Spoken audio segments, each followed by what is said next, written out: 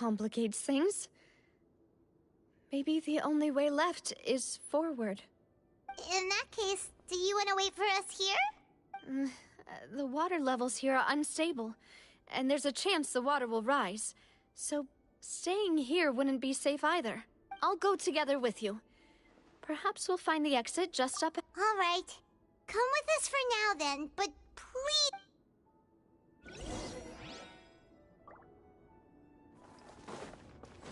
Oh no, it's a dead end! Let's try climbing over from the side.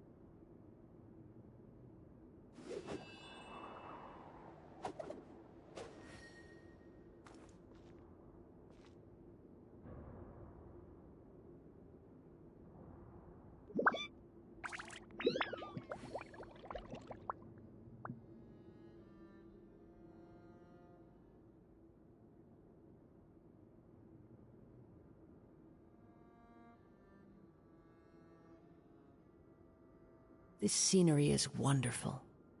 Surely enough to convince anyone to become a wanderer.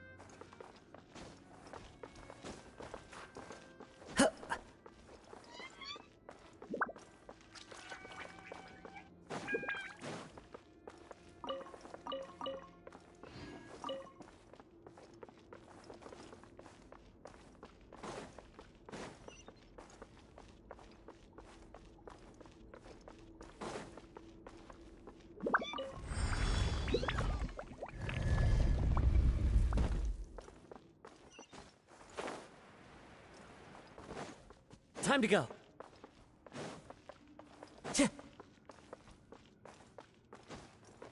Wait, there's something wrong with this bridge! Run!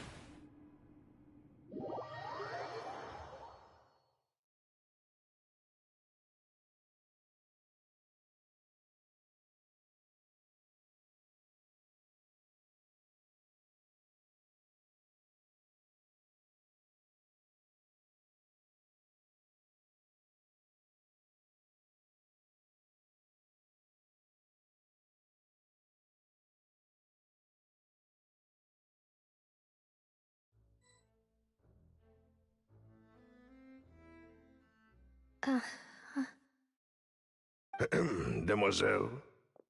Huh? Demoiselle, what are you doing here by yourself? Would you be standing here till dark if I hadn't come to get you? Maybe she just wants some time to herself, Malus. Hmm? Oh. Yes, it would appear so. I must be tired. That's quite possible. However, you were the one that suggested we go out for a walk. Oh, right. I nearly forgot. It must have slipped my mind when I dozed off. I haven't had a nap today yet. Have I? This is a familiar feeling, yet something's a little strange. Is something the matter, Demoiselle? Oh, no. No, I'm fine. I was just trying to recall why we came out for a walk. Do you remember Mr. Giverny? He'd requested our help before with foreign merchants who had a debt dispute with him, and we'd resolved the matter not long ago. We were headed to see how things were going with him at the moment. Ah, right. Yes. I remember now. Oh, Miss Navia. Ah, Mr. Malus. And Mr. Silver, too.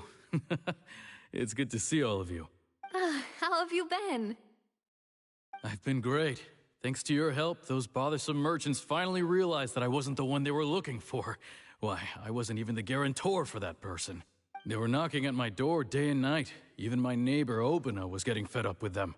Sometimes force is required to calm someone down and get them to listen to what you have to say. That's right. Oh, by the way, Burnett, what was it that you wanted to give to Miss Navia again? Oh, yes. One moment, I have it right here. Miss Navia, these are some flower seeds that I prepared. Please take them. They're a very good variety, and they'll become very big and beautiful once they bloom. I don't know what we would have done without your help, so this is a little token of our appreciation. I hope you won't refuse. Ah, did you cultivate them yourself? Thank you so much. I'll certainly take them. Malus, we do still have some empty flower pots at home, right? Why, we can have as many pots as you'd like, Demoiselle.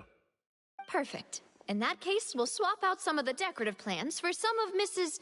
Burnett's flowers. Very well. Wait. Something seems to be off here. Excuse me, madam. If I'm not mistaken, your name is Burnett, correct? That's right. Is something wrong?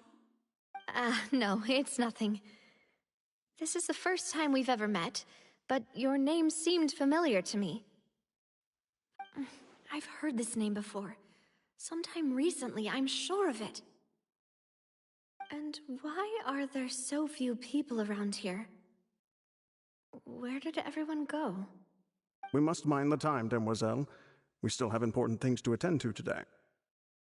Huh? We do? Like what? Well, now, did you forget?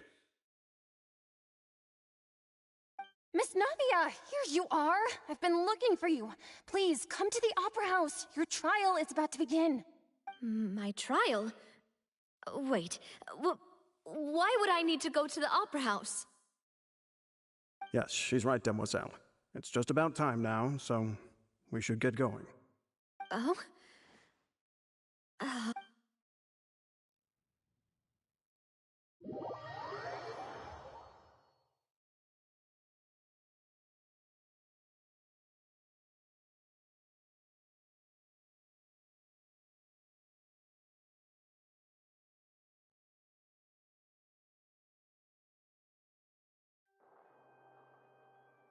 Look, it's Navia! She's here! And her two attendants are with her. Goodness, everyone's finally here.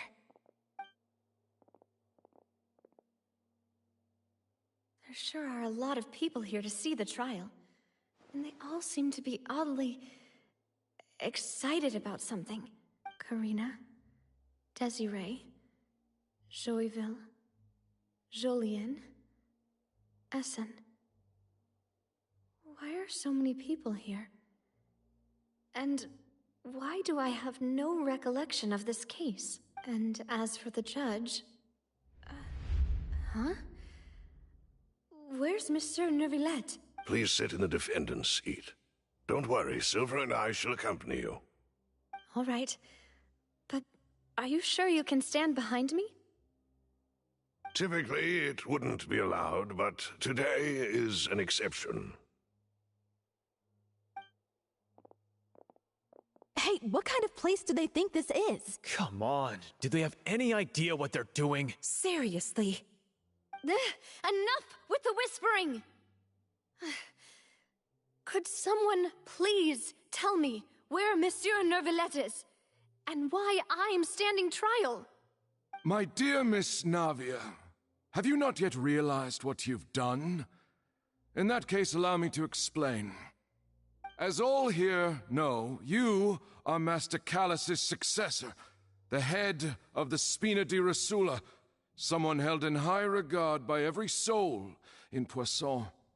After you took over the Spina, you treated all of us just like the late Master Callus had.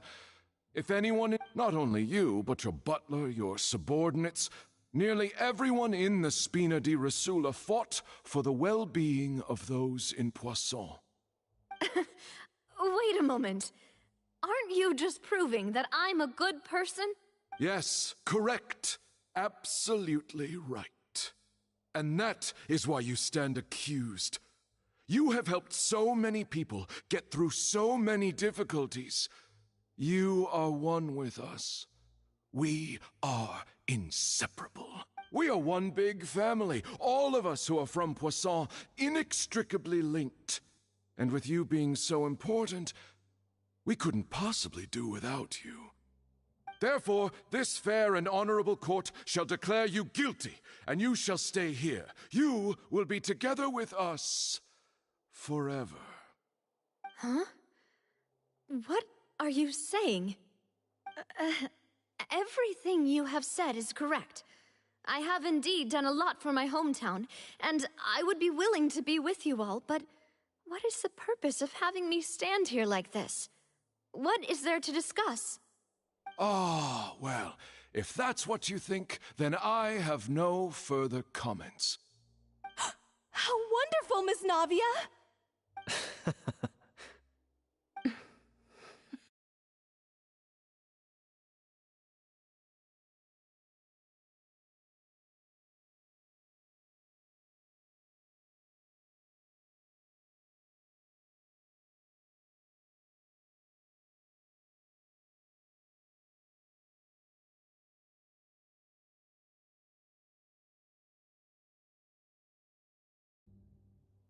Melus?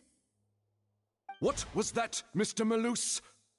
Our conclusion is very clear and unanimous. Let the court judge her now. She's guilty! Stay here, Navia! You're one of us! Demoiselle, don't admit guilt. This trial means to keep you here forever.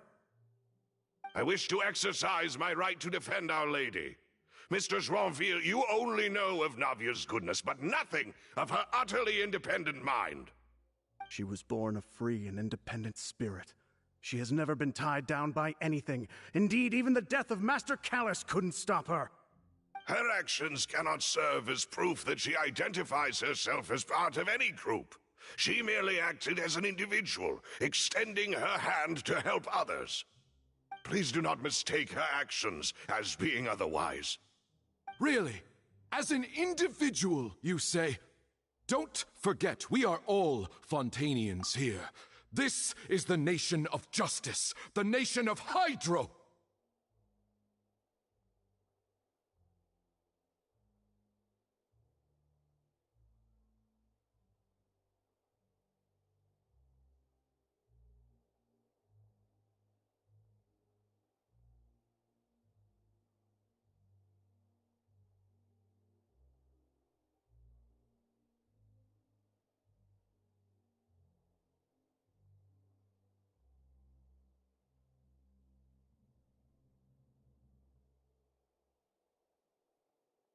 Even if Miss Navia only voluntarily rendered her assistance, that doesn't change the fact that her beautiful soul must return to everyone. Water accepts all, blends with all. It will surely accept her kindness. Everything is measured here in the nation of Hydro, and in the end, everyone shall meld together. Thus, when a unanimous opinion emerges, that opinion represents justice. Now I speak for everyone. Our opinion is consistent. Navia should stay. We and Navia are one. And you would call this justice? Preposterous. You are merely jealous that Demoiselle still has a chance to exist as an individual. Have you forgotten how much you all once longed to become individuals, to become independent? Do you mean to defy our justice? If your justice is flawed, then why should we acknowledge it? As you said, we can also have our own justice. Silver and I shall defend Demoiselle, and that is how we will enforce justice. Ugh, my head... it hurts. Demoiselle! Silver, it hurts. My head is spinning. All I can see is stars swirling in front of me. I remember now. Everything that seemed odd from the very beginning.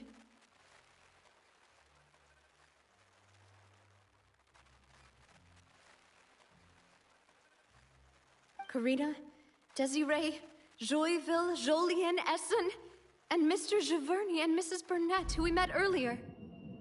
Even Malus and Silver. I don't want to admit it, but they're all dead. Don't be afraid, and don't admit guilt. We will protect you to the very end. Absurd! Who are you to say that she cannot be judged? We are the majority, and in the nation of trials, the majority is absolute justice. We are the will of all. Don't let them escape! We shall keep Navia here with us! Mr. Malus and Mr. Silver, must you be so stubborn? How could the two of you possibly hope to stand against the collective? Do not resist. This judgment is fair and just. Navia belongs to us. After all that happened, she should not be left alone in Poisson. What are you saying? No more excuses! He says we're jealous. Jealous? How could she possibly be an independent individual? What's with these people? Who's jealous of her? She belongs to us! Miss Navia, she... Silence! That's...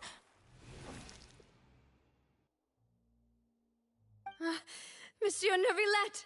Such commotion is prohibited in the court. The accusations you just presented are nonsense and cannot constitute a proper trial. The court will adjourn for the rest of the day. In this, I shall hear no objections from any unauthorized party. Our thanks, Monsieur Neuvillette. Please leave with me, Miss Navia, while there is still time. But... Go on now, Demoiselle. This is your only chance to leave this place. What, can't bear to leave us behind or something? Malus. My apologies. I couldn't resist making one little joke once I realized that this shall be our last goodbye. Malus... Silver...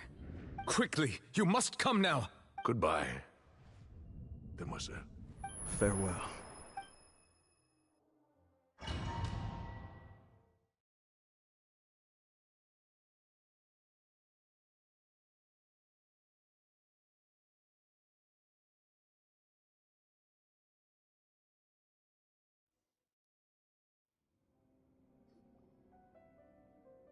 No, wait! Just a second! Navia? You're awake? Good. I must have been dreaming. Malus and Silver were still alive, and they were defending me at some insane trial. It looks like you're all right. Did all the sad feelings cause you to have a nightmare? Paimon could give you a hug. The ruins you were exploring suffered a cave-in. When I arrived, I found you falling toward the water. You were just about to be dissolved within. I think I saw 2 Oceanids protecting you. It was only for a moment, perhaps even a fraction of a second, but they gave me the chance to retrieve you. Were it not for their intervention, I would not have been able to rescue you before your consciousness dissipated. Wait, did you say Oceanids? You mean like what happened with Vache? Perhaps those 2 Oceanids were the people you saw in your dream. I always told them that they didn't have to protect me. To think that they'd keep doing so even after death.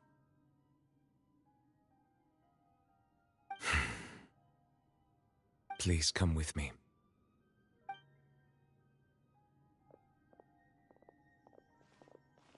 Neverlet, are you okay? Oh, I am quite all right. Perhaps there's something we could chat about? Why do you look so stiff all of a sudden? Oh, Paimon knows. You're the type who feels awkward when there's nothing to talk about, right? I merely thought that we should give Navia some time to herself. Huh? Why didn't you just say so then? Don't you think it's even more awkward to call us over like this and then have nothing to talk about? I suppose so.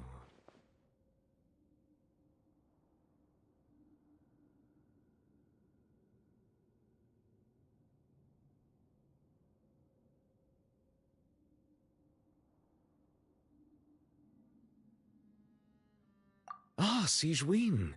I hope all is well with her these days. Her work in the Fortress of Meropide has not been too much for her, has it? No way, don't worry. She's doing fine down there. She's an amazing head nurse. I see. Well, that is good. I have always worried that Sigewinne would need a lot of time to understand the world of humanity, just as I have. Oh, and the Duke also says hi. Even though Sigewinne made him do that. He hopes that you haven't been overwhelmed by all that's happened lately. Thank you. I have indeed been busy lately, and I also hope that everything is going well in the Fortress of Meropide. He still doesn't know what to talk about. Let's chat about something else then.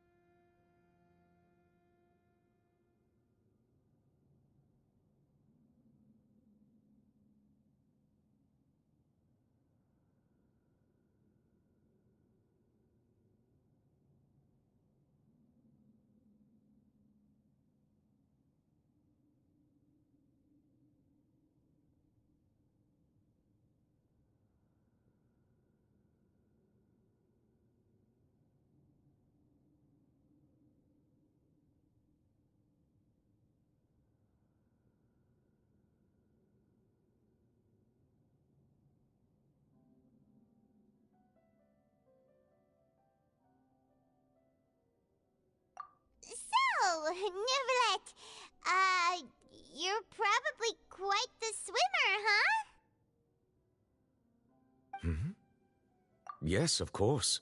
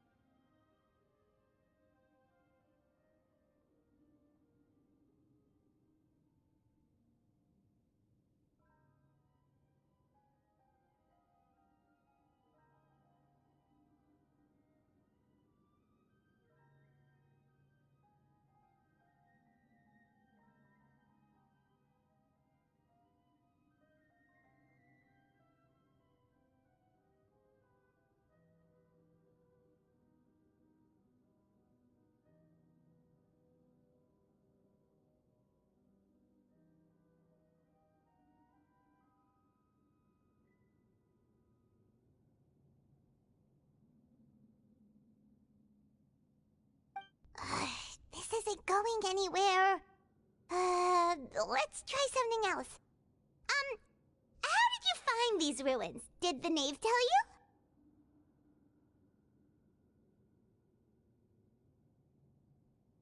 Yes, in fact. I had arranged to meet you in Poisson, but when I arrived, I discovered that the Fatui were helping the residents evacuate. They had even transported a large quantity of supplies to the area. Amid my astonishment, I ran into the knave, and we had a chat. She informed me that she had asked you to investigate the ancient ruins here. Yeah, we originally planned to meet up with you, but we thought you might still be busy with all those official documents. We didn't think exploring the ruins would take very long, and who would have thought you'd wrap things up so quickly?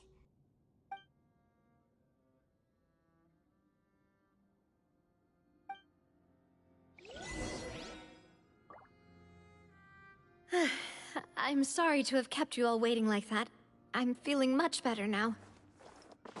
I guess we should get going again. Will you come with us, Monsieur Neuvillette? Yes, if you wouldn't mind my company. All right! Another one joins the party! Let's get going then! The wind knows me. I will have order! Clouds hide. The birds come! A festive reprise!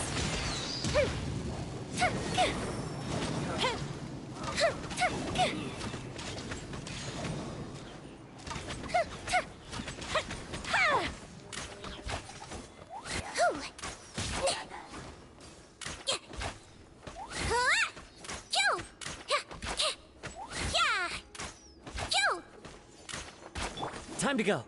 Into the wind. The fuse is lit!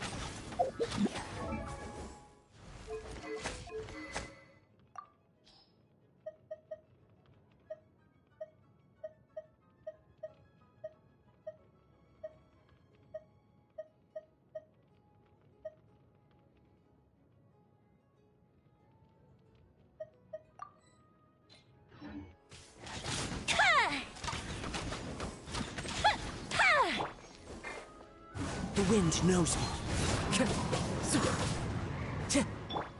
Let's blow bubbles!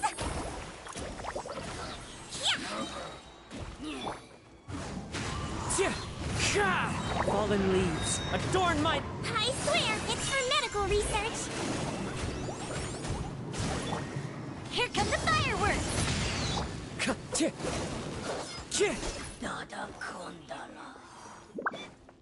Time to go.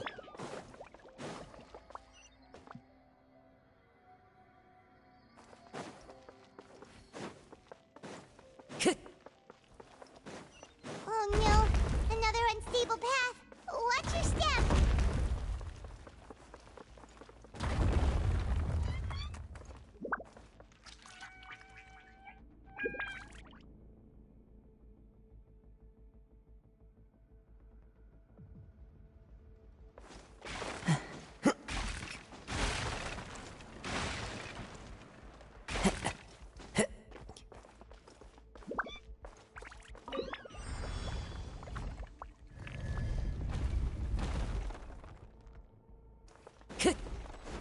Watch out! There are rocks falling over here!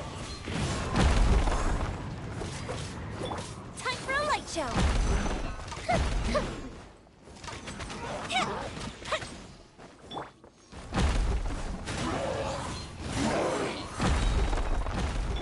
Order guide you.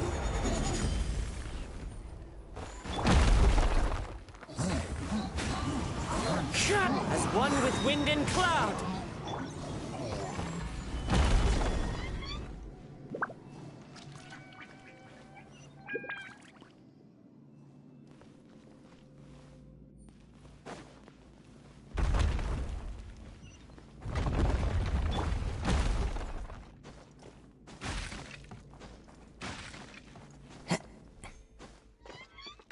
Seems we're almost at the top. Keep it up!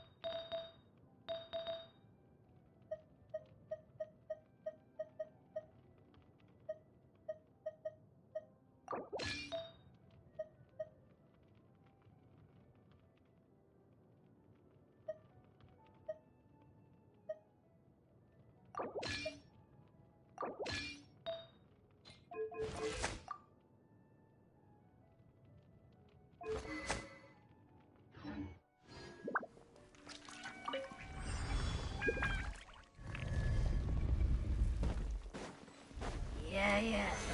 Solidify! Into the wind! Goldfish of Doom! Clouds high. The birds come! This is order. The wind knows me. He might feel a little prick.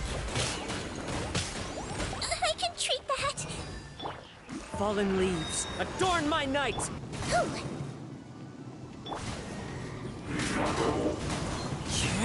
Order guide you.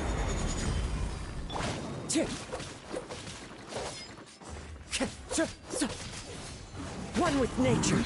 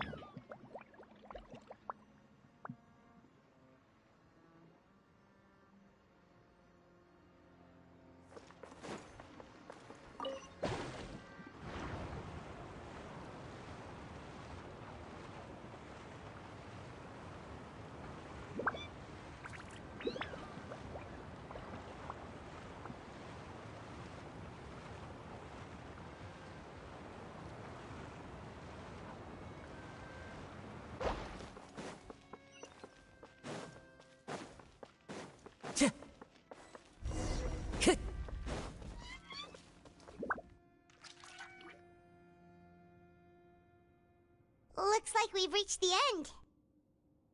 This is the place. There should not be any other hidden spaces in the vicinity. The path sure had some twists and turns, but it turns out that this place isn't actually that big.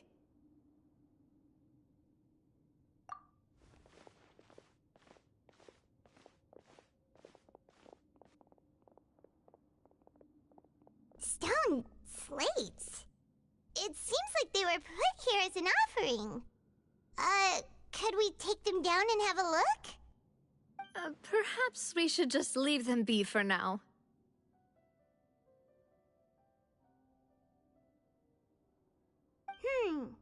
There are 4 locations in total, but only 3 stone slates. The slate that should be in the first empty spot is missing. The surrounding walls also show signs of damage. There's something written below. Let Paimon see. Reason dictates that this nation be destroyed. I shall record the history of its future here in its past. It feels like someone left these slates and these words here for a purpose. But does he mean that Fontaine should be destroyed? That would fit the circumstances dictated by the prophecy, yes. Indeed, the slate's contents correspond to it. Take the second slate, for example. There's a person kneeling here. She seems so dedicated. And there's a whole bunch of other people behind her doing the same. She's facing this... what is this? Some kind of island in the sky? And is that Lady Farina in the third image? Did the Hydro Archon fall into the water? And is that a ring of people around her? Paimon doesn't quite get it. Are they all in the water? The fourth image. I know this one. This exactly matches the content of the prophecy. The people will all be dissolved into the waters, and only the Hydro Archon will remain, weeping on her throne.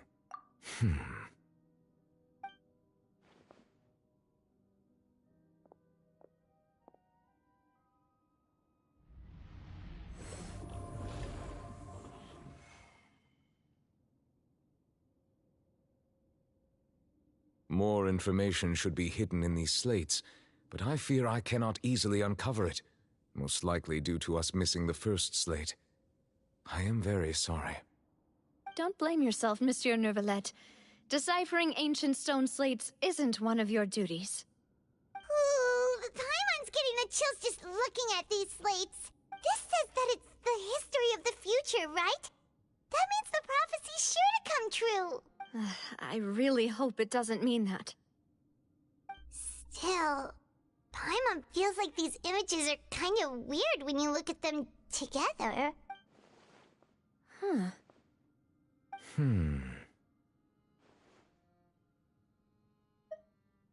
That's right! If the images are in chronological order, shouldn't the fourth, the waters drowning Fontaine, come before the third, where the Hydro Archon herself falls into the water? And yet the order is reversed here.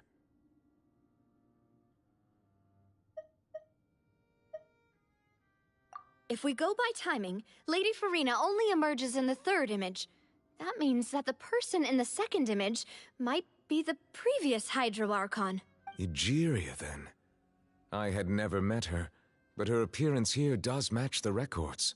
The previous Archon kneeling before the floating island in the skies, as if confessing a sin. Did she herself commit that sin?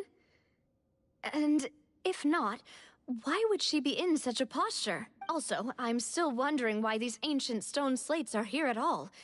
Judging from their contents, could this place be the origin of the prophecy?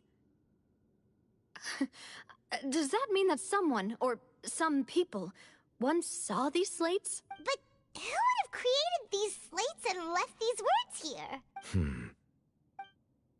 It seems that any further clues will have to come from Farina. In that case, there's no time to lose. There's nothing else to be gained here, so let's head back first. Yeah, we better get somewhere safe for now.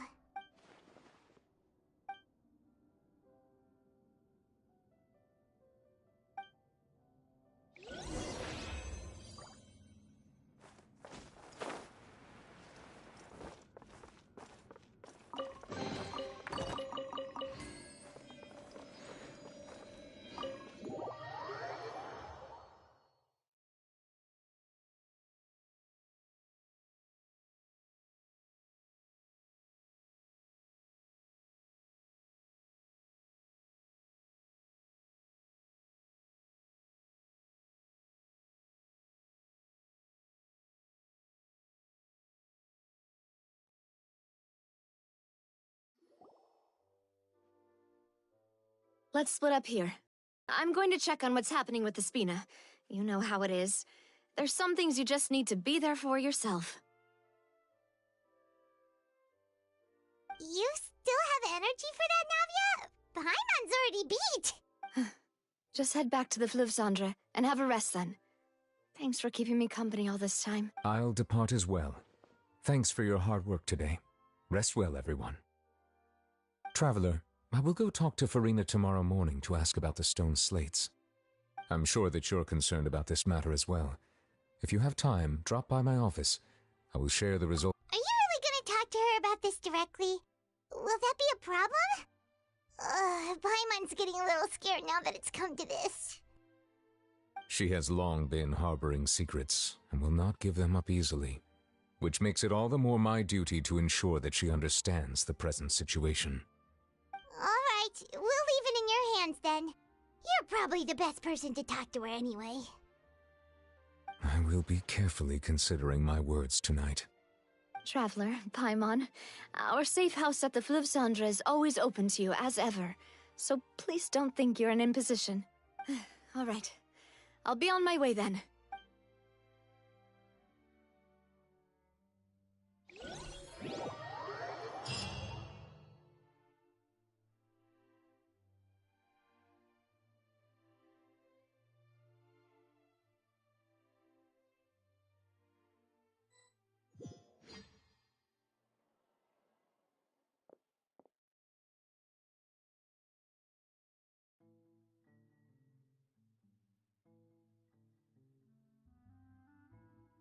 Welcome back. We've got a special menu prepared for you two tonight. Yay! And there's good food too! No, the boss is the best. Ooh, desserts! Nice, these are all Paimon's! forget what happened today. Oh, that voice. Is that who I think it is? Huh? It's you two. What are you doing in Fontaine?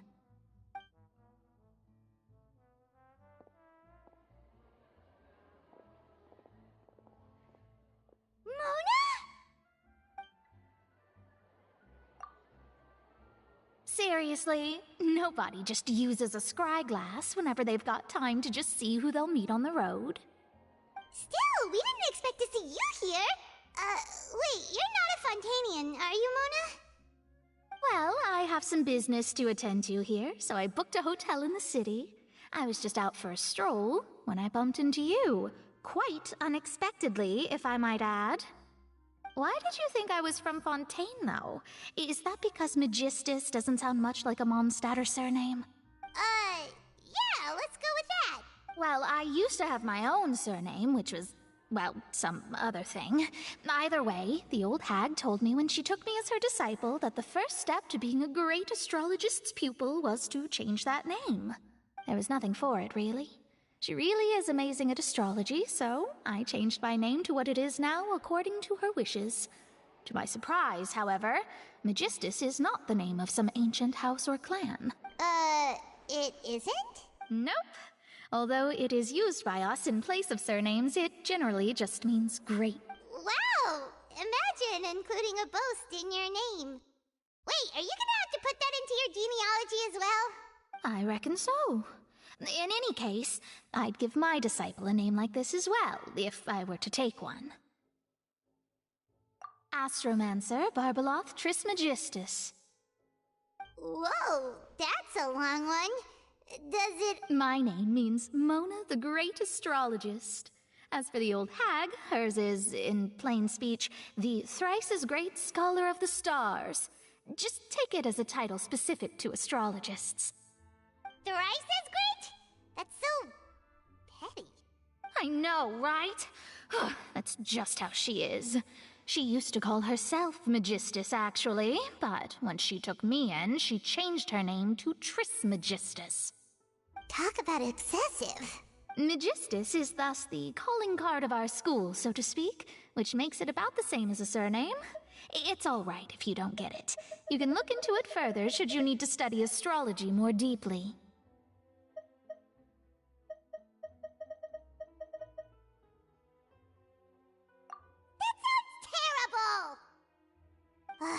But anyway, you're not Fontanian, are you, Mona? You're from Mondstadt, right?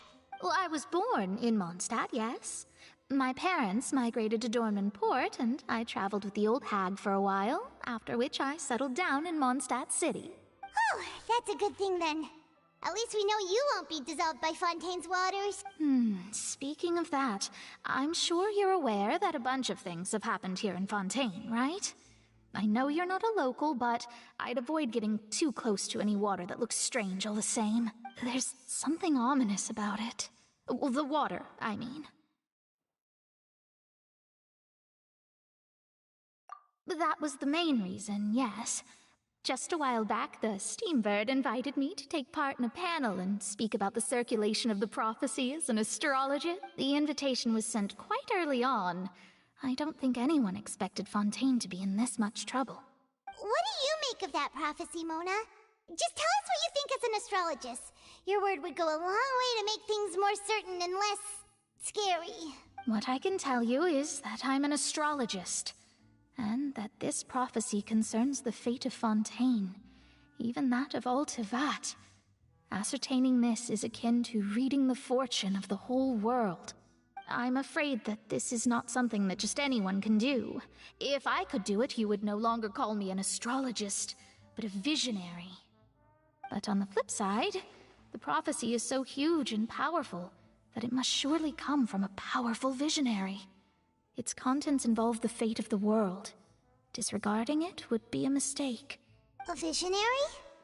Sounds really powerful and all, but does such a person really exist? Of course. The old hag could do it, and I'd bet there are others amongst those Hexenzirkel colleagues of hers who could do something similar. Huh? Are you sure? All right, I'll help you. It isn't often that I see you with such a serious look on your face. I'll tell you once I hear back from her. Thanks, Mona. You're amazing as always.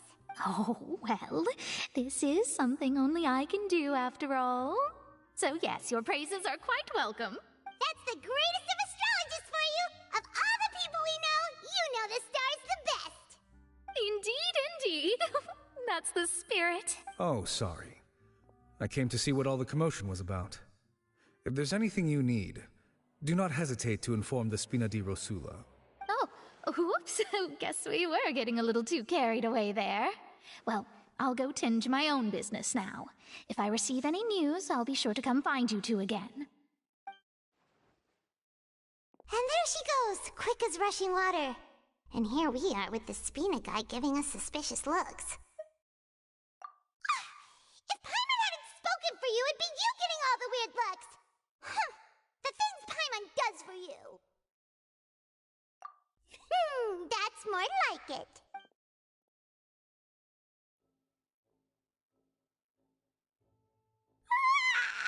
Good morning. To be honest, Paimon's still feeling kind of sleepy. But it's time to get up, Traveler. We agreed to go see Neuvillette, so let's pack it up and get going.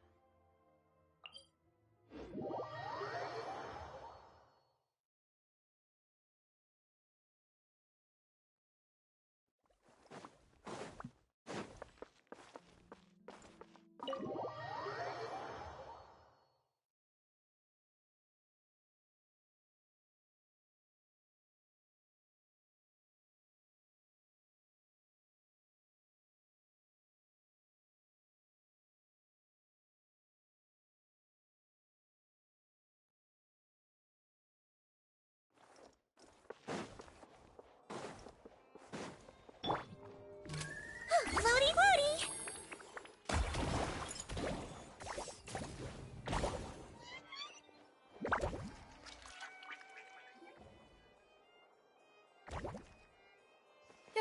You're here! Finally! Is something wrong? Monsieur Neuvillette and Lady Farina, they seem to have gotten into a dispute. Please...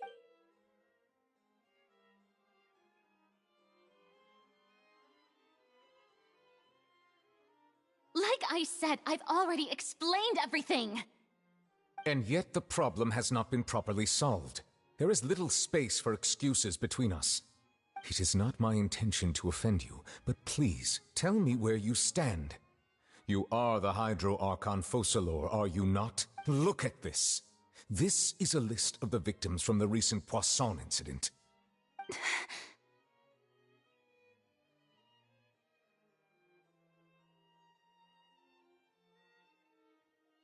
You mean... they're all... We did not arrive in time to avert this disaster, and I will not have it happen again. I will say this once more. You must tell me everything you know. Yesterday, I found 3 stone slates in some ancient ruins near Poisson. Do you know anything about those? Seriously? You're questioning me like this is a court case now. I don't know anything about that. But you found them in some ancient ruins, you say? That's correct, which is why I came to ask you some questions. There should have been 4 slates, but one of them was missing. The other 3 feature different images that seem to correlate to the prophecy. The prophecy? The second of these slates depicts the previous Hydro Archon Egeria kneeling before a floating island in the sky, as if confessing something. Do you know nothing of this either? I don't. I've never seen such slates. I'll ask you again. Do you really have no information regarding the previous Archon? My deciphering of the slates indicates that the Hydro Archon Egeria once had to confess to, or apologize for, a certain sin. If anyone would know about it, it should be you. All gods don't have the same secrets, you know. She was herself and I'm me. Is it really so strange that I know nothing? I understand your concerns, but I'm sorry. I just don't have anything to tell you.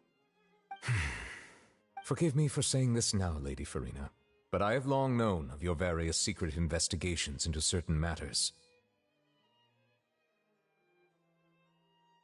There are several indications that you have been investigating the prophecy on the sly. This is not strange in itself, considering that you are the Hydro Archon.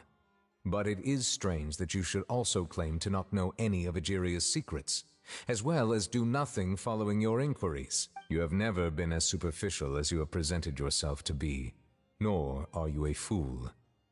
And yet, your behavior is very inconsistent.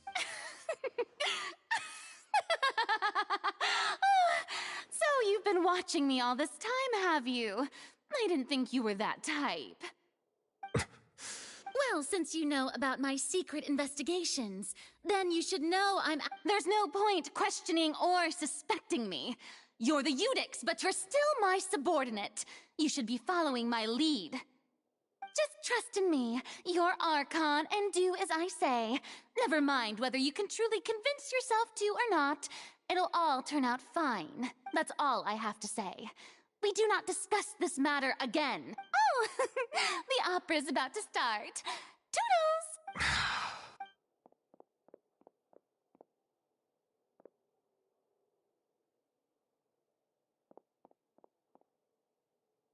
Did Farina not notice us standing by the door?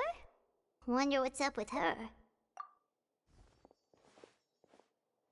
I assume you've been outside for a while now? Oh, you noticed. Seems Farina didn't even realize we were here. She was in a great panic, though I cannot discern the reason.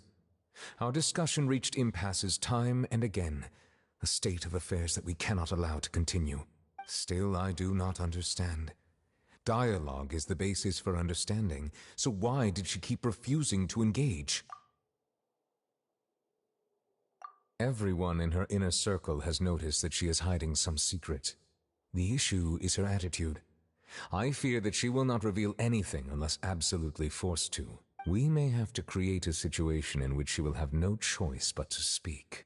Oh? Like what? Normally, people will only reveal the truth when standing trial. Perhaps we must have the Hydro Archon experience just such a scenario. But Farina's seen so many trials, and she's really good at dodging questions. How do we make sure that she won't just slip away at the first chance she gets? We will need to consider this thoroughly, join forces with various parties, and then do what we can.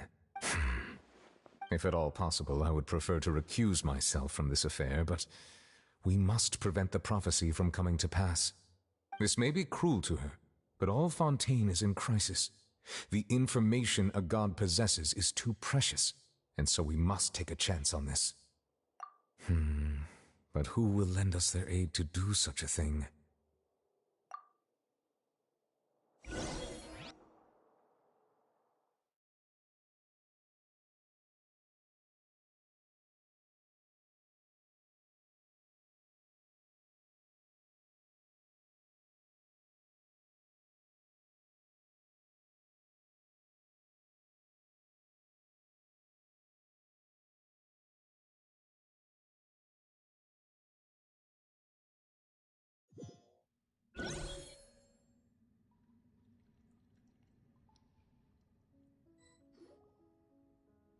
Well, that's everyone, huh?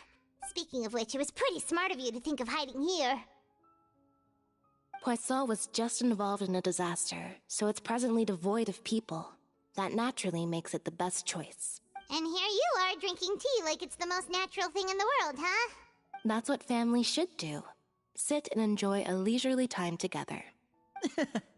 It's nice to enjoy tea here, you know? Care for a cup? Lend me your ears, everyone. Or perhaps one of you might like to start us off. How about you, friend? Me? No, I don't think I can. Then, how about you, good sir? I fear that I will cause the mood on this boat to become as somber as it is in court. Well then, I guess we're lucky we've got a local like me to organize things. Wonderful, the spotlight at last. I guess I'll be facilitating things from here. That was a little long-winded, don't you think? Oh, you might be right. Anyway, to cut to the chase, our friend here, the Traveler, has brought us together to discuss something. As for what that is, well, let's start by saying that we'll be pooling our efforts together to create a series of traps. Oh, how intriguing.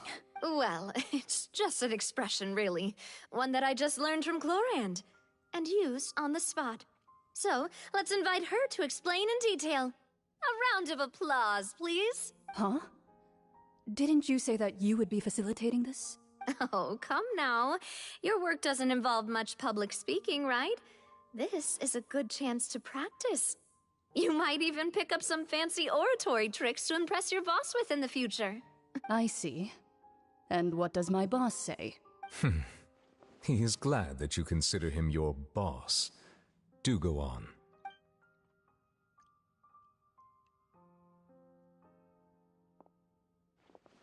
In that case, do any of you have experience hunting? Not that I recall. Fremine and I once used a wooden stick in a basket to catch wild rabbits when we were younger. As for Lynette, oh, right. You were sick that day, weren't you? I've also gone diving to catch some fish before. Does that count? I'm afraid not. You may or may not have heard, but Fontaine once played host to a group known as the Marechaussee Hunters.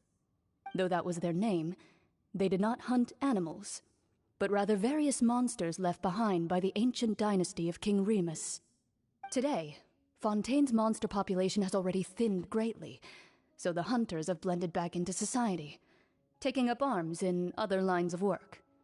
They even left a unique methodology of hunting in their wake. A trap comprises of the following components: bait, a trigger, and a containment device. Sometimes a lethal implement will also be necessary to deal with the prey. So, if we were to build a trap together, right now, what would you choose to build it with? For me, I would prefer something basket-shaped. Pigeons and rabbits will see the bait and naturally enter the snare. Our line of work requires a deft hand, and we're some of the best in the industry, so you can count on our techniques. You used some of those techniques while moving the people of Poisson, didn't you? My subordinates mentioned that you even performed some magic for the bawling children. Yes, and I even managed to gather some intelligence in the meantime. I'm quite the multitasker if I do say so myself. I'm afraid I can't claim that as my strong suit. I prefer more stable methods, like placing bait in the water and waiting for the fish to come within reach. That's the kind of method I would count on. Calm and steady. Exactly the kind of person who would catch loads of fish. And I can be their assistant. With discretion, I'm sure. I'd probably use some sort of mechanical animal. Papa once bought me some small clockwork squirrels, mice, and such. When placed in the forest, they can attract others of their kind. I remember that you liked those too, didn't you? I did. And that would be a good way to go about it. If they're realistic enough, animals of the same kind will follow them all the way to the trap. What about you, Monsieur Neuvillette? I fear I do not have any related experience. That makes sense. You usually solve problems directly, without the use of any such tricks. But I do have one more question for you, monsieur. If we were to create a trap now, how would you design it? I would like for it to be effective, but bring no harm to the prey. A more gentle trap would be ideal. Kind, as always. However, our intention doesn't necessarily change the containment device and the type of implement we need. If we wanted to kill the prey in one strike, we would need a powerful implement. However, that also goes for prey that must be captured and safely contained. Wait, why's that? Only a hunter who's a true expert at subduing their prey can snare it without harming it. The line that divides life and death is often exceedingly thin. So are we going hunting together? Huh. We hadn't thought of seeing ourselves as hunters. It kinda works, but maybe it's still not the best metaphor. If our means of capturing and dealing with our prey is to put them on trial, then the hunting metaphor is actually quite accurate. But we shall require much more courage than any hunter to judge a god, a being whose seat is an exalted throne.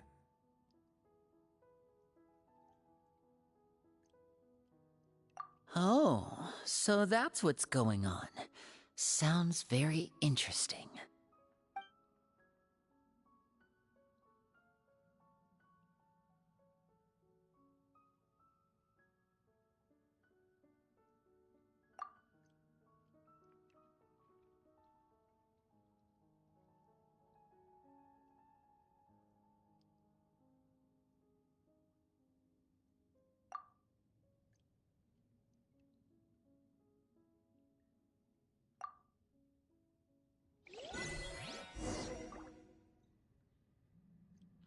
Wibbly wobbly!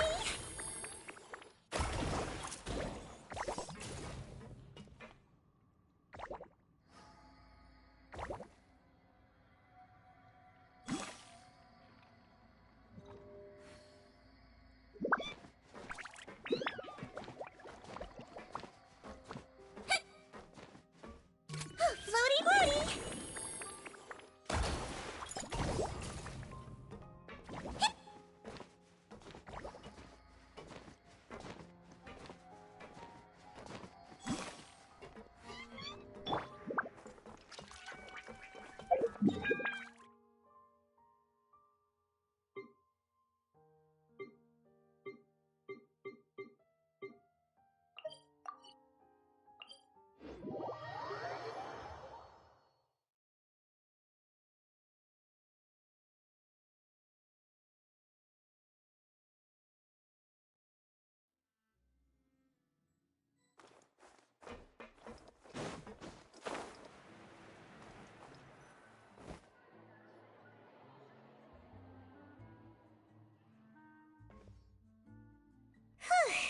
It's been a tough few days, hasn't it? Paimon thought they'd be at least a little frightened.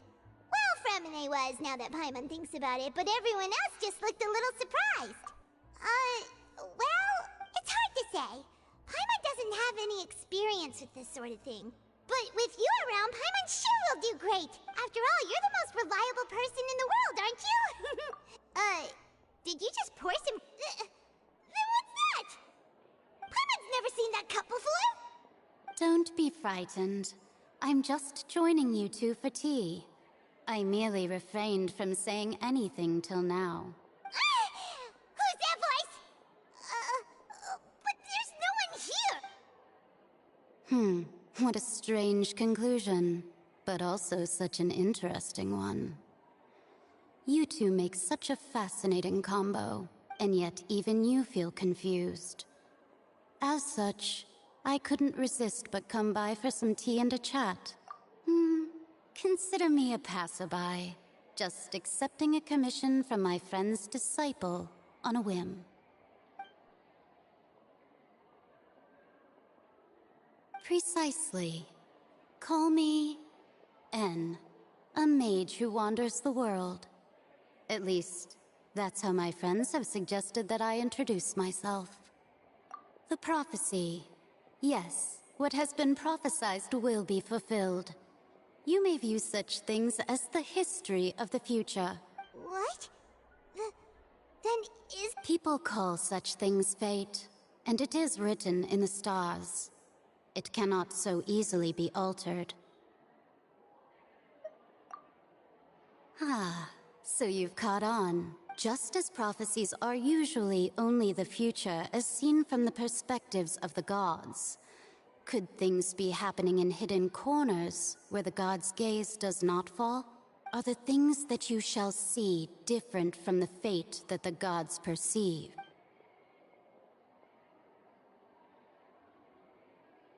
What is she talking about? It all sounds really impressive and important and stuff, but it also sounds kind of scary.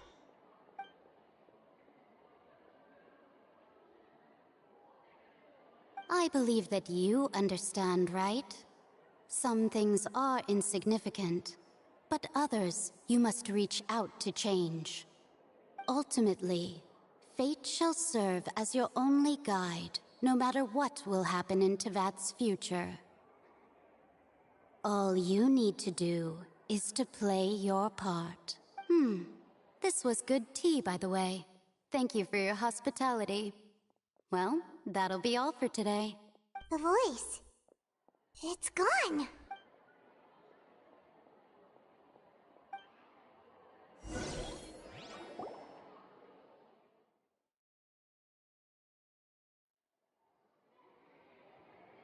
What? I want to hear someone talking. Alright, coming! Hey, it's you who's getting lazy, okay? Well, I see I've walked in on some lively banter. Luna! Fine, just fine. I went to take part in that Steambird panel. It turned out to be more interesting than I expected. Not all Fontainians are pessimistic about this. One journalist mentioned that sitting around and waiting for the end to come would be wrong, and that they should make their own rescue preparations. I agreed, so we had a brief chat with her. Did she have pink hair by any chance? Why, yes, it was Charlotte. I assume you've heard of her, no? That daredevil journalist? I'm in full support of her view. Prophecies are very important, but how can people allow their lives to be commandeered by just a few words? That's right! Paimon's glad to hear something sensible for once. Ah, yes. About what we had discussed before. I did try, but I'm afraid I couldn't reach the old hag. I'll try again tonight, but I wouldn't get your hopes up. Huh?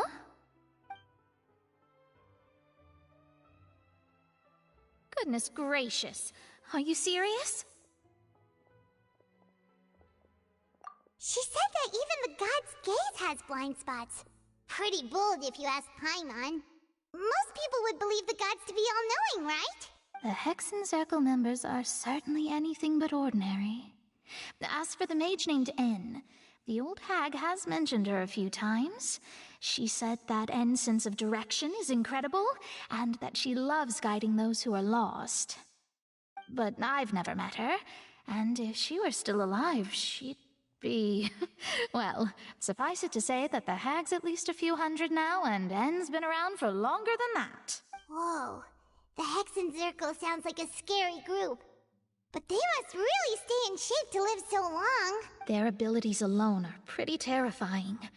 If she came to see you personally, then the problem you're facing must truly be of great importance.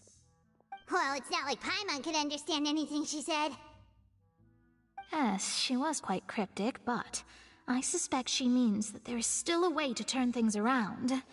She didn't say when or what that would be, though, so... Perhaps it is something that you cannot know right now.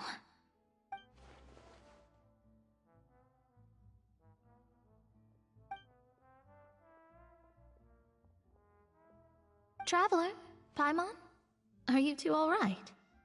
Oh, we're fine. We're just a little down right now.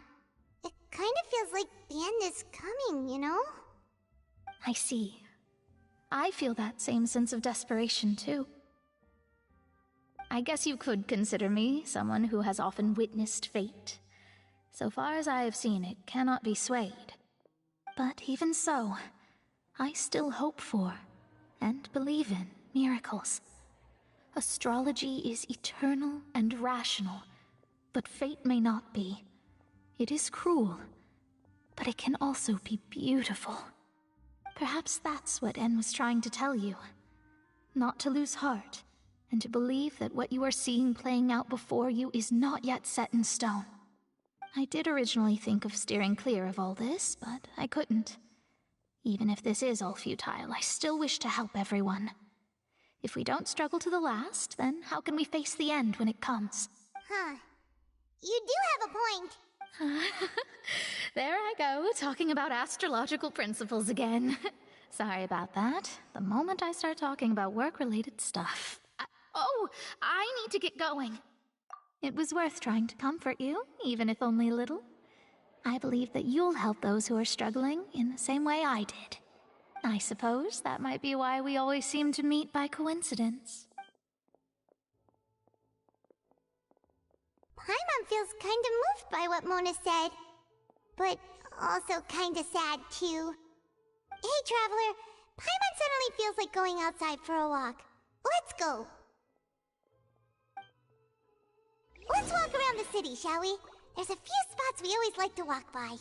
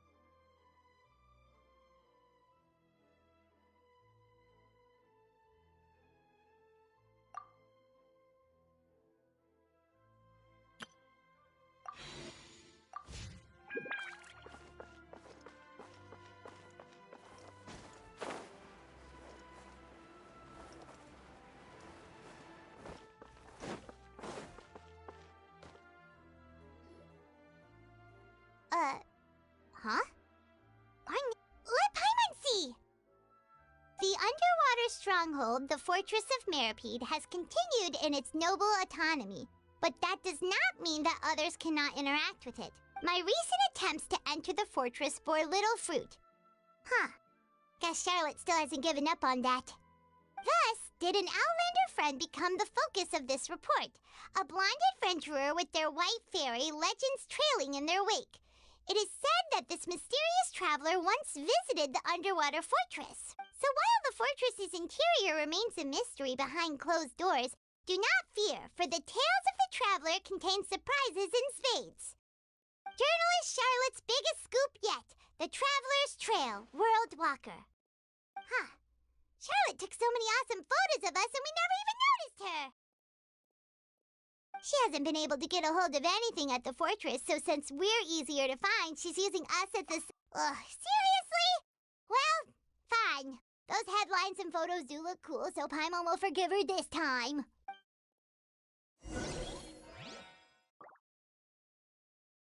Ooh, I could make a fortune from this.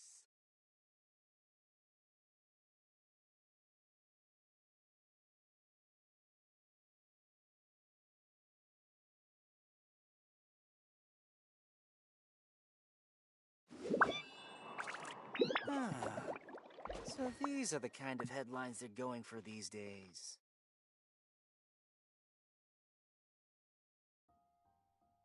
Ooh, I could make a fortune from this. Wherever in this world I roam, I carry memories of my home. This blade, it is the last link I have to the land of my birth.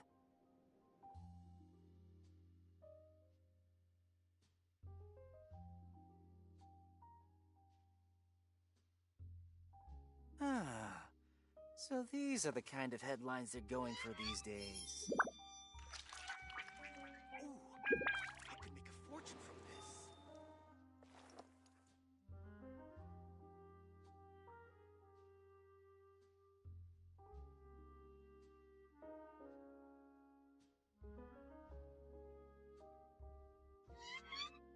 There are leaves around, and I know just the tune to accompany them, if you wish to hear it. Ooh, I could make a fortune from this.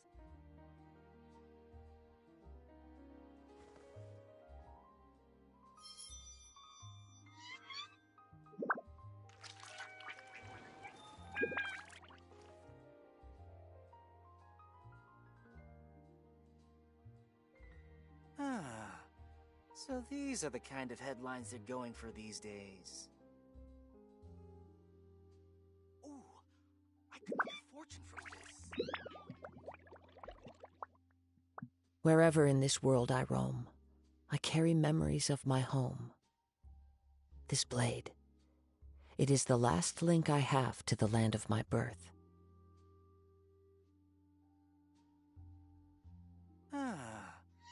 So these are the kind of headlines they're going for these days. Ooh, I could make a fortune from this.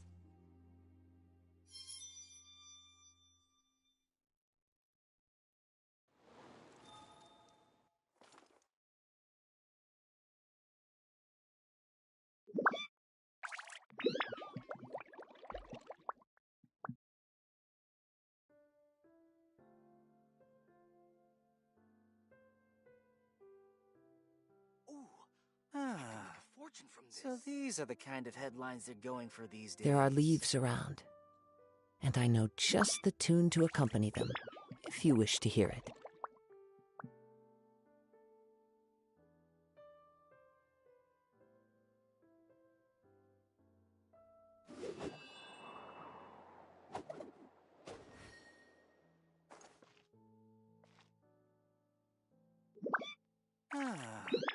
So these are the kind of headlines they're going for these days. Ooh, I could make a fortune from this.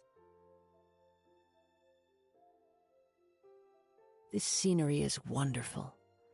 Surely enough to convince anyone to become a wanderer.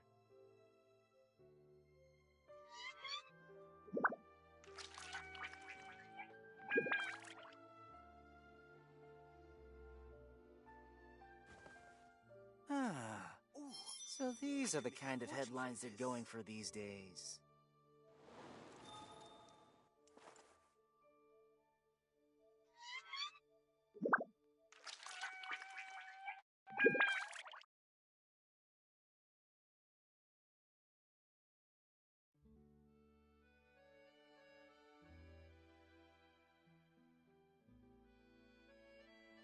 There are leaves around, and I know just the tune to accompany them, if you wish to hear it. So these are the kind of headlines they're going for these days.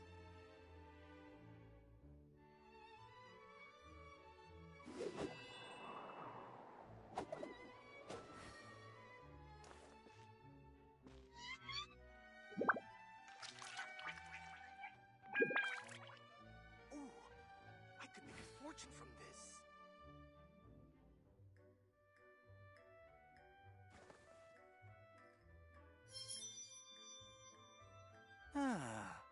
So these are the kind of headlines they're going for these days.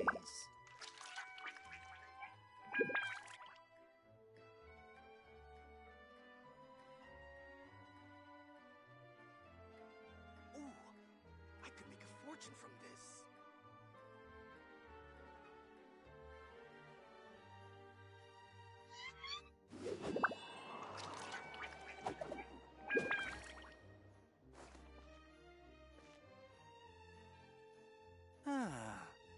So these are the kind of headlines they're going for these days.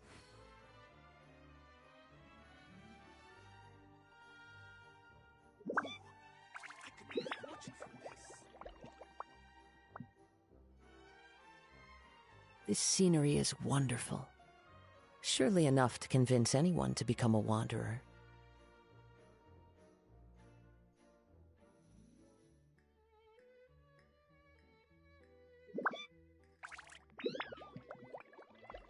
Ah, so these are the kind of headlines they're going for these days.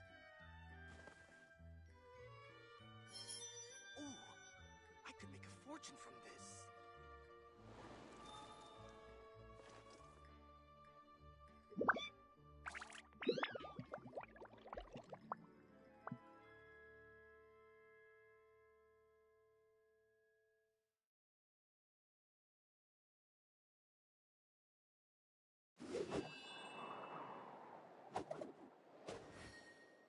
Ah, so these are the kind of headlines they're going for these days. Ooh, I could make a fortune from this.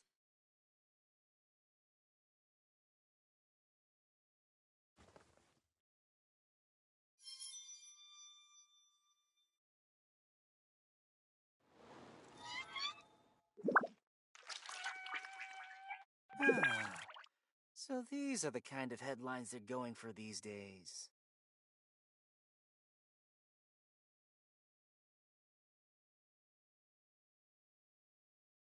Ooh, I could make a fortune from this. Wherever in this world I roam, I carry memories of my home. This blade. It is the last link I have to the land of my birth. Ah, so these are the kind of headlines they're going for these days.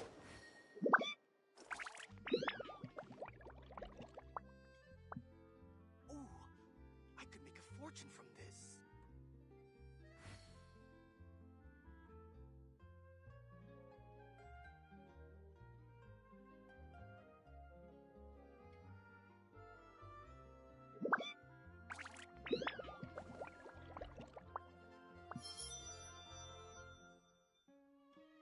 Ah, so these are the kind of headlines they're going for these days.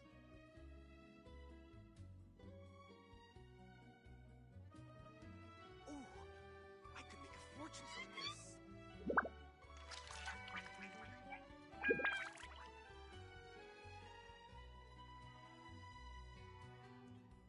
There are leaves around, and I know just the tune to accompany them, if you wish to hear it. So these are the kind of headlines they're going for these days. Ooh, I could make a fortune from this.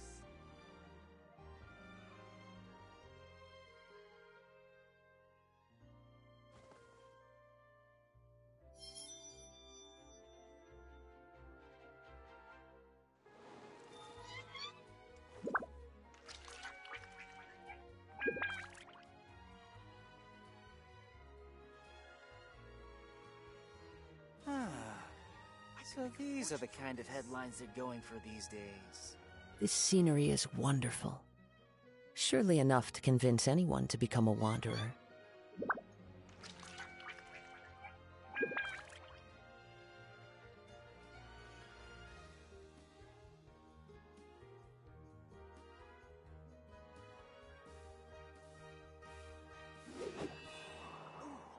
I could make a fortune from this. Ah, so these are the kind of headlines they're going for these days.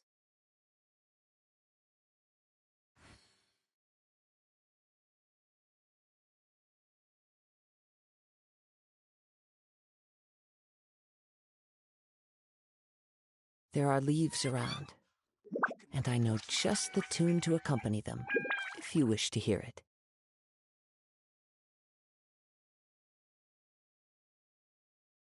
Ah, so these are the kind of headlines they're going for these days.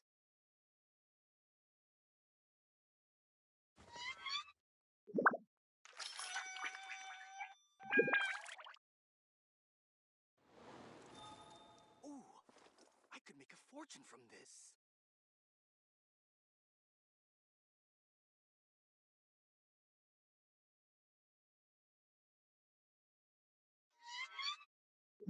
Ah, so these are the kind of headlines they're going for these days.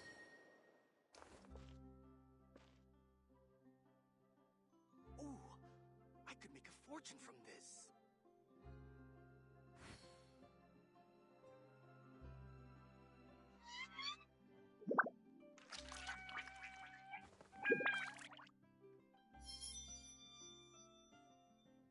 Ah, so these are the kind of headlines they're going for these days. Ooh, I could make a fortune from this.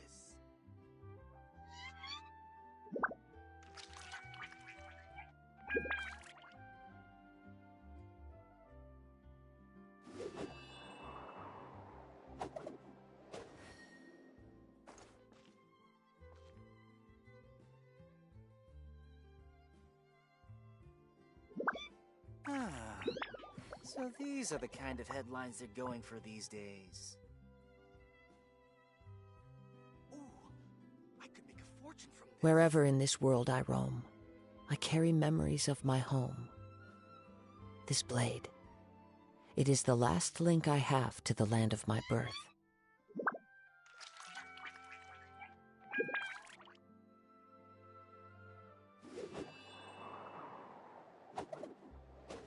Ah, so these are the kind of headlines they're going for these days. Ooh, I could make a fortune from this.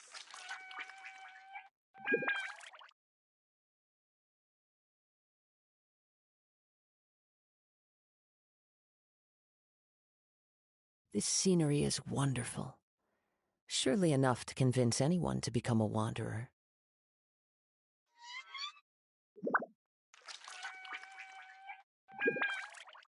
Ah, so these are the kind of headlines they're going for these days. Ooh, I could make a fortune from this.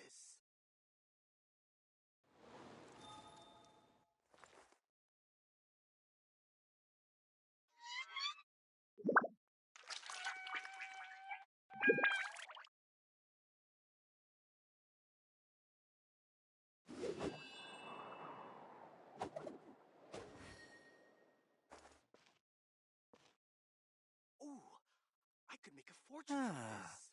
So these are the kind of headlines they're going for these days. Ooh,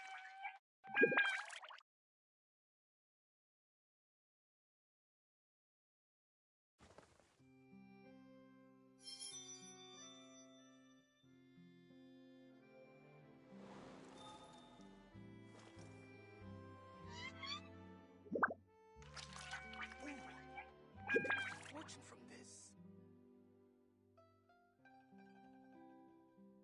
Ah, so these are the kind of headlines they're going for these days. Wherever in this world I roam, I carry memories of my home. This blade, it is the last link I have to the land of my birth.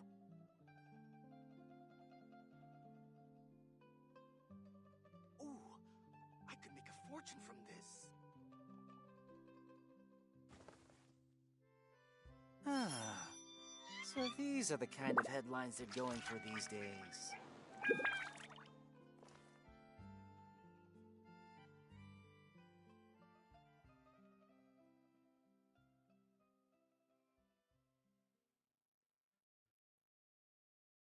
Ooh, I could make a fortune from this.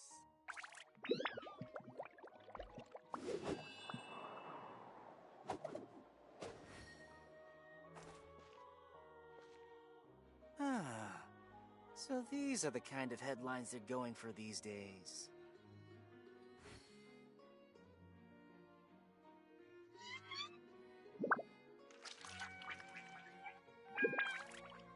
This scenery is wonderful.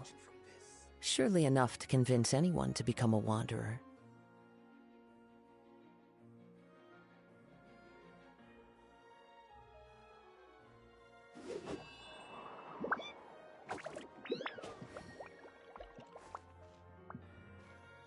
Ah, So these are the kind of headlines they're going for these days.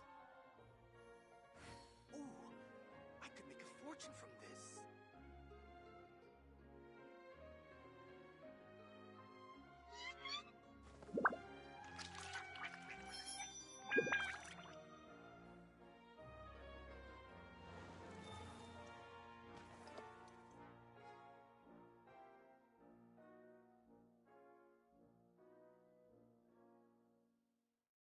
Ah, so these are the kind of headlines they're going for these days. Ooh, I could make a fortune from this.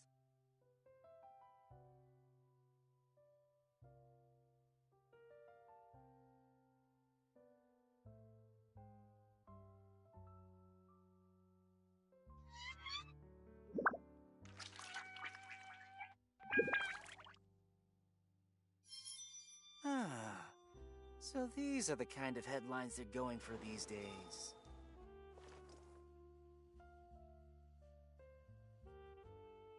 Ooh, I could make a fortune from this.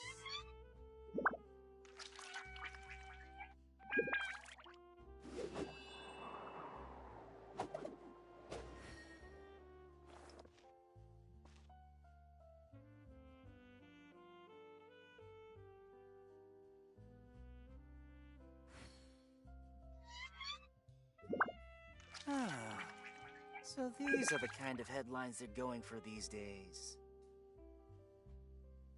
Ooh, I could make a fortune from this.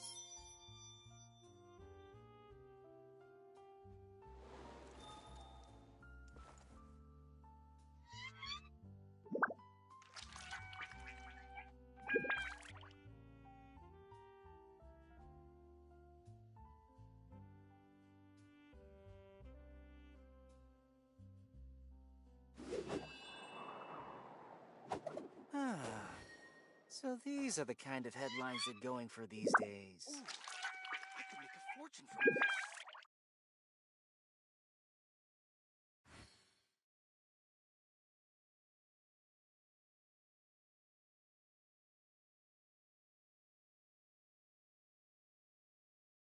Wherever in this world I roam, I carry memories of my home. This blade. It is the last link I have to the land of my birth. Ah, so these are the kind of headlines they're going for these days.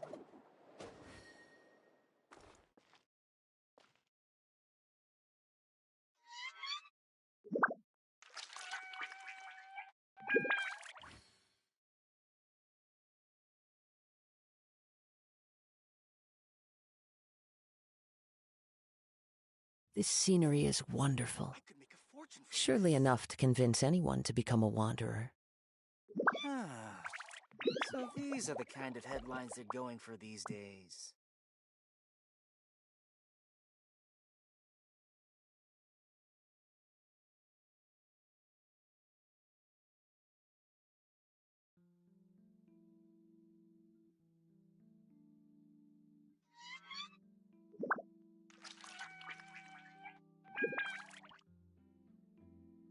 Ah, so these are the kind of headlines they're Wherever going in for this these world I days. roam, I carry memories of my home. This blade. It is the last link I have to the land of my birth.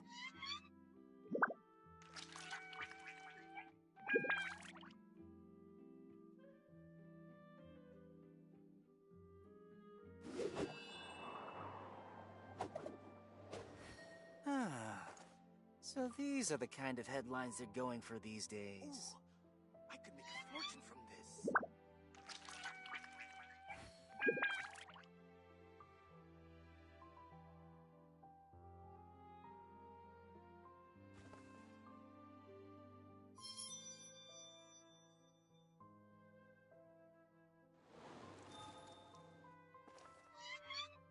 Ah, so these are the kind of headlines they're going for these days. Ooh, I could make a fortune from this.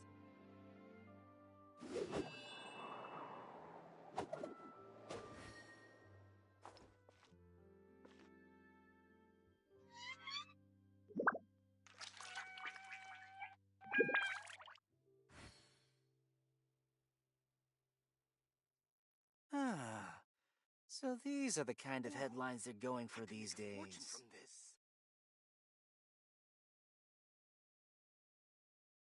This scenery is wonderful. Surely enough to convince anyone to become a wanderer.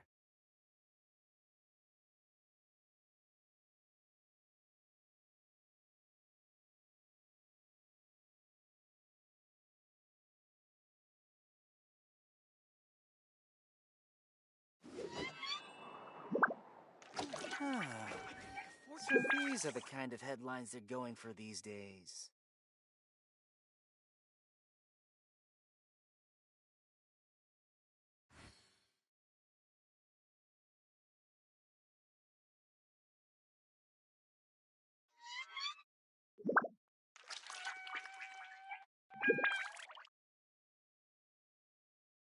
There are leaves around, and I know just the tune to accompany them, if you wish to hear it. So these are the kind of headlines they're going for these days.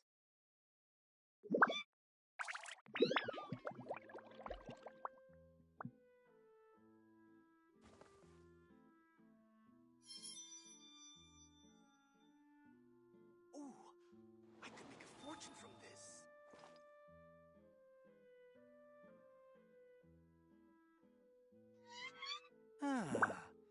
So these are the kind of headlines they're going for these days.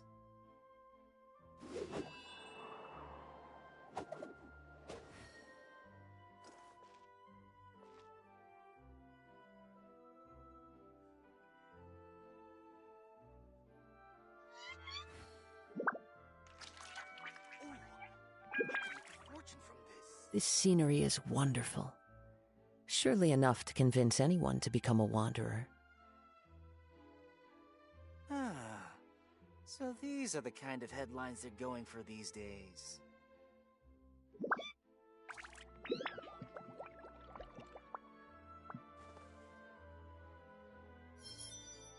Ooh, I could make a fortune from this.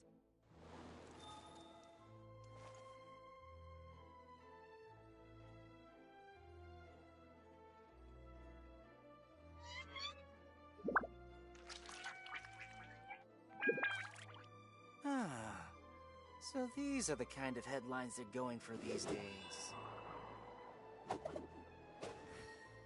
Ooh, I could make a fortune from this.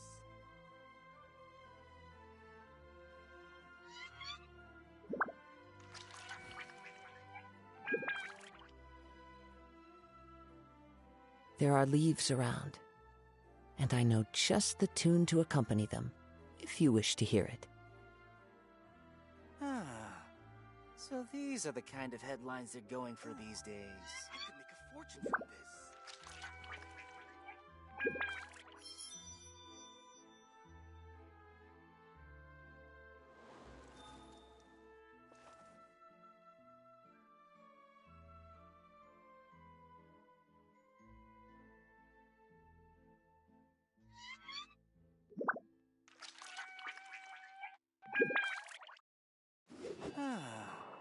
So these are the kind of headlines they're going for these days.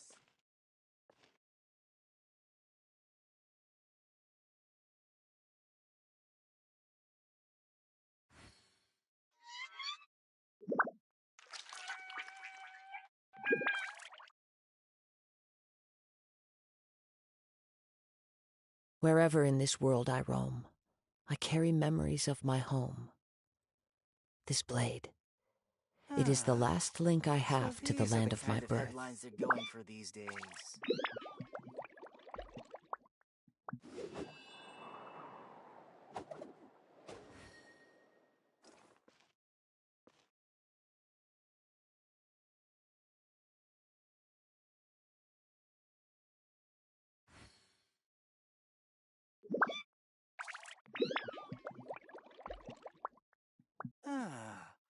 So these are the kind of headlines they're going for these days. This scenery is wonderful. Surely enough to convince anyone to become a wanderer.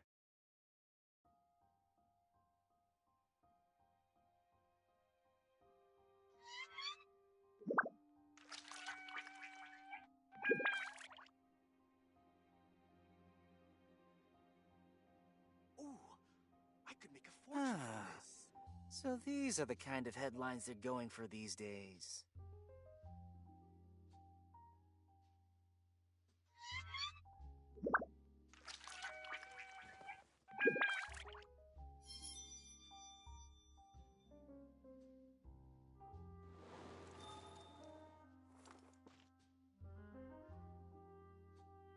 Ooh, I could make a fortune from this. So these are the kind of headlines they're going for these days. Ooh,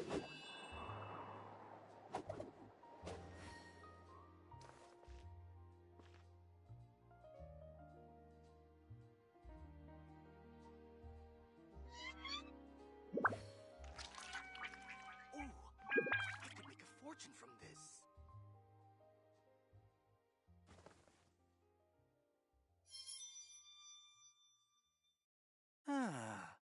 So these are the kind of headlines they're going for these days.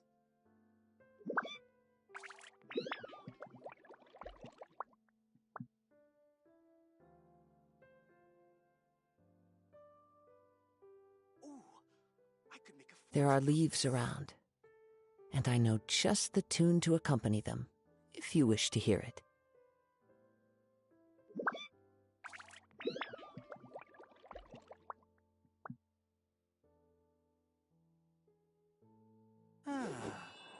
So these are the kind of headlines they're going for these days.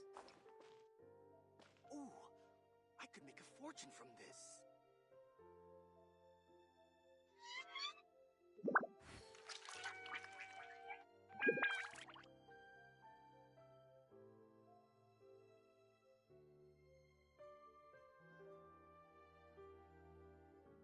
Wherever in this world I roam, I carry memories of my home.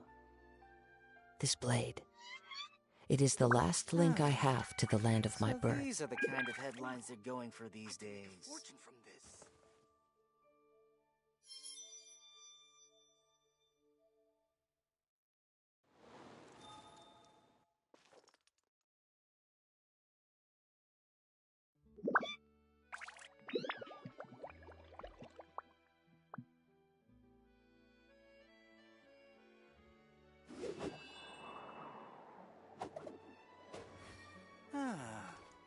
So these are the kind of headlines they're going for these days.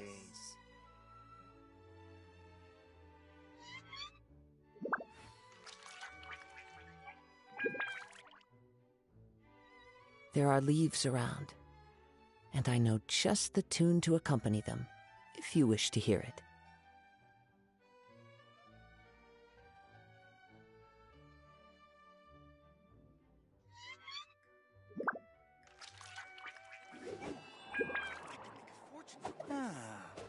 So these are the kind of headlines they're going for these days.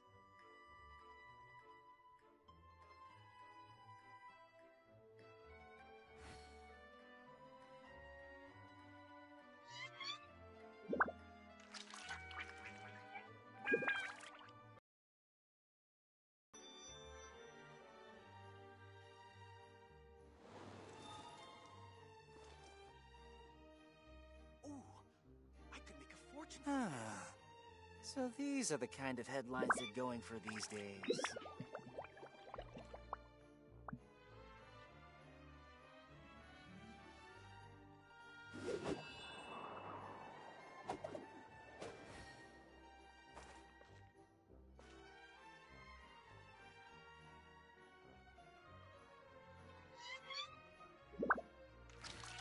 Ooh, I could make a fortune from this.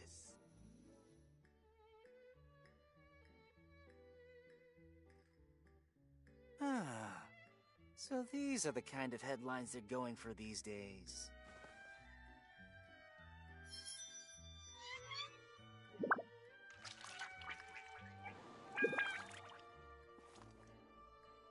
Ooh, I could make a fortune from this.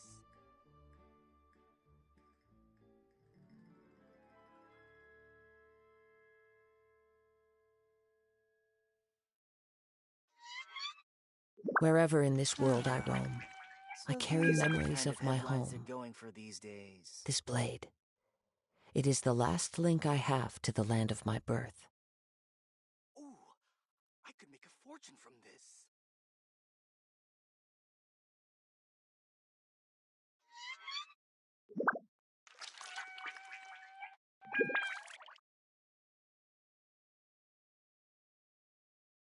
Ah, so these are the kind of headlines they're going for these days.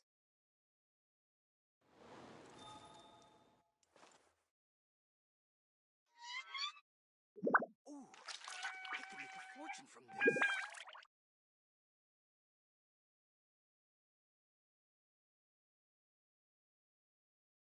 This scenery is wonderful. Surely enough to convince anyone So to become a these are the kind wanderer. of headlines they're going for these days.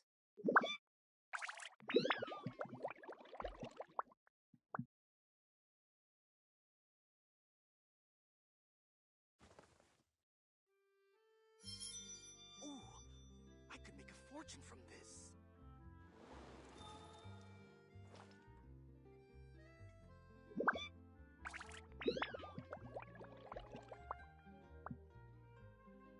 Ah, so these are the kind of headlines they're going for these days. There are leaves around, and I know just the tune to accompany them, if you wish to hear it. Ooh, I could make a fortune from this.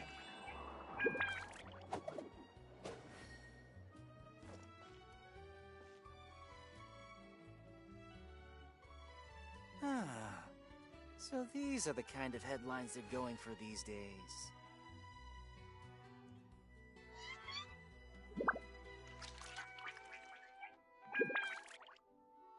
Ooh, I could make a fortune from this. Wherever in this world I roam, I carry memories of my home.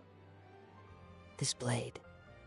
It is the last link I have to the land of my birth. Ah, so these are the kind of headlines they're going for these days.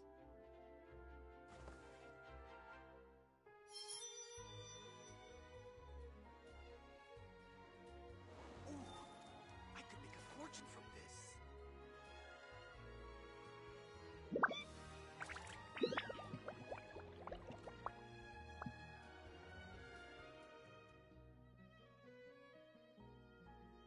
There are leaves around, and I know just the tune to accompany them, These are the kind if of you wish to headlines hear they're it. going for these days. Ooh, I could make a fortune from this.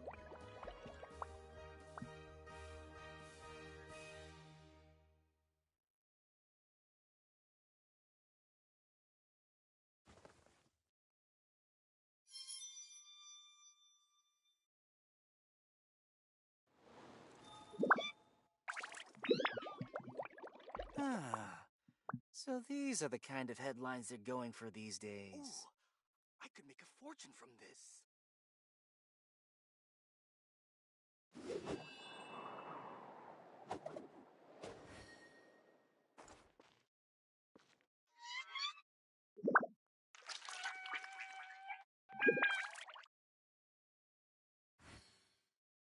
Ah, so these are the kind of headlines they're going for these days. Ooh, I could make a fortune from this.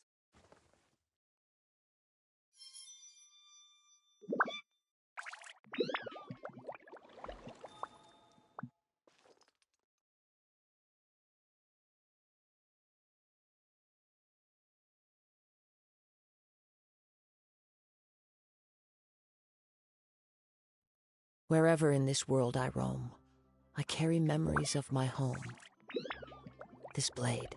Ah, It is the last so link I these are have kind to the land headlines of my they're going birth. for these days.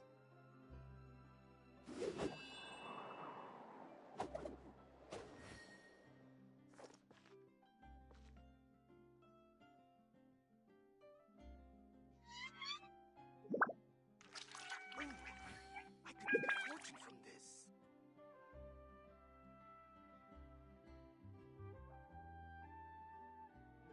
Ah, so these are the kind of headlines they're going for these days.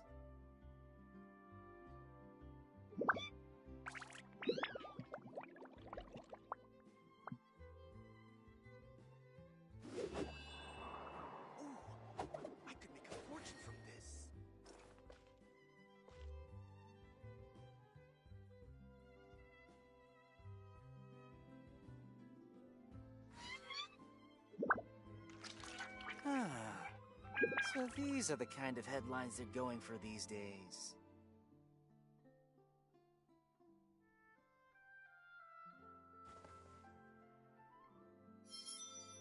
Ooh, I could make a fortune from this.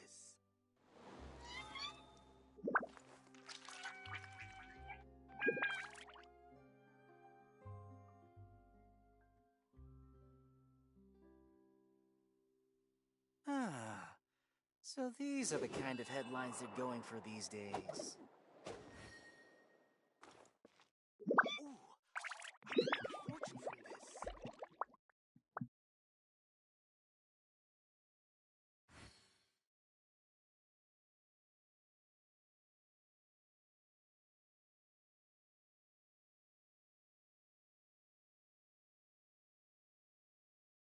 There are leaves around, and I know just the tune to accompany them, if you wish to hear it. So these are the kind of headlines they're going for these days. Ooh, I could make a fortune from this.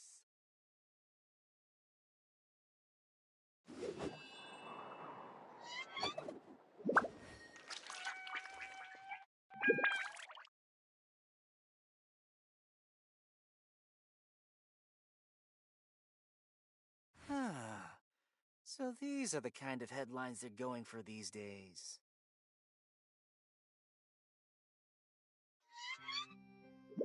Ooh, I could make a fortune from this.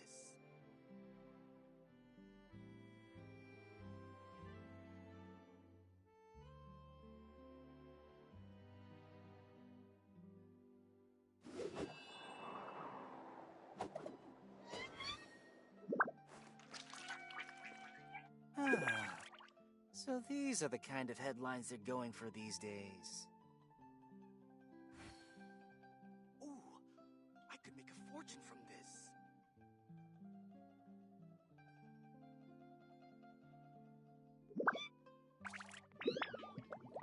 This scenery is wonderful. Surely enough to convince anyone to become a wanderer.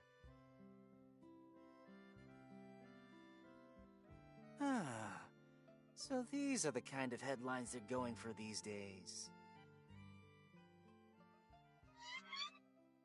Ooh, I could make a fortune from this.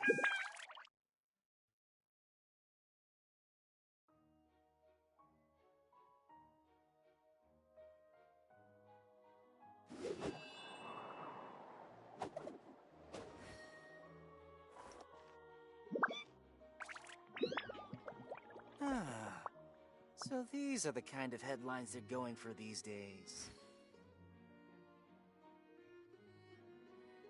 Ooh, I could make a fortune from this.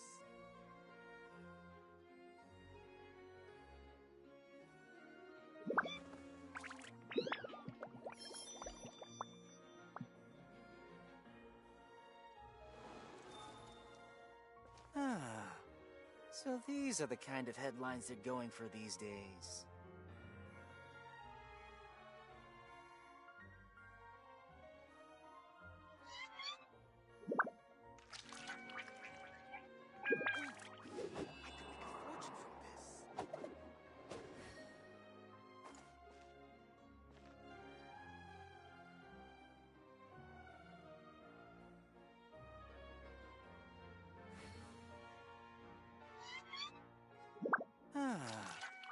So these are the kind of headlines that go Wherever for in these this days. world I roam, I carry memories of my home. This blade, it is the last link I have to the land of my birth.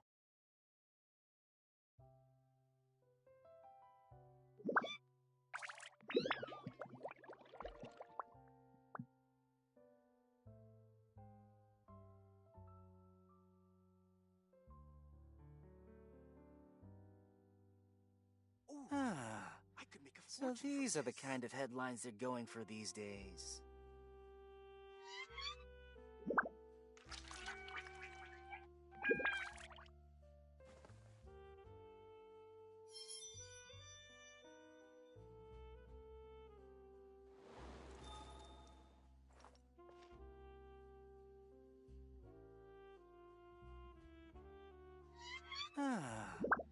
So these are the kind of headlines they're going for these days.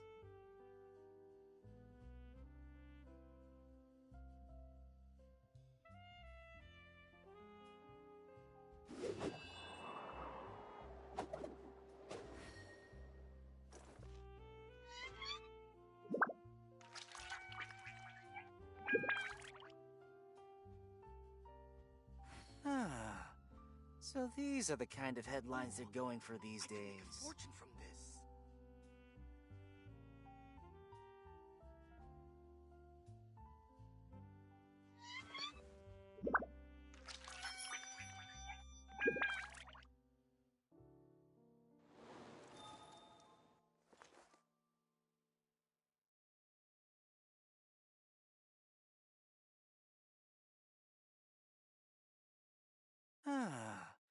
This So scenery these are the is kind of wonderful. headlines they're going for these Surely days. enough to convince anyone to become a wanderer.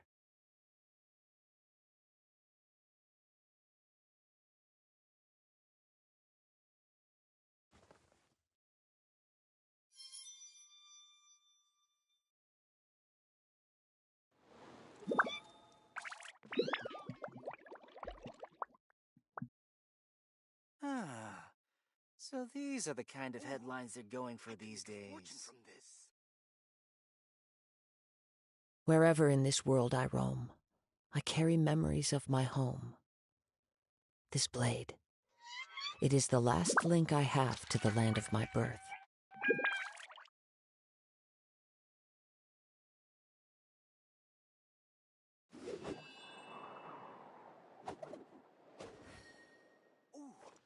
I could make a fortune from this. So these are the kind of headlines they're going for these days.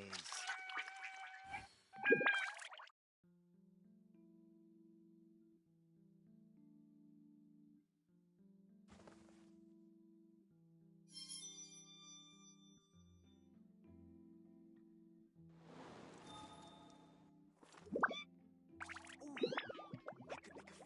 this. So these are the kind of headlines they're going for these days.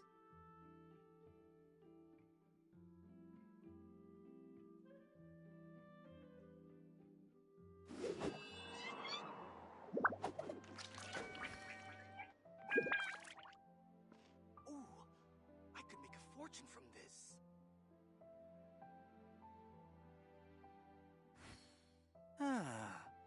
So these are the kind of headlines they're going for these days.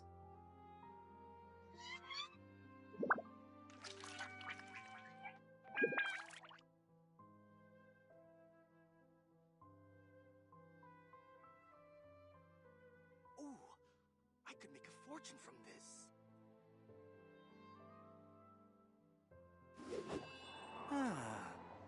So these are the kind of headlines they're going for these days.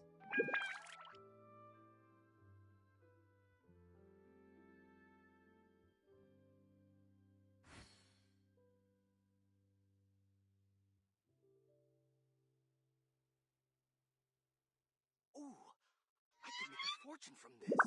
There are leaves around, and I know just the tune to accompany them, if you wish to hear it.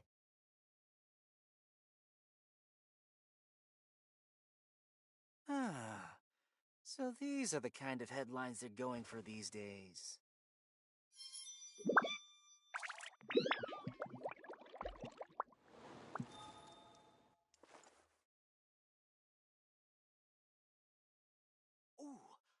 I could make a fortune from this.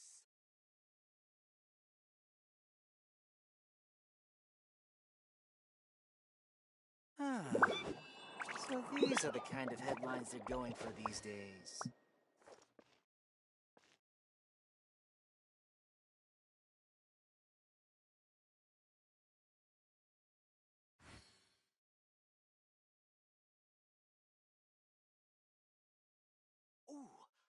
Wherever in this world I roam, I carry memories of my home.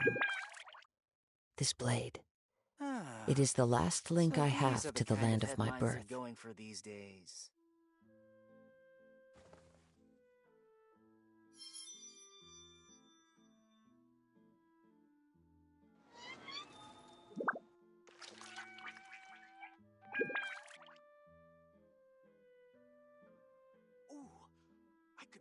fortune from this.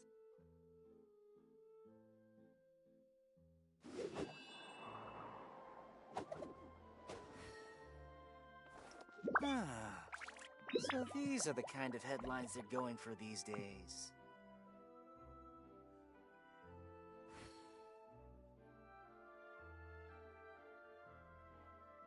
Ooh, I could make a fortune from this.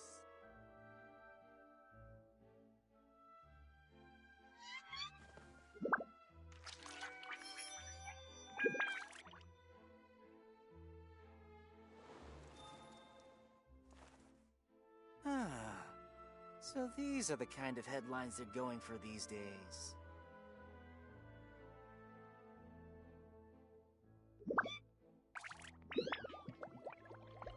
Ooh, I could make a fortune from this.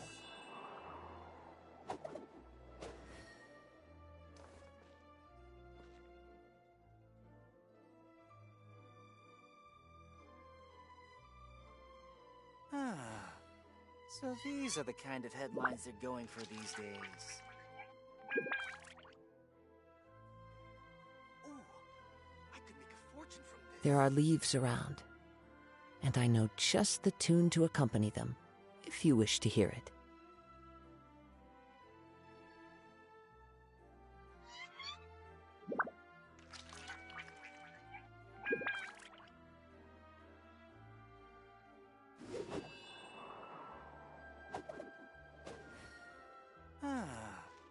So these are the kind of headlines they're going for these days.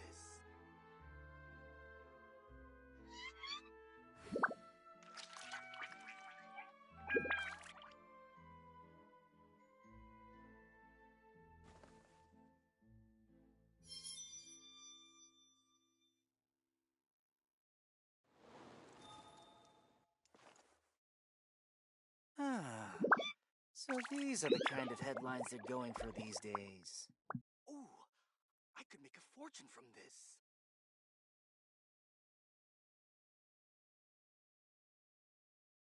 This scenery is wonderful. Surely enough to convince anyone to become a wanderer.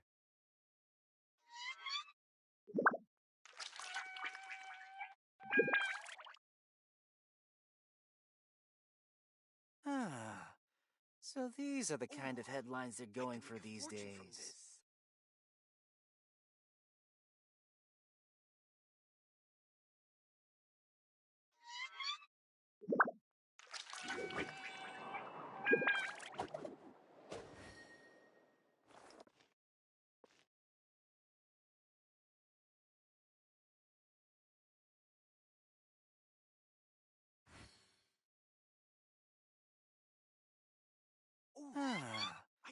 So these are the kind of headlines they're going for these days.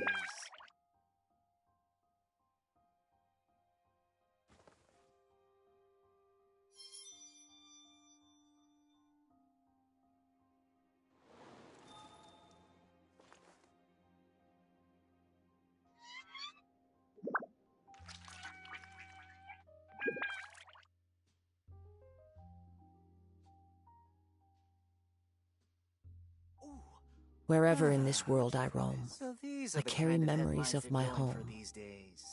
This blade. It is the last link I have to the land of my birth.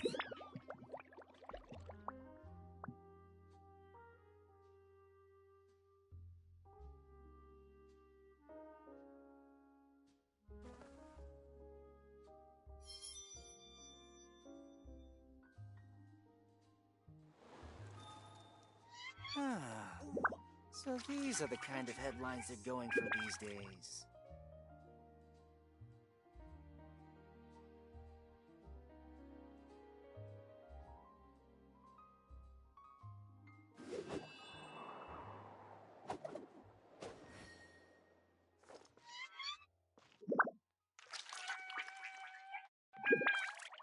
Ooh, I could make a fortune from this. So these are the kind of headlines they're going for these days.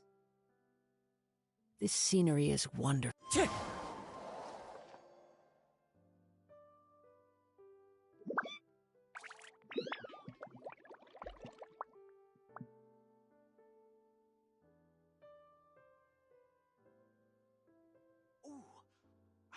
fortune from this.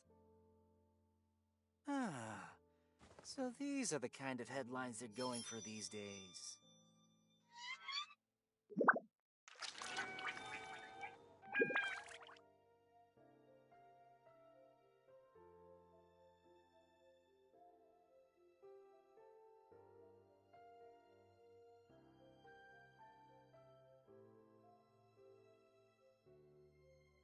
There are leaves around, and I know just the tune to accompany them, if you wish to hear it.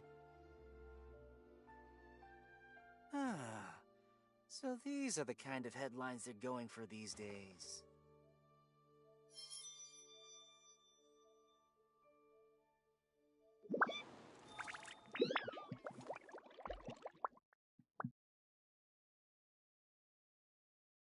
Ooh, I could make a fortune from this. Ah, so these are the kind of headlines they're going for these days. This scenery is wonderful. Surely enough to convince anyone to become a wanderer.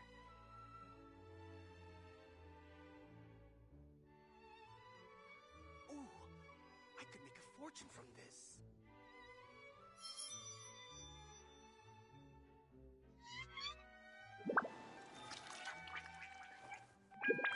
Ah, so these are the kind of headlines they're going for these days.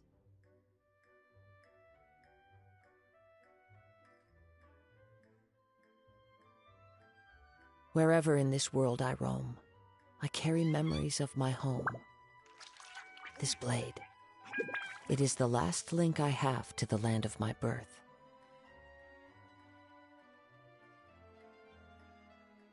Ah, so these are the kind of headlines they're going for these days.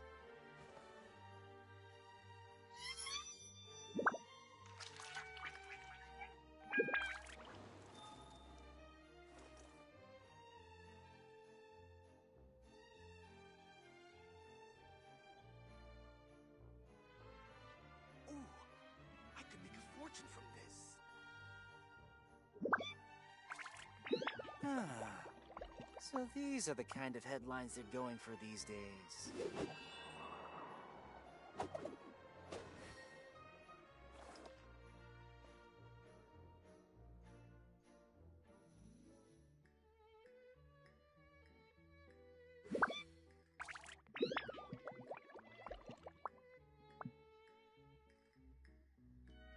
Ah, ooh, so these are the kind of headlines they're going There are for leaves these around, days.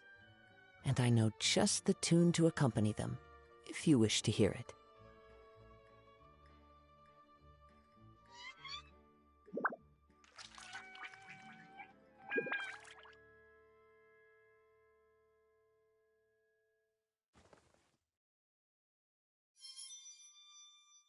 Ooh, I could make a fortune from this. Ah, so these are the kind of headlines they're going for these days.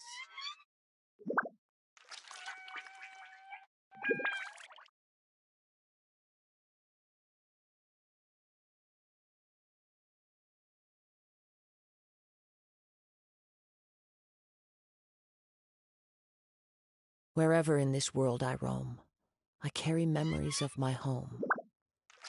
This blade, Ah, it is so the these are last the link kind I of have headlines to the they're land going of for my these birth. days. I could make a fortune from this.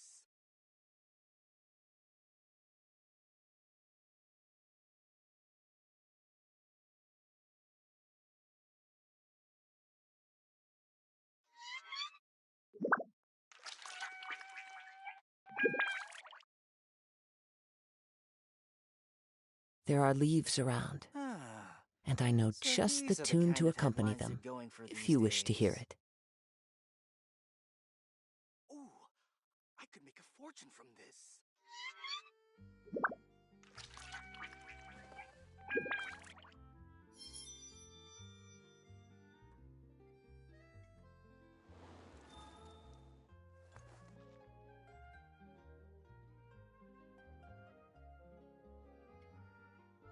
Ah, so these are the kind of headlines they're going for these days. Ooh, Wherever in this world I roam, I carry memories of my home. This blade, it is the last link I have to the land of my birth.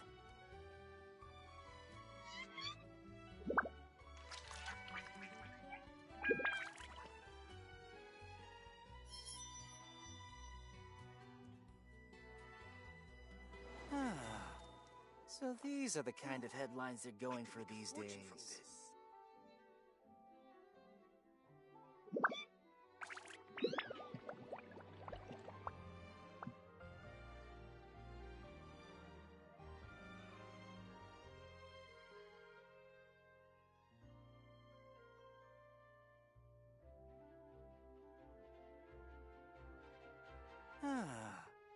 So these are the kind of headlines they're going for these days.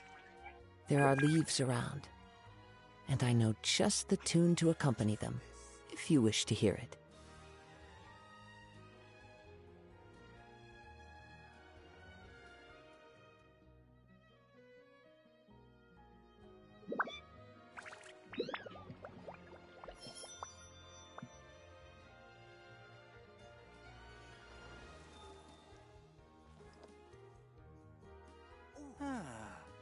So these are the kind of headlines they're going for these days.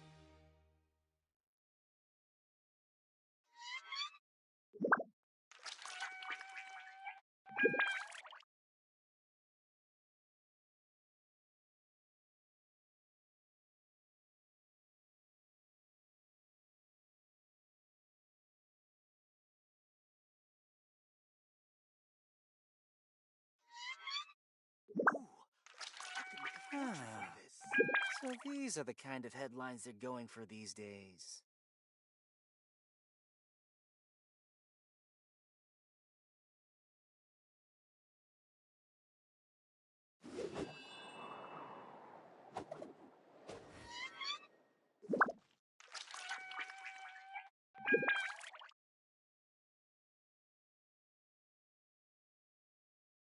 Ooh, I could make a fortune from this. So these are the kind of headlines they're going for Wherever these in days. this world I roam, I carry memories of my home. This blade, it is the last link I have to the land of my birth.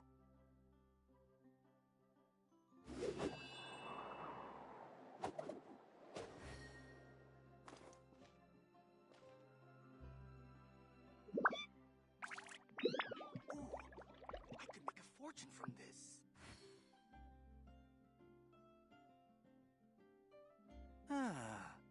So these are the kind of headlines they're going for these days.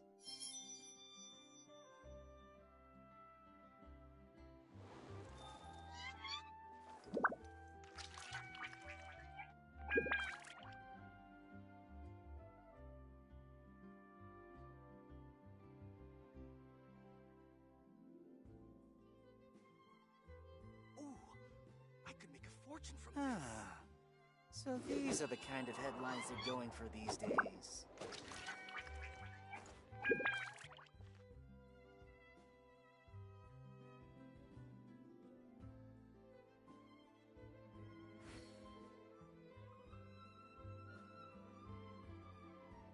There are leaves around, and I know just the tune to accompany them, if you wish to hear it.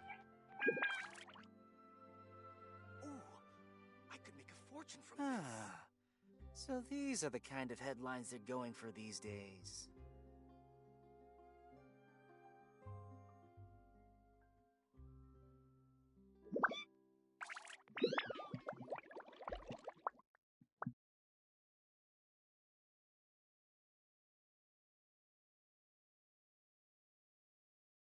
This scenery is wonderful. Surely enough to convince These are the anyone to kind of become a headlines they're wanderer. going for these days. I could make a fortune from this.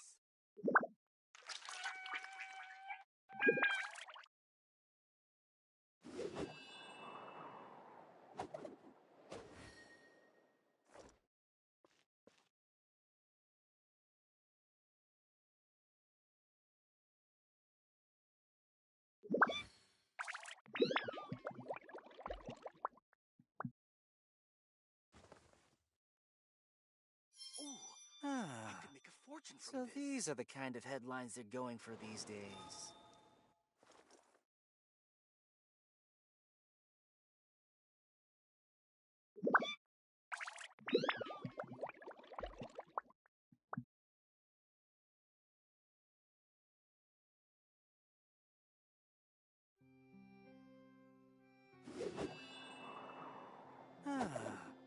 So these are the kind of headlines they're going for these days. I could make a fortune from this.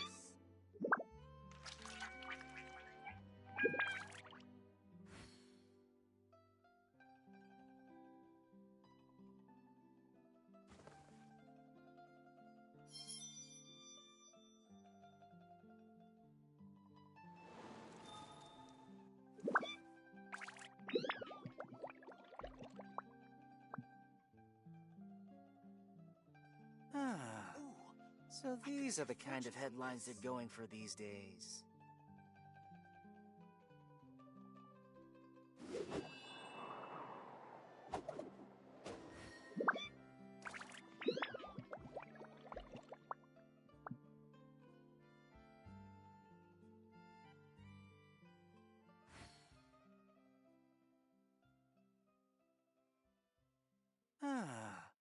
So these There are the kind leaves of around, headlines they're going for these days. and I know just the tune to accompany them, if you wish to hear it.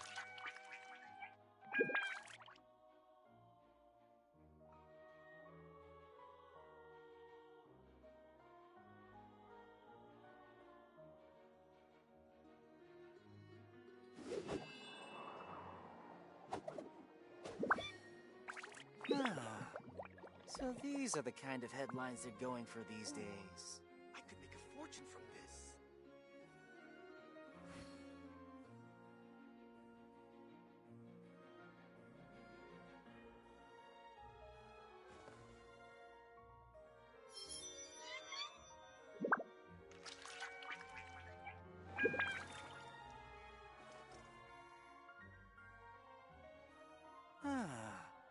So these are the kind of headlines they're going for these days. I could make a fortune from this.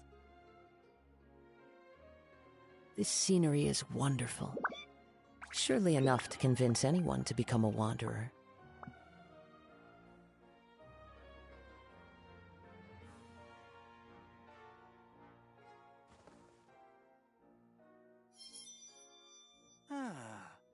So these are the kind of headlines they're going for these days. Ooh, I could make a fortune from this.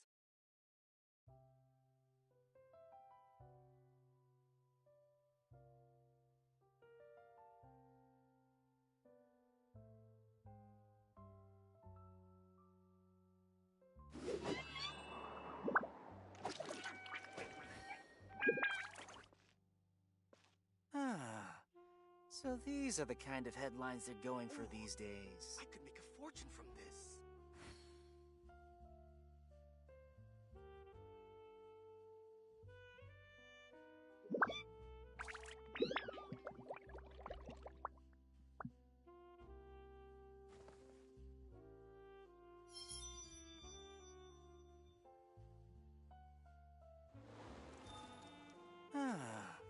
So these are the kind of headlines they're going for these days. I could make a fortune from this.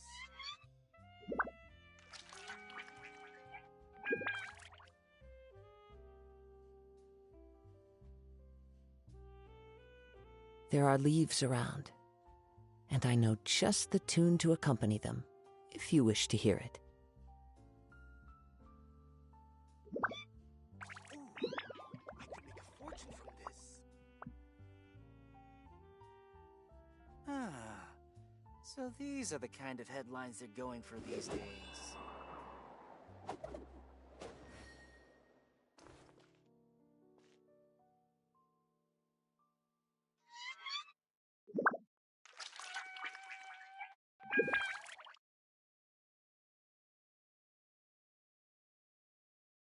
Ooh, I could make a fortune from this. Wherever in this world I roam, I carry memories of my home. So these This are the kind blade. of headlines they're going for It these is the days. last link I have to the land of my birth.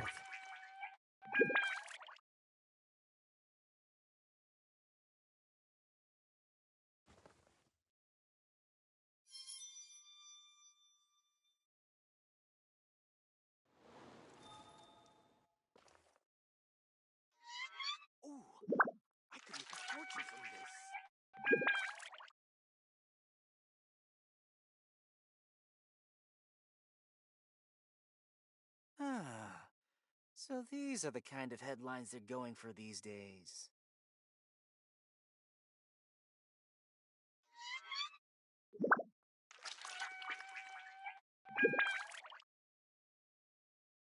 Ooh, I could make a fortune from this. This scenery is wonderful. Surely enough to convince anyone to become a wanderer. Ah, so these are the kind of headlines they're going for these days.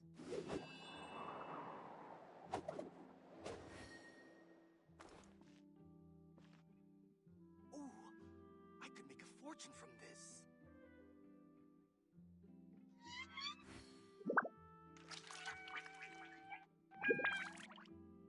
There are leaves around, and I know just the tune to accompany them, So these if you are wish the to kind hear of it. headlines they're going for these days.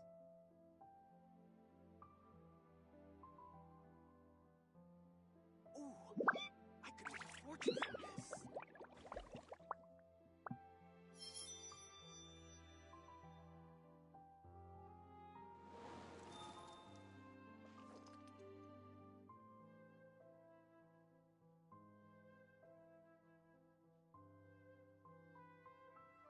Ah, so these are the kind of headlines they're going for these days. Ooh, I could make a fortune from this.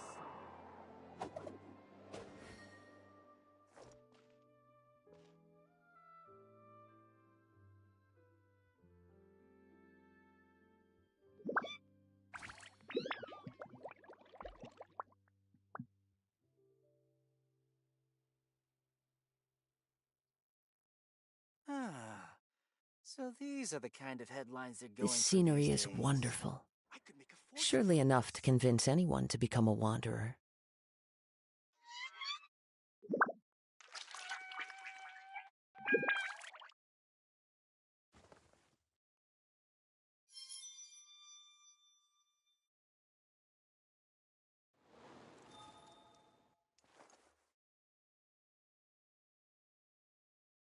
Ah, so these are the kind of headlines they're going for these days. Ooh, I could make a fortune from this.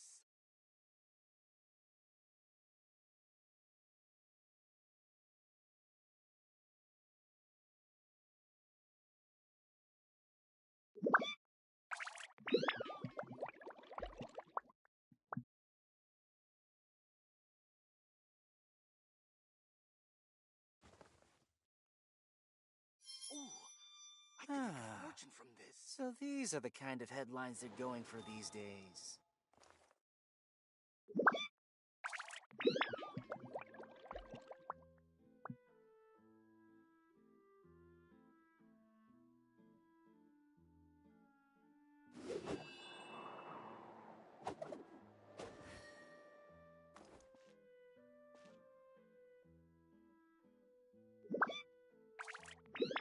Ah, so these are the kind of headlines they're going for these days.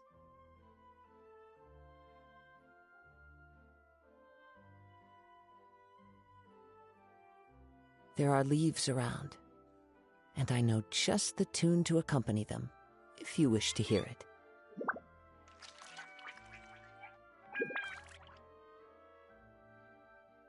Ah, so these are the kind of headlines they're going for these days. Ooh, I could make a fortune from this.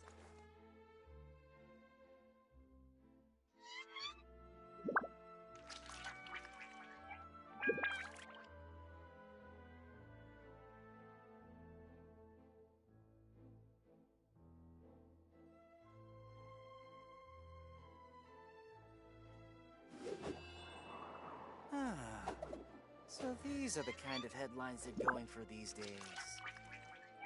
Ooh, I could make a fortune from this.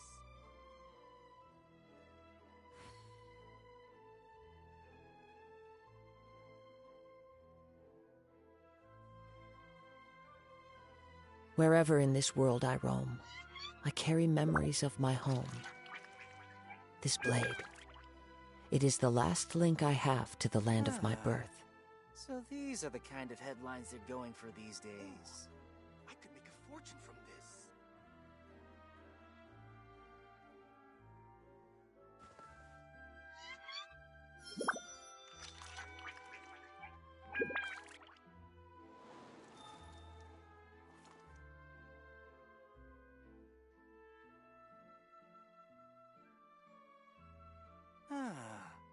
So these are the kind of headlines they're going for these days.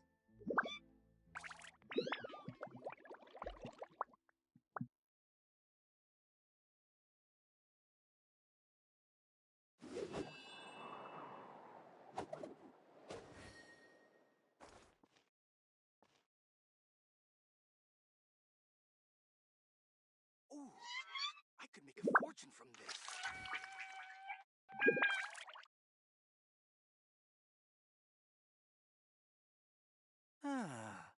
So these are the kind of headlines they're going for these days.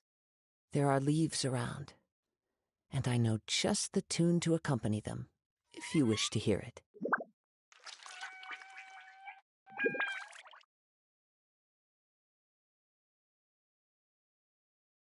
Ooh, I could make a fortune from this.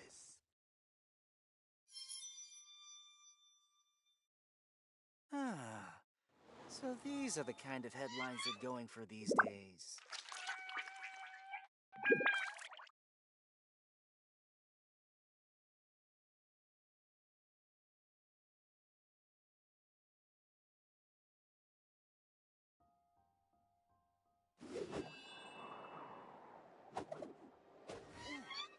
I could make a fortune from this.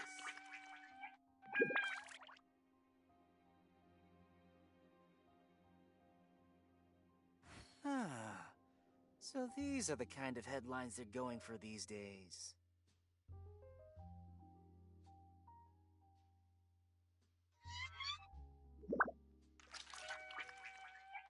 Wherever in this world I roam, I carry memories of my home. This blade, it is the last link I have to the land of my birth.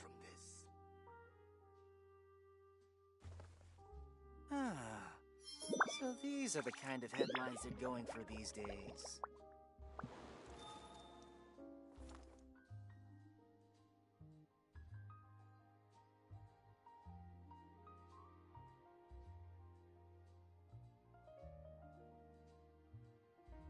Ooh, I could make a fortune from this.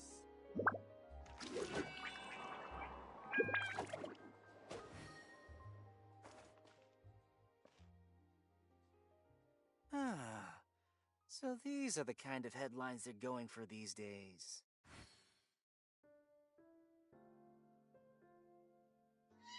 This scenery is wonderful. Surely enough to convince anyone to become a wanderer. Ooh, I could make a fortune from this.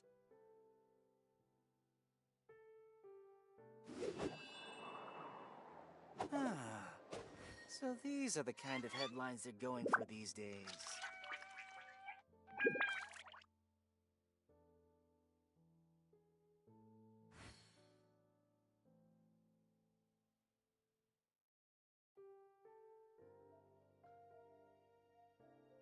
Ooh, I could make a fortune from this.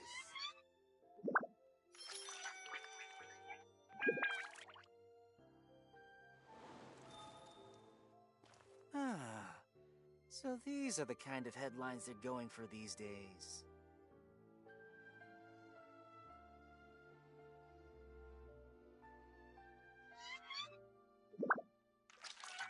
Ooh, I could make a fortune from this.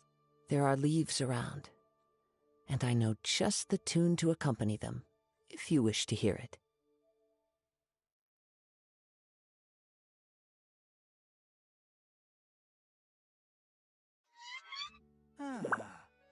So these are the kind of headlines they're going for these days. Ooh, I could make a fortune from this.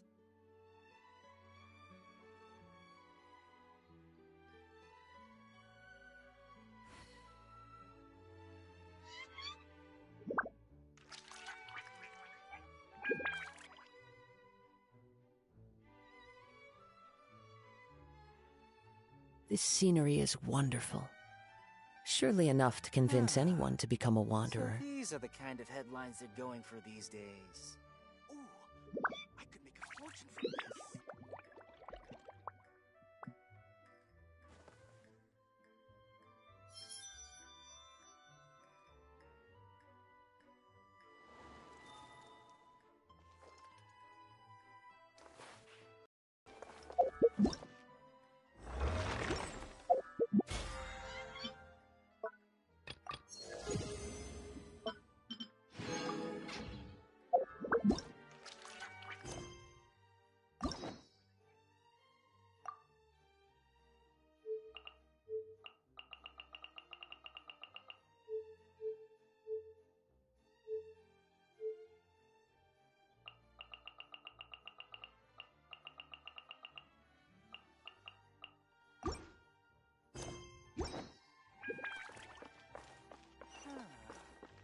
So these are the kind of headlines that go into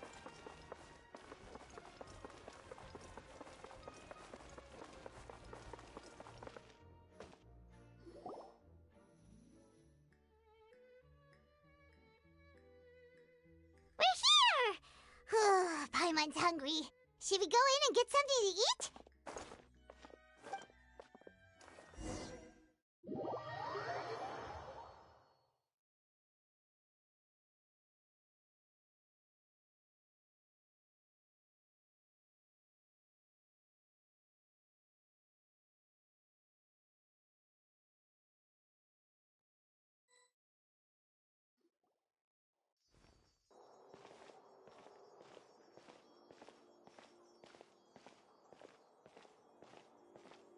Hey, quick! Look! That's the limited edition only 16 slices a day cake! It was so delicious the last time we tried it! Despite the tense situation we were in, let's give it another go! I'm sure it'll be great! 1 slice of cake, please. Someone showed up after all! Oh, wait, you're the one from the Palais Mermonia! Oh, are you here to buy cake too? It seems Monsieur Nervalette was right. You really can eat. Wait, did he really say something like that? That's right. Even he has his own preferences when it comes to food. As for me, I love the cake and coffee here. Do you come here often? Usually every day. Every day? It's part of my daily schedule, apart from work. I shall have my cake and coffee. Then what if someone told you one day that this place would be closing soon, and you wouldn't get to eat cake here anymore? What would you think?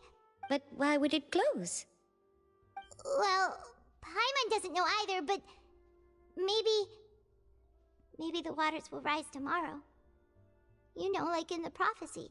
Oh, the prophecy. To be honest, I haven't paid much attention to that. No. Still, even if there'd be no more cake tomorrow, that wouldn't keep me from having some today. No. It's the same for eating in general. You might not be able to eat tomorrow, but if you can do so today, then you should carry on. That's what people call living, you know. Huh. Don't be sad. Excuse me, could I have 2 more slices of cake to go? These 2 slices are for you. Sijuin said that this kind of expression you're making is what humans call being sad. Oh, you know Sijuin? I sure do. She was born before me, and she sometimes comes to the surface to teach us. She said that humans are creatures that are saddened easily. Yes, and you can only lift their spirits by feeding them delicious food. So please try the cakes here. I've got something else to do, so I'll be going now. You two try to stay in a good mood after eating, all right? Bye.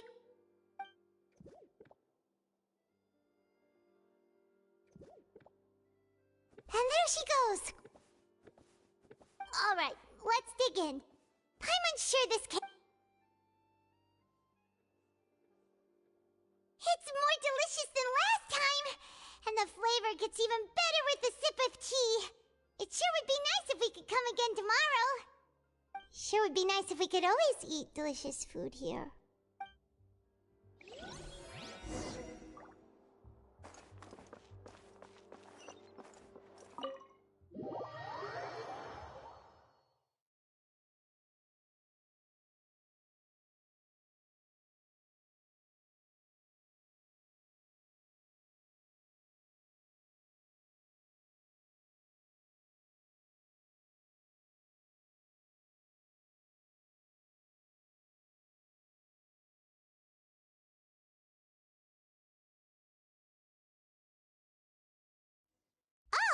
We're near the Steambird office.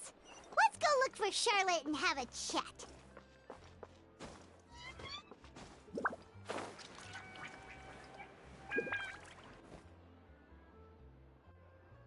Wow! If it isn't the Traveler and Paimon! Oh, have you seen the article I wrote about you? Ha! You've got some nerve! You just used us to make some quick mora! Oh, you needn't worry about that.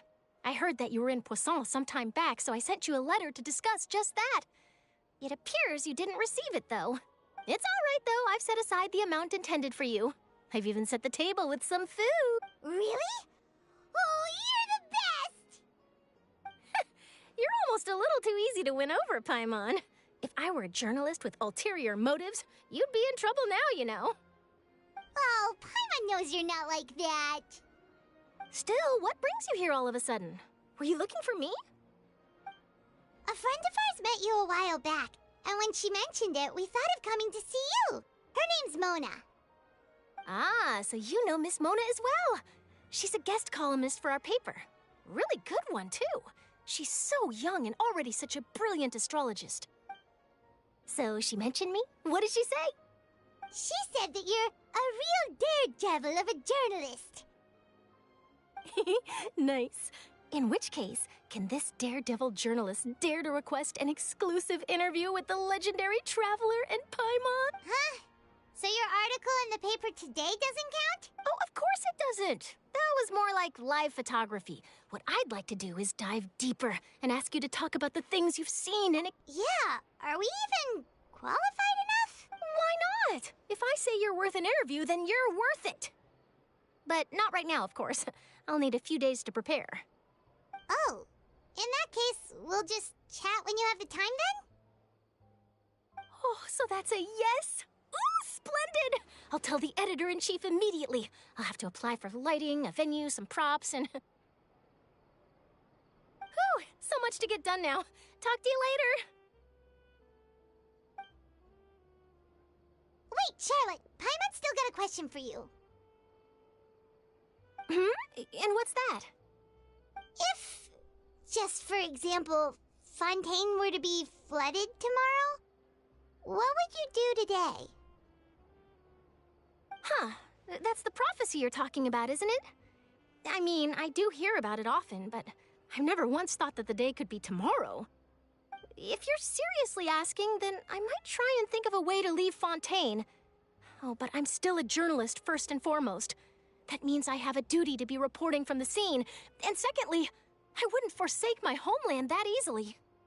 From what I've seen, most people don't know what they'd do should the worst come to pass. In truth, it might be better just to behave like normal rather than worry over such an end.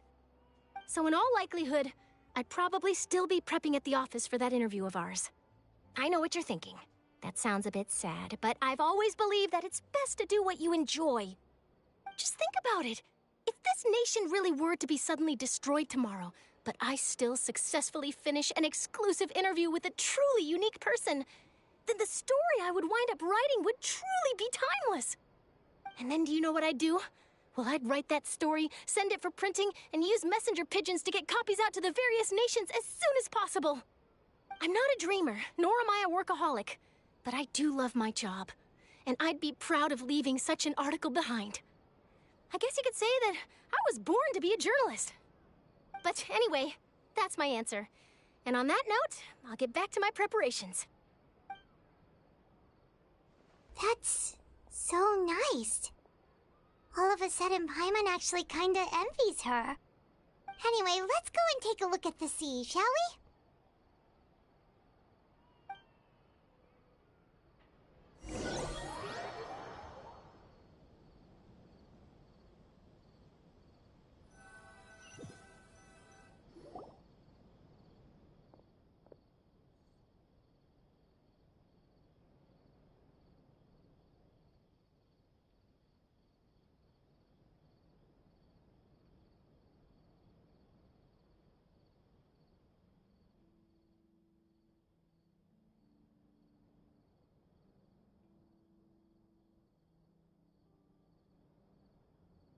Paimon's been thinking.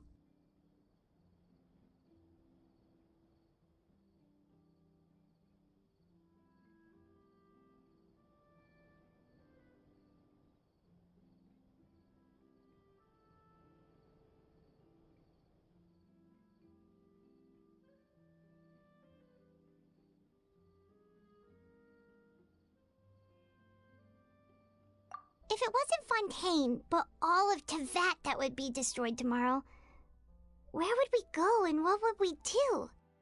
No, Paimon should ask, if you could choose, what would you like to do?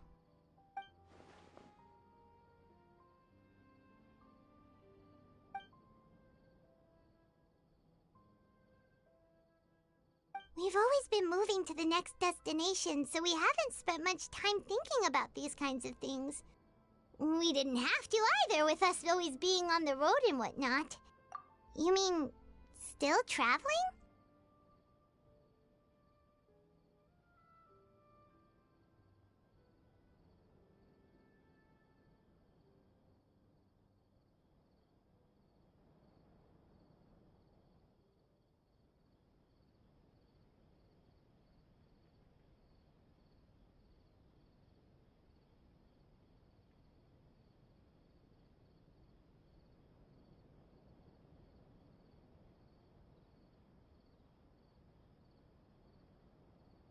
Huh.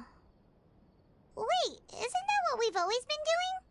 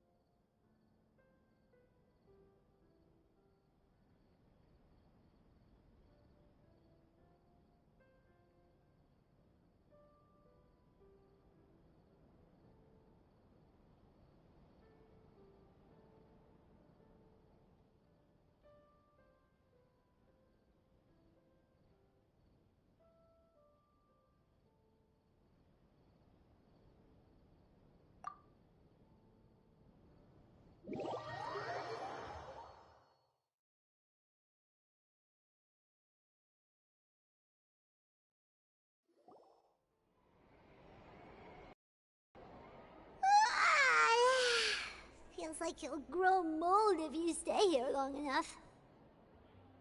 But it's still better than the Fortress of Meropide, that's for sure. It's not only damp there, but salty too. Ah, so the two of you are still here. Wonderful. Oh, you're from the Palais Mermonia, aren't you? Yes, I'm Isadora. Monsieur Nervillet sent me to look for you two before. I heard that afterward you went to the Fortress of Meropide.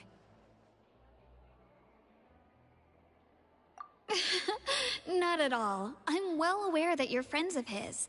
Actually, I'm here to pass along a message from him.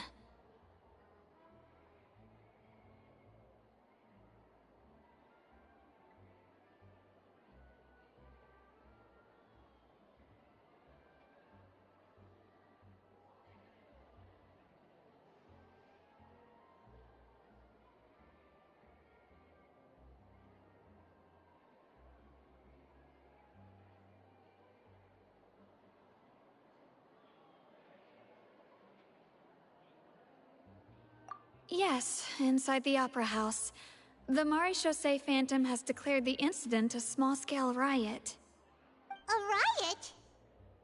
Well, that said, I don't personally think it was that serious. Lady Farina was watching a performance at the Opera House, and while she was resting during an intermission, some other audience members suddenly started harassing her, loudly accusing her of doing nothing about the prophecy crisis. And before she could respond, others started to join in. The crowd continued to grow, and protests against the Hydro Archon started to break out. So people have started to put the blame on Farina. Guess they finally found an outlet for the pressure they've been under due to the prophecy. I agree. People will naturally rely on gods, as is customary. But the moment people feel threatened, gods are also the first to be blamed. So what happened after that? Is Farina okay? Seeing that the situation was spiraling out of control and that further argument was pointless, she claimed that she'd gotten tired of this and left in a hurry. The Maréchaussée Phantom had their hands full maintaining order and did not catch where Lady Farina had gone. Only when things had stabilized did we realize that she had gone missing. So, you mean she's still missing? That's right. The Maréchaussée has dispatched many people to search for her, but we don't have any leads yet. That said, I don't think there's much to worry about. She is a god after all. Even if she were to fall into the hands of rioters, what could ordinary people do to her?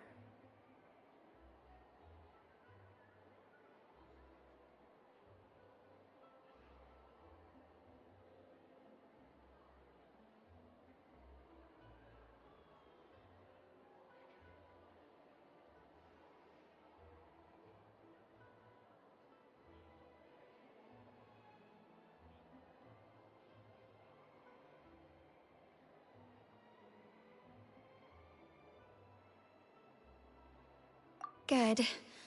Monsieur Nervillet sent me to tell you about the situation, but he didn't say anything else. Don't worry, this is more than enough to go on. Thanks for keeping us informed. Ah, is that so? Well, all right then. In that case, you two take care. I'll be heading back to the Palais now.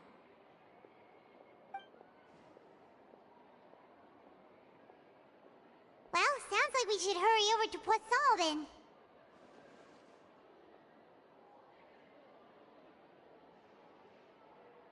If we know Farina, she won't try to fix things in this situation. Instead, she'll look for a place to wait out the heat. And, as we also know, she may be loud and dramatic, but she doesn't have a heart of stone. When Nervillet was talking to her in the Palais Mermonia, and she heard about Poisson, she couldn't hide her sadness and remorse. It would be hard for her to ignore being accused by the public today. Paimon thinks Farina's probably taken the opportunity to slip away to Poisson and try to relieve the sense of guilt that she's feeling. Huh. Well, what do you think? Paimon knows the answer, of course, but Paimon can do the analysis to back... In that case, there's not a moment to lose. Postal, here we come!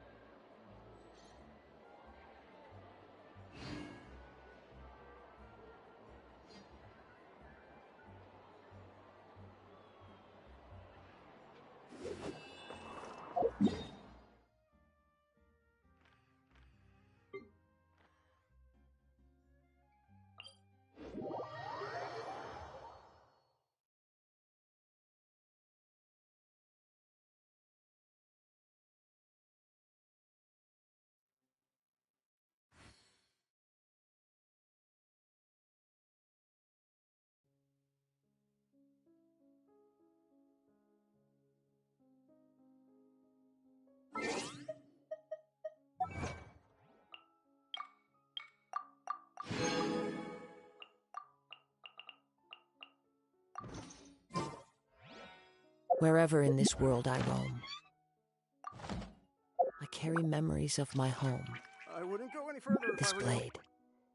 It is the last link I have.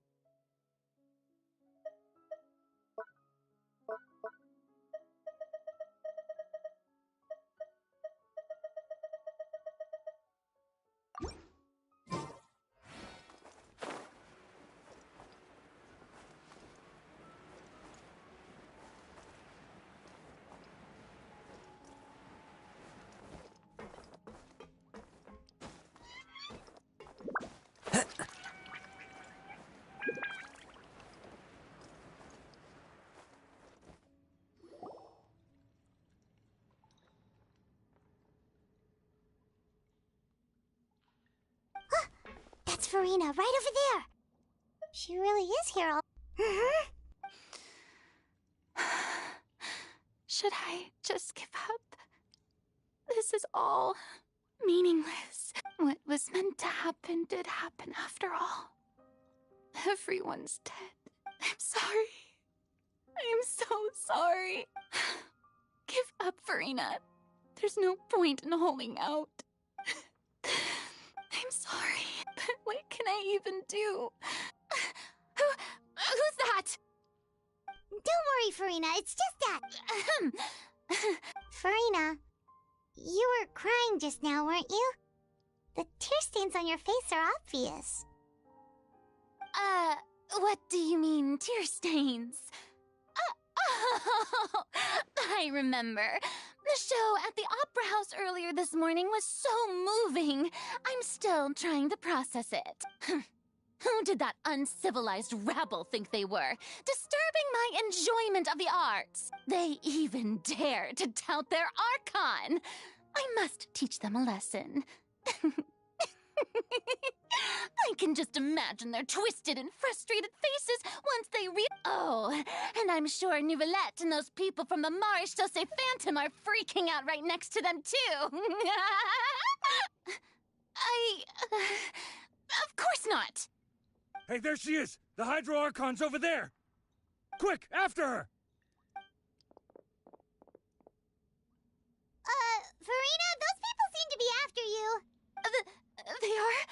They're just some rabid fans who want to cut the line because they haven't been able to meet me in person, aren't they? That's against the rules. I can't let them get their way. Farina just ran off! Quick, we have to catch up with her!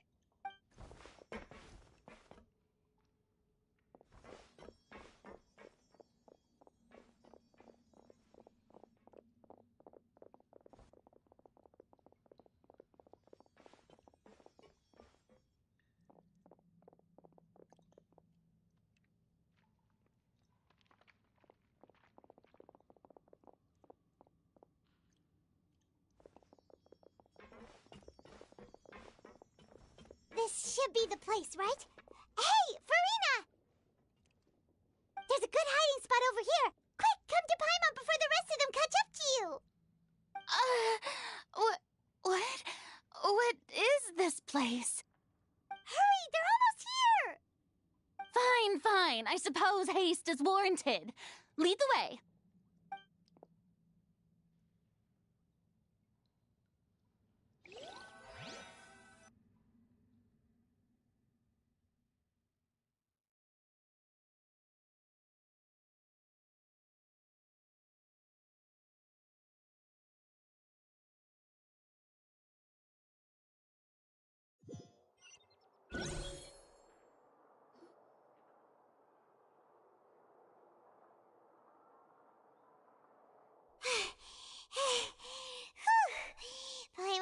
exhausted.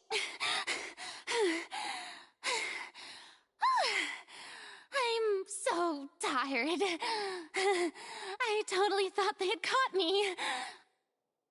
No, I mean, I merely gave in to the sheer enthusiasm they displayed.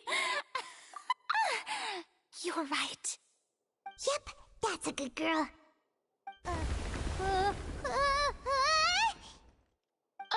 What's happening? The ground's shaking. Is it an earthquake? Yeah, a quake of this kind preceded the flooding in Poisson, didn't it? It can't be. It's happening again. Well, there's no need to worry too much about that. Neverlette's made some emergency plans, so the evacuation should go a lot smoother this time. Yeah, I hope you're right. But the people of Poisson, they've already...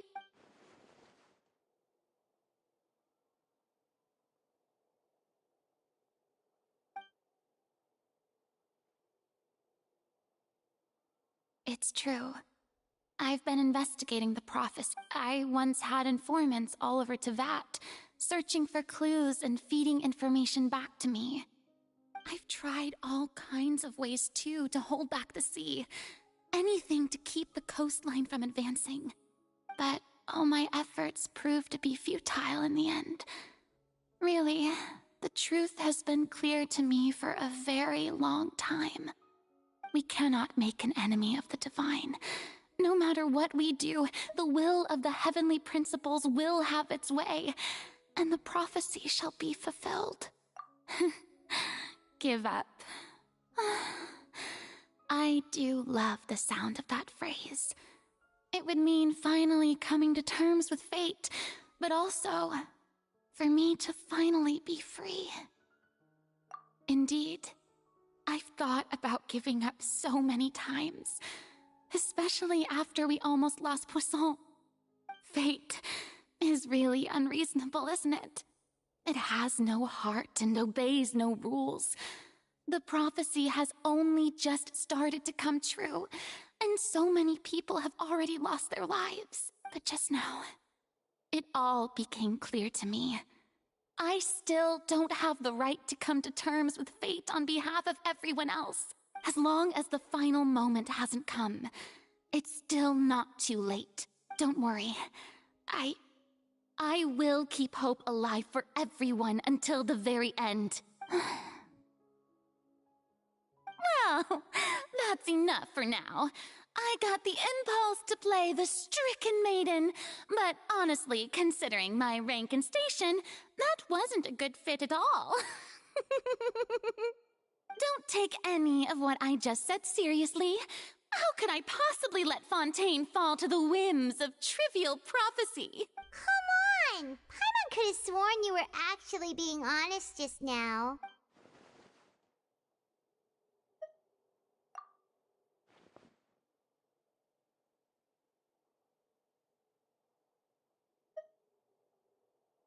Share my burden.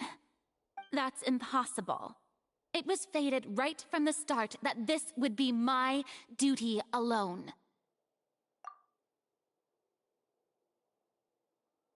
A witness. Yes, I've heard that you came to Tevat from beyond the stars, yes. In other words, you never belonged here. And if Tevat is, in its entirety, a show on a stage, then you're just a spectator, aren't you? If that's the case...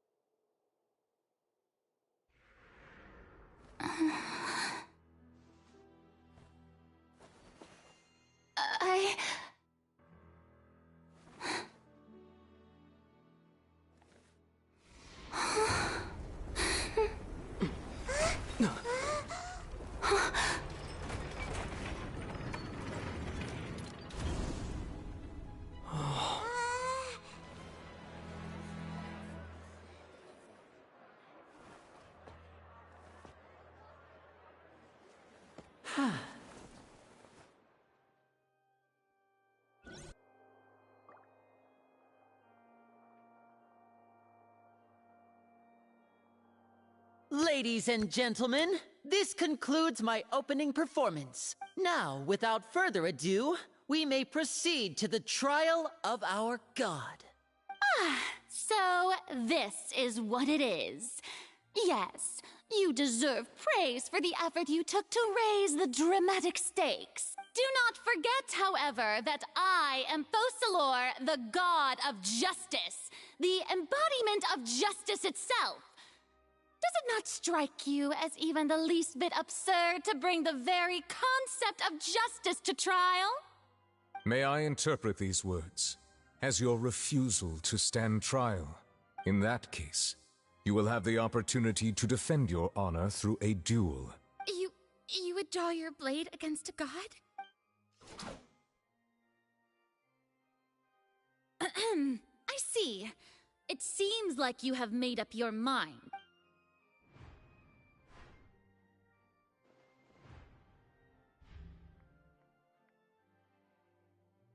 Paimon can't believe it.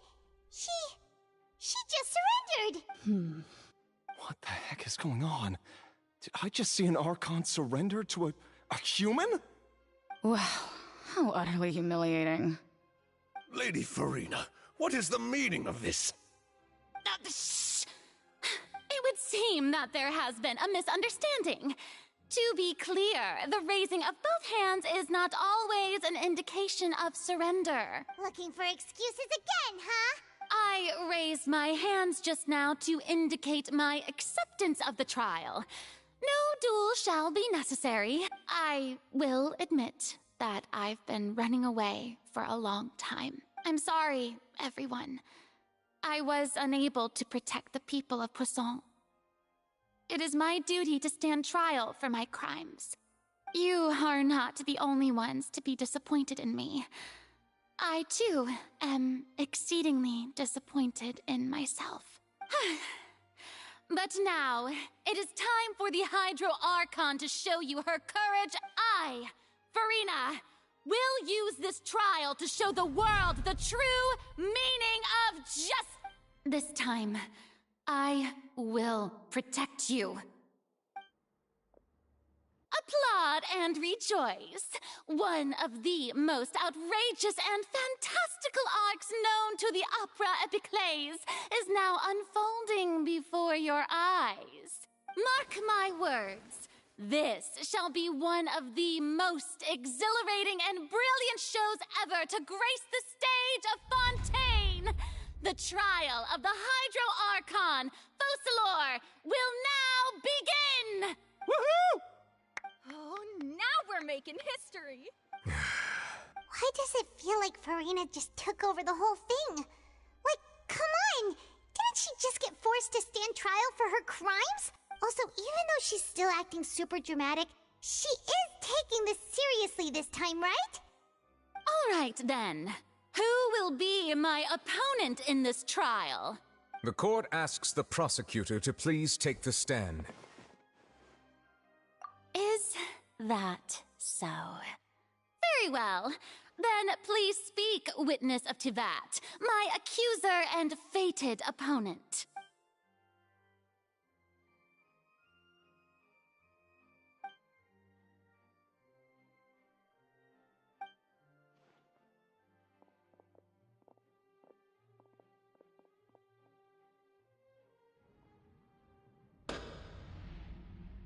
Also, please allow me to ask, as a final question before the trial begins. Just how much work did you do to force me onto this stage? Well, we did do a lot of prep after the meeting that day. I can go over the tasks assigned to the Spina di Rosula, since they were rather straightforward and easy. Navia, the president of the Spina di Rosula. Most of the people who participated in the disturbance this morning were my subordinates. They changed into plain clothes and came to the Opera House as regular audience members, waiting for the perfect opportunity to incite insurrection against you. The people's resentment against their Archon has been building as more and more of the prophecy is fulfilled. A spark was all we needed to turn smoldering anger into a flame. Moreover, according to our understanding and analysis of you, When something like that occurred, you would likely flee the scene and head to Poisson by yourself. So, we arranged for a second group to lie in wait there. So, you mean... the ones who scoured the settlement for me were also from the Spina? And their goal was to force you to step into the giant magic box so you may personally participate in the greatest magic performance in all of Fontanian history. That's right. That house was a magic box, rather than someone's residence. As the super ultimate version of the setup that I used when I first performed at the Opera Epiclese, the volume of the box was increased by a whole order of magnitude, and the distance it traversed was the entire gap between Poisson and Aranias. Its cargo, of course, was an Archon instead of a human. My thanks, Farina. Without your help, we could never have pulled off such an extraordinary performance. You're welcome? Of course, this performance was only made possible with Father's support. The House of the Hearth spent a massive amount of labor in Mora to pull this off. We had to select a location, construct a giant magic box, dig a tunnel, and open up a path through the water. It was a lot of work for all of us. So, in other words, the earthquake that we felt within the giant magic box was just a normal tremor from the transportation of the whole house? That's right. It wasn't a sign of another disaster to come. Then, I can guess Nervillette and Cloran's parts. You gathered a crowd, prepared a stage, and made sure that the champion duelist would be immediately ready for a fight. Also that as soon as I appeared on the stage, the trial may commence without a hitch. Am I right? Yes, that is correct. Well, Clorand, I must commend you for your courage. Only the most outstanding champion duelist in all of Fontaine would accept a duel with an Archon without flinching. Thank you. As for you, Traveler, I suppose your role was to keep me distracted with conversation once you found me in Poisson. You'd make sure that I didn't notice anything amiss before revealing yourself as my prosecutor once we'd arrived onto the stage. Oh?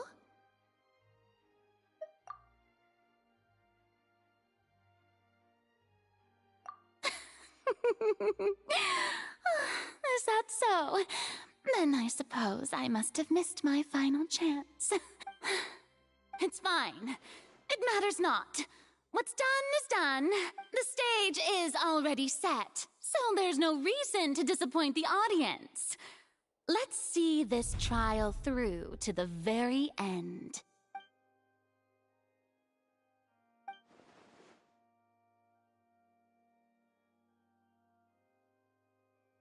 Sir Prosecutor, please allow me to pass this along. This is a document that Miss Charlotte applied for and received permission to share with you during the trial. According to her, it should speed up the proceedings. Huh? Charlotte wanted to give us something? Oh, so she's here too! Hey, Charlotte! Oh, let Paimon see. Isn't this the exclusive interview that she did with us before? So she's already finished it, huh? Wait, then that means this document is a perfect timeline of everything that's happened ever since we stepped foot in Fontaine! So in other words, we can refer to this anthology of evidence every time we want to use something from our journey as evidence for an argument. Let's quickly confirm the information in it. Just think of it as a refresher, alright? You defeated the I didn't think... You defeated the Hydro Archon in the very first duel you took part in at the Opera House. That's one for the history books, all right. I didn't think that you'd wind up getting to the bottom of the case I'd been following all this time. I guess this is the first time Monsieur Nervillette had a difference of opinion with the Oratrice. Even the Hydro Archon can't figure it out. A Fatui Harbinger. She's an extraordinary person. Her instinct must mean something. The fortress of Meripede was almost destroyed in a single day. That I didn't witness that scene personally will always be a source of professional regret, I think. According to Monsieur Nervillette, Both child and that whale should have been in the primordial sea at that time.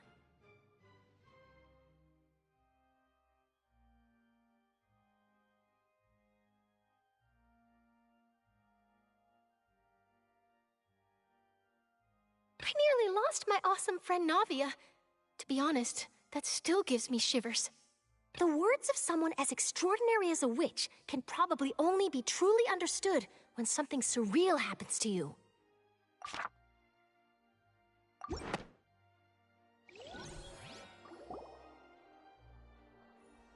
The prosecution and the defense are both in position. The trial shall now begin. Oh, come on, Nervylette. There's no need to repeat all the unimportant legalese. Just fast forward to the part where the prosecution lays out my offenses. As the defendant and the lead actress of this performance, I still haven't even been informed of my supposed guilt in all of this. Of course, it is only natural for humans to struggle to understand the actions of a god. However, you will need more than that to convict me of a crime. That's true, but my charge here is unrelated to your conduct as an Archon. Instead, I would like to charge you as a fraud who's never been the Archon in the first place. Wait, what was that? Lady Farina's a fraud? Hey, I came here thinking that we were going to try the Hydro Archon for forsaking her duty, but did I hear that right? She's not our Archon at all? Charge accepted. Lady Farina, do you plead guilty to the charge?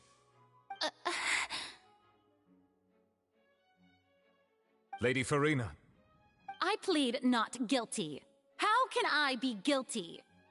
There is no way that I, Focalor, otherwise known as Farina de Fontaine, a member of the Seven and the Regina of all waters, kindreds, peoples, and laws of Fontaine, could be anything other than your true Archon.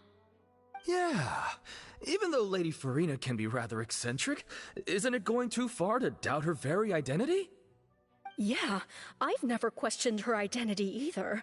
Sure, Lady Farina can be super irresponsible, but what grounds does that prosecutor have to make such a huge claim? I have cause to believe that common sense will prevail in this case. Many of the members of the audience have known me as the Hydro Archon ever since they were born. There would be no fooling their memory. See? Even the Oratrice has decided to show me its favor. Are you sure you want to commit to a charge that will never be upheld? If you wish to drop the case, I can promise you as the god of justice that you will not have to face trial for making a false accusation. We will treat everything that's happened as a dramatic spectacle and move on with our lives. What do you say to that? Huh. An argument with near impossible odds, huh? We have to not only refute Farina's claims, but also overturn the long-held beliefs of the people. Well, I tried to give you the chance to surrender. If you must persist, then let me ask. If you believe I'm not the Archon, then what manner of being do you think I am? And if I was not the Archon, then how did I manage to live for over 500 years?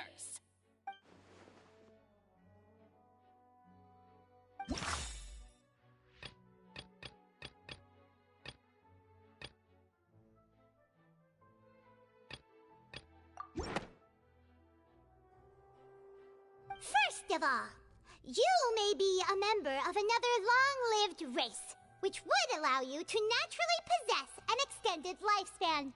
And second of all, even if that wasn't the case, there could be other ways to extend your life. Who gave you that idea? Was it the knave? You'd sink so low as to use a harbinger's words against me. A curse?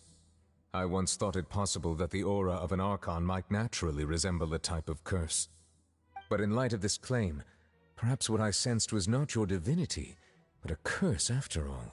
Neverlet sensed it too, huh? Lady Farina is actually a human? Well, it is true that it's extremely difficult to tell humans and gods apart just by looking at them. It's not impossible.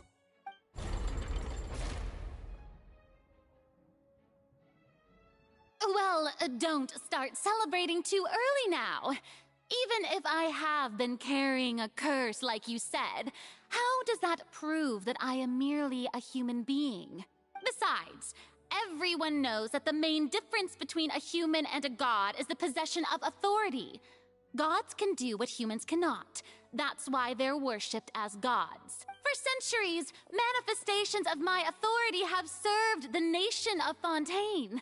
One need only to turn their eyes towards the Oratrice Mécanique d'Analyse Cardinal in this very opera house, or consider the indemnitium that is used in every aspect of life.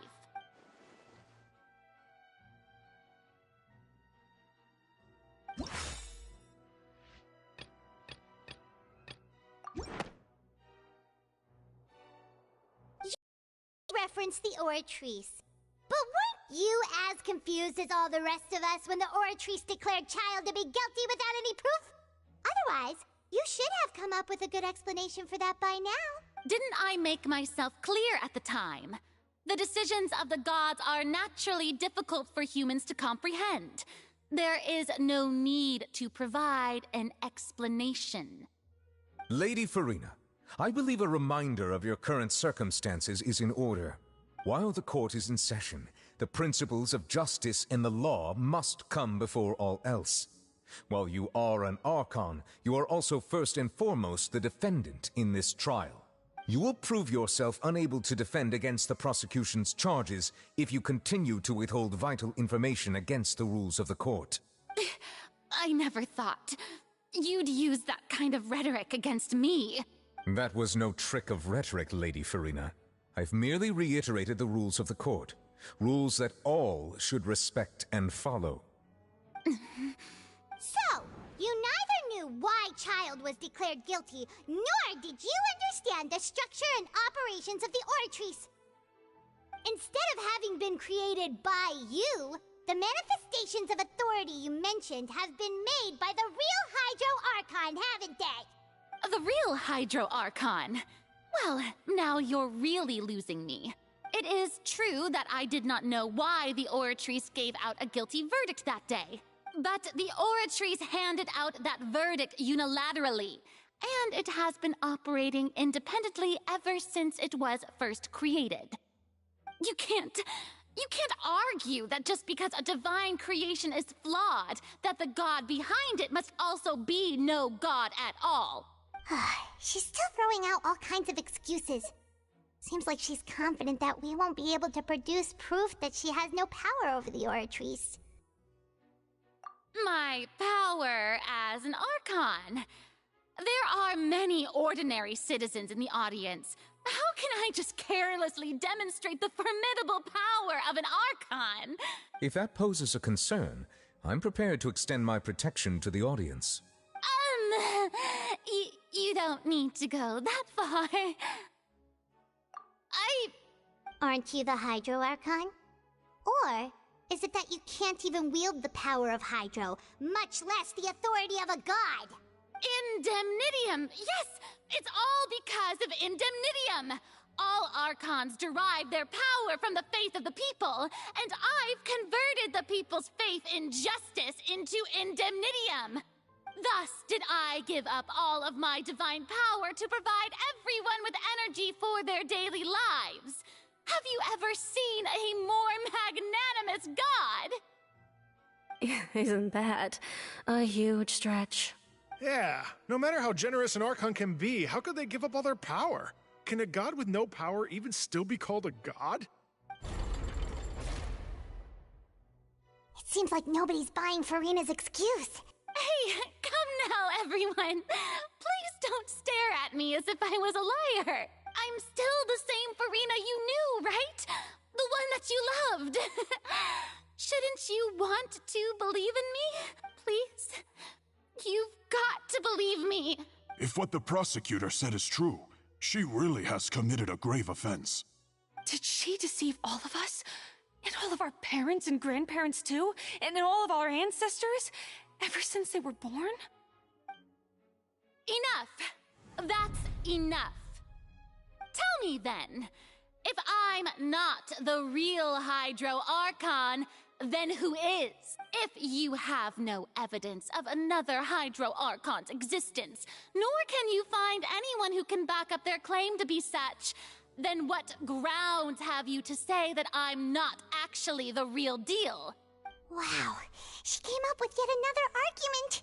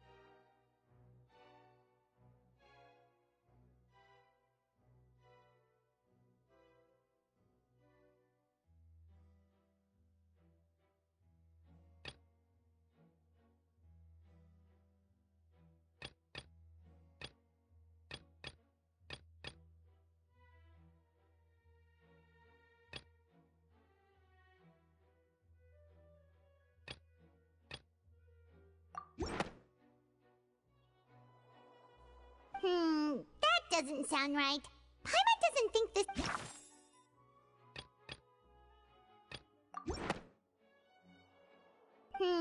that doesn't...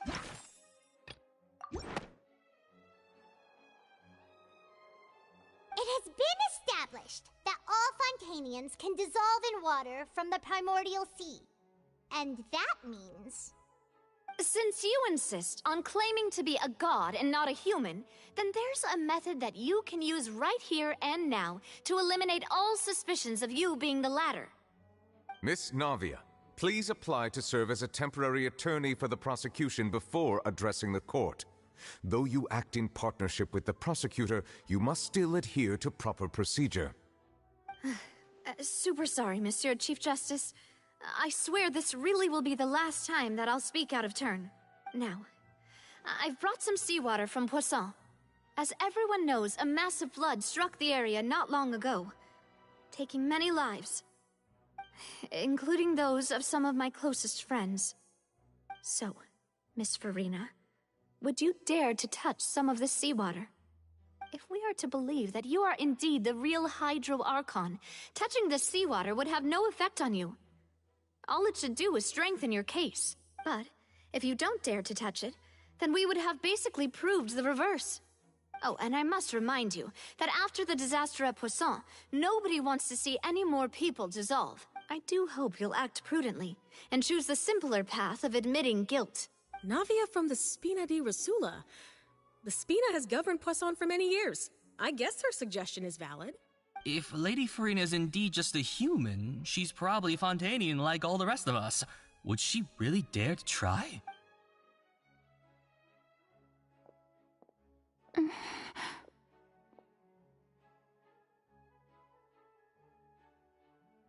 Lady Farina, this test has been unilaterally proposed by the prosecution. As it falls outside the realm of standard court proceedings, you possess the right to decline participation. Well, of course he had to tell her that. But refusing to participate is basically the same as a confession of guilt. She's just staring at the water without saying a single word. It really does seem like she's quite terrified of it. That could only mean... What's going on? Is she really planning to... that's not what we thought she would... Due to the inherent risk of the test, Lady Farina, you may... Hey!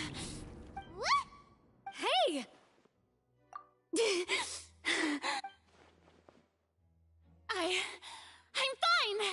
Look at me, everyone!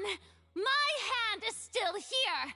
I haven't been dissolved! Will you believe me now? I really am your Archon! I'm nothing like a normal human who would fall apart as soon as they touch this water! Really? Was this not the most obvious thing in the world? Miss Siegewin? If you're present, Miss Siegewin, please come forward and attend to the defendant. Siegewin? Don't be nervous. It'll just take a few seconds. Let me see. That should be enough.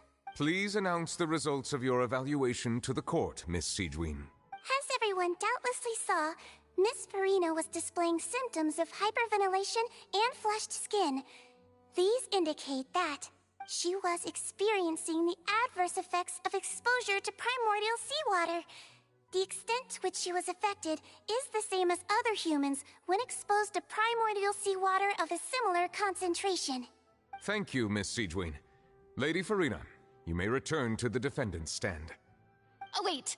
What did she just say? I didn't get dissolved! Shouldn't that be enough to prove my innocence?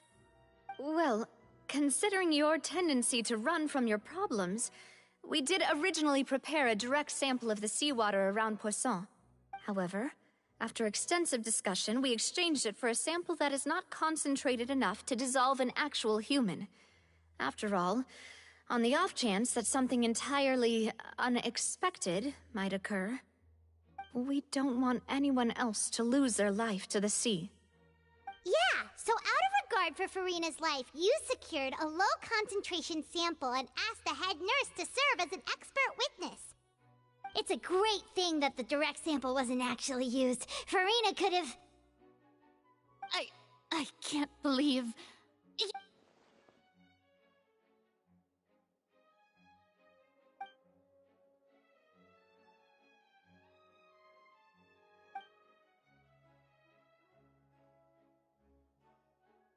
Listen to me, everyone! Please don't give me such cold and disdainful looks!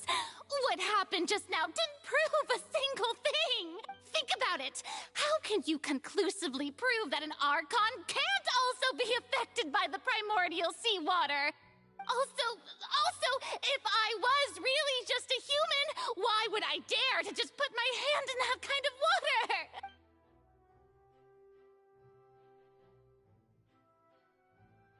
Please, anyone, just listen to me! I swear, I really am your Archon!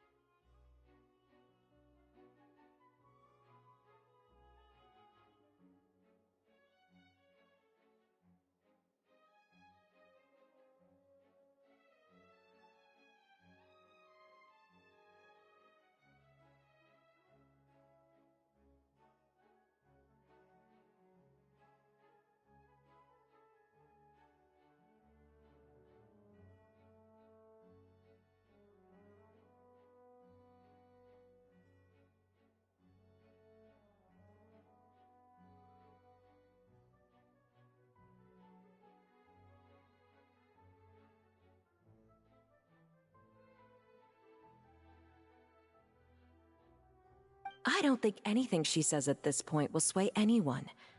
The odds are just too stacked against her now.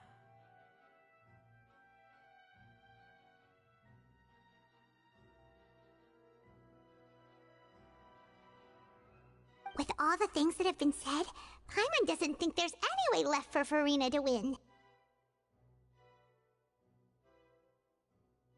I believe the time for arguments and presentation of evidence has come to an end. If there are no objections, we will move on to the final judgment.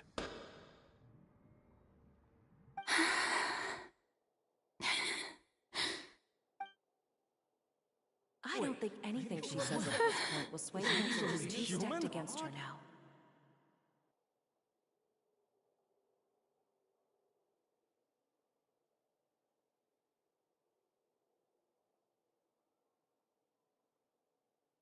In my capacity as Chief Justice, I shall now render judgment on Furina's misrepresentation of herself as the Archon of Fontaine. As a human who knowingly deceived her fellow citizens, Furina is...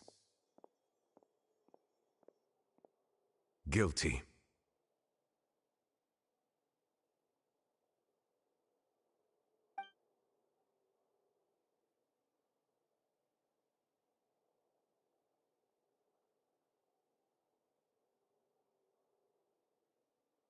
We shall now turn to the Oratrice Mécanique d'Analyse Cardinale to render the final verdict on the charges.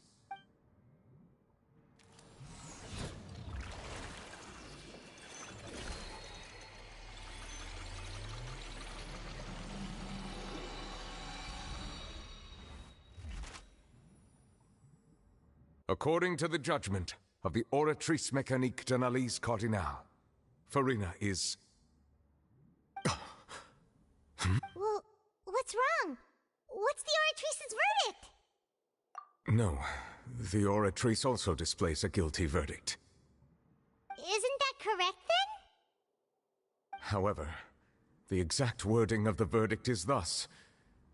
The Hydro Archon, guilty to be punished via the death sentence.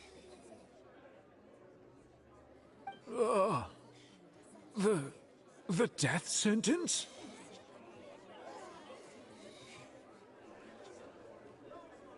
That's actually one of the available sentences? I've always thought that it was just a myth.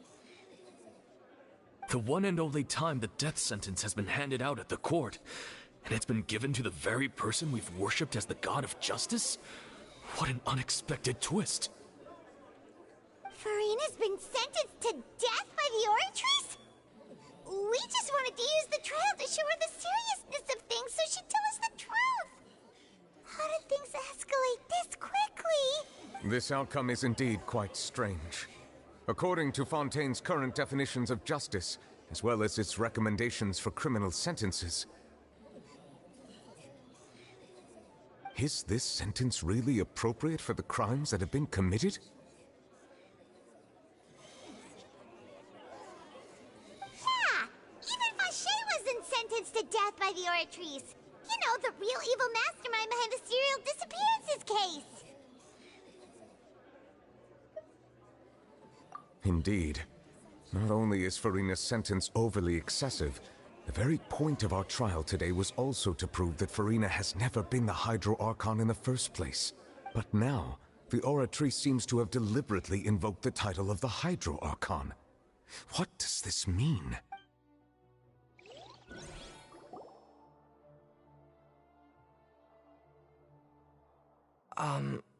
Excuse me, if I may interrupt.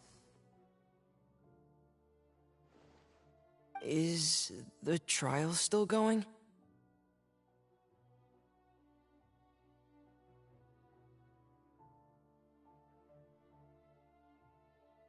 Fremine! Oh, you finally made it. I assume this means you've completed your mission?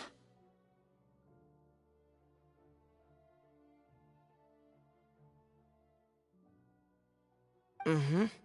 Any mission Father assigns to me will always be top priority.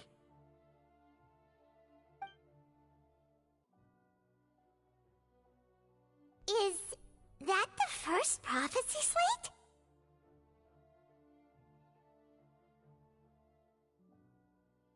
Huh. So the knave privately arranged for Fremine to try and find the missing slate. I looked everywhere and finally found it at the bottom of the sea. It took me a long time to get around some dangerous stretches of water.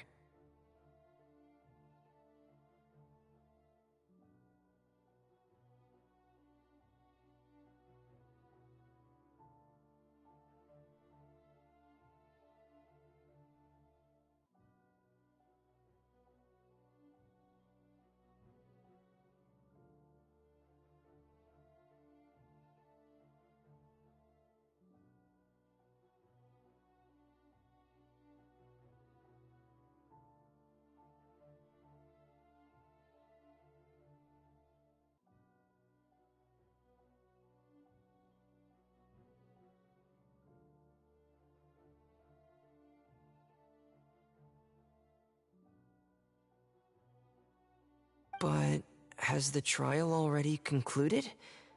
Then doesn't that mean I've come too late? Oh no. Father will be disappointed in me.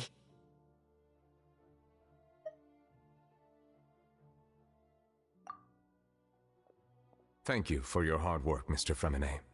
Please allow me to review the record left on the slate.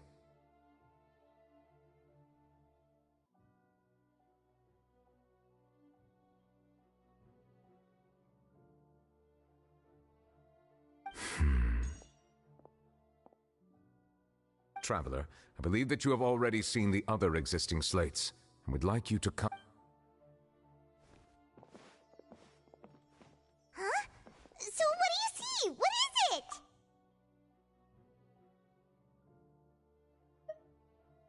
I believe I've now made sense of the Hydro Archon's crime. It has to do with Fontaine's lost history.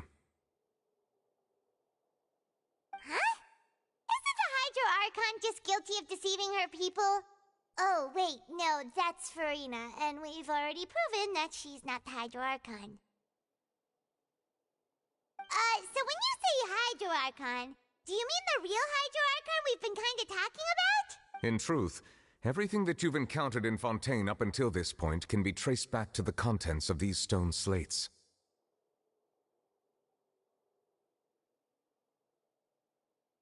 However, I'm uncertain as to how much sense they currently make to you.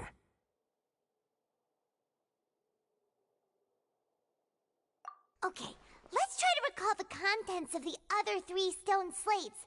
Paimon will do her best to help you remember.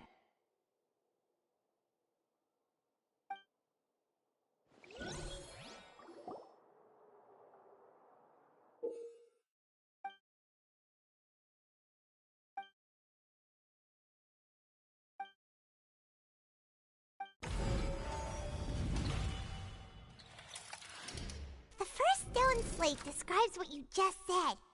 It seems to show the previous Hydro Archon using her divine power, and then the Oceanids turn into human. Does that mean that Fontanians are transformed Oceanids? Oh, Paimon wasn't expecting that. But if Oceanids can turn into humans, then perhaps this process can be reversed as well. The second stone slate shows Celestia floating in the sky, and the Hydro Archon and her people worshipping it together. But the heavens still brought judgment down upon them. This must be the point when the Hydro Archon and the Fontanians were branded with their original sin. Does this mean that the original sin and the Hydro Archon sin are the same thing? The third slate shows the Hydro Archon sinking into the sea surrounded by many people. That reminds Paimon, didn't we also watch that happen to someone else? Well, the fourth slate is the prophecy the Fontanians have been talking about. People dissolving into the sea, the Hydro Archon crying on her throne, and so on. We didn't believe that such a crazy disaster could happen at first, did we? But after that incident, it was just a question of when and not if.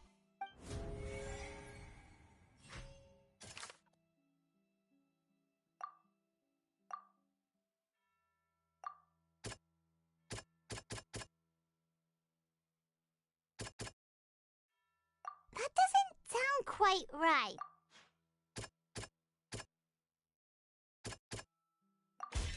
We know from the case of the serial disappearances of young women that Fontanians can be dissolved in primordial seawater. This might be the reason that Fontanians can dissolve.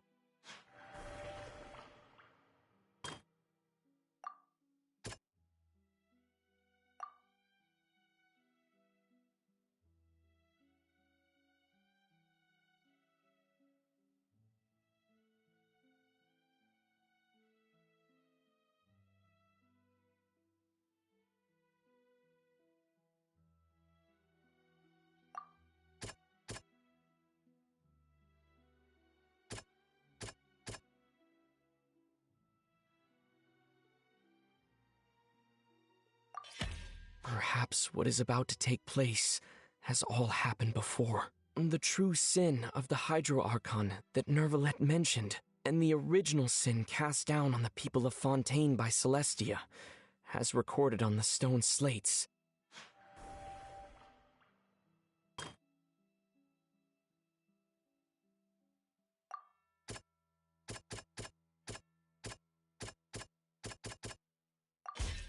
It's not as simple as falling into the sea. When Navia fell into the sea, her consciousness was subjected to judgment.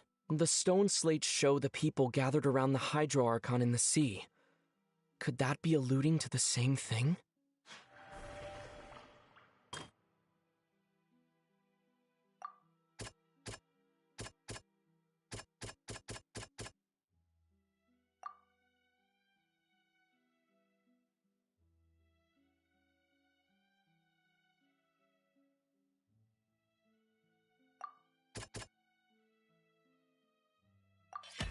The prophecy from the stone slates found its way into society, but not many people believed it at first. The fortress of Meropide was nearly flooded with primordial seawater, which we know can cause Fontanians to dissolve.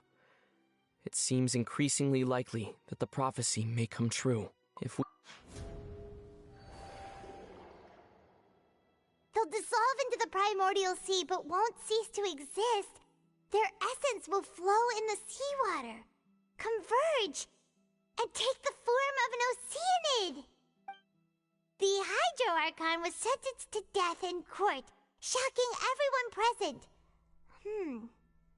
Perhaps this means that her sin was actually Fontaine's original sin. Navia fell into the water inside those ruins, and she nearly dissolved. She was surrounded by the people of Poisson in a court within her consciousness, and was forced to take part in a trial meant to make her stay. The eruption of the primordial sea at the fortress of Meripede was the surest sign that the prophecy was about to come to pass no matter what. The stone slate's contents can all be verified by recent events. If we combine what we know together, loads of truths should come to light.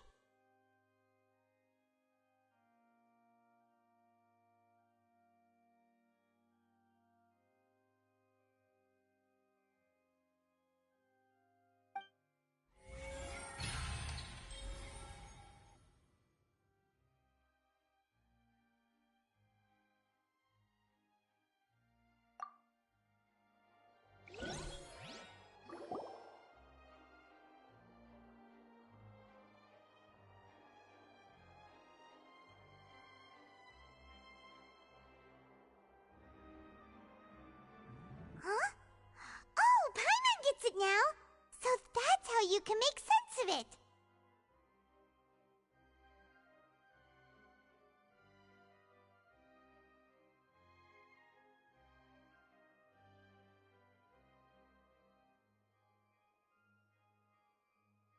But then it feels like we're going to have to share some truly shocking revelations. Let's hear them.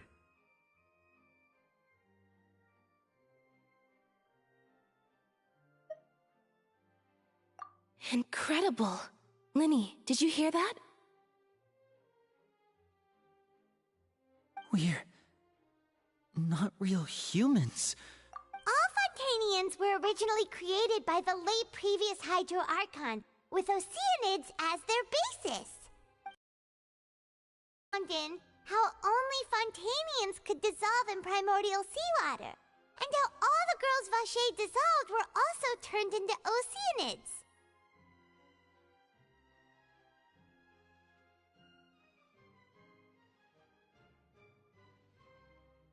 Oh, and according to Navia, when she was about to get dissolved, she also saw everyone gathered around for a trial, all of them in the shape of Oceanids. Indeed.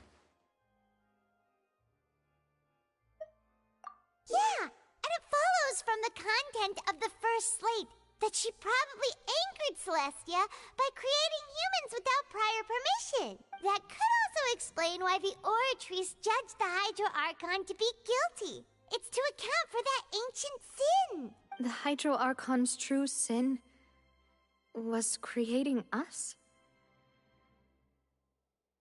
And yet, after many hundreds of years, the Hydro Archon's creations have turned around to try to judge the Archon within the Opera Epiclese. The twists of history are often the most unexpected of all. Yeah, isn't the image here just like when Navia fell into the sea? So wouldn't it be trying to show the image of the Hydro Archon also falling into the sea once the prophecy has been fulfilled in the fourth slate? In the end, the people will all be dissolved into the waters, and only the Hydro Archon will remain weeping on her throne. Only then will the sins of the people of Fontaine be washed away. Did Paimon get all that right? You've made some keen deductions. I must say, given how much you still don't know, it is impressive that you've already managed to connect so many pieces of the truth. However, while you were able to decode all the information on the slates, they've also been etched with an additional layer of hidden information using a different power source. When we were at the ruins, I tried to decipher the hidden information recorded in the slates. But since we only had 3 slates at the time, I was unable to come to a full conclusion. Now that the slate collection is complete, I shall make another attempt to decipher the narrative recorded within. If everything goes well, we should finally be informed of the unadulterated truth.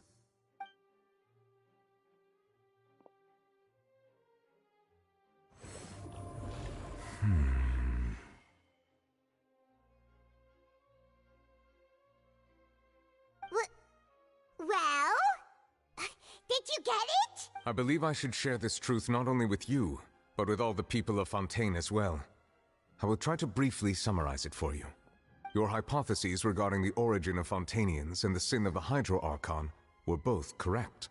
In the Fontaine of old, the previous Hydro Archon sensed the yearning of her Oceanid familiars for life on land.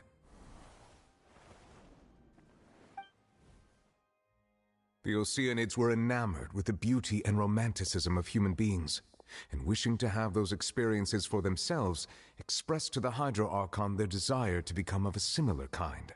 However, even though water as an element is intricately linked with the power of life, the Hydro Archon, as one of the seven, did not possess the authority to create a new form of human life. Not one to give in, she eventually found a way to create permanent humanoid bodies for her familiars by appropriating the power of this planet's primordial sea. She poured primordial seawater into the Oceanids' blood vessels, creating humanoid mimics in the process.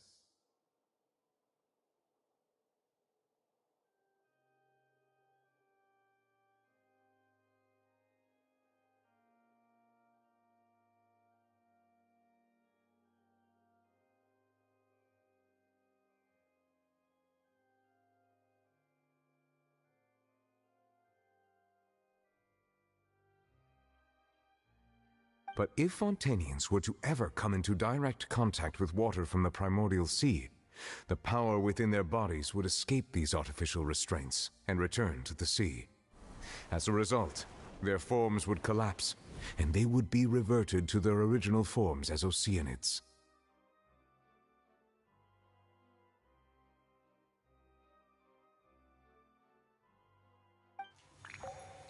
Of course, the Hydro Archon never received permission from the heavenly principles to create a new human race. And thus, the Hydro Archon and all of her creations came to shoulder the original sin of appropriating the power of the primordial sea. That is the true history of how the people of Fontaine first came into being. So we were all Oceanids before we turned into human beings? That's way too much information for me. I think I'm just going to pretend that I never heard a single thing. Wait, but if that's the truth, we can't let the Hydro Archon be sentenced to death. After all, her only sin was creating us. This really might be too much information for your regular Fontanian, but it does answer a lot of our questions. Alas, your hypothesis regarding the third and fourth stone slates was inaccurate. The slates' respective positions are, in fact, correct. A key point of the visual on the third slate is how all the individuals depicted in the water are humans rather than Oceanids. They have not been dissolved, which implies that the water depicted in this slate is not water from the primordial sea. The nation of Fontaine is the nation of Hydro, as well as the nation of Trials and Justice. Instead of being the literal element, the water in the scene symbolizes judgment and justice. You may also recall Navia's experience. When she fell into the sea, her consciousness was surrounded by that of many others who intended to hold a trial to determine her fate. Therefore, the meaning of the third slate is that the people of Fontaine shall try the Hydro Archon at the court of justice. Yes, it refers to our present situation. I think I'm following now. So, what you're saying is, even though we decided to put on this trial to avoid fulfilling the prophecy, in truth, everything we've done has happened exactly as the prophecy foretold. So now, it seems, we're the ones making sure it comes true. What should we do? Huh. No matter what, the prophecy will be fulfilled. Is this what it feels like to be a prisoner of fate?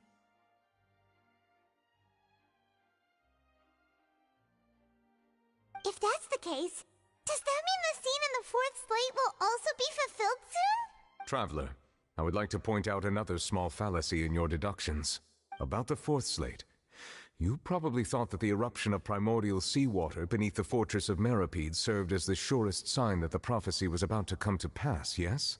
However, I believe that rather than being a sure sign, that eruption could in fact only be a small warning of something far worse to come.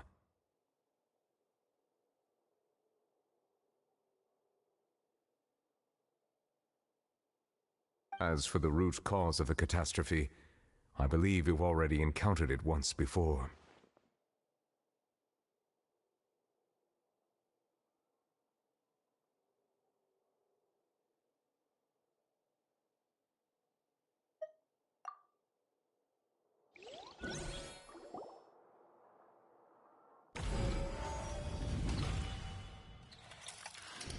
This eruption was just a small warning of the things to come. We must find the root cause of the disaster.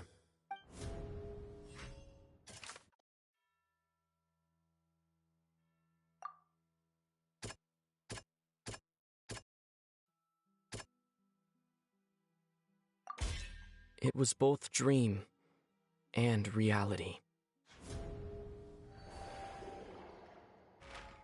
If we're talking about a true culprit, that could only be that thing inside the primordial sea, right?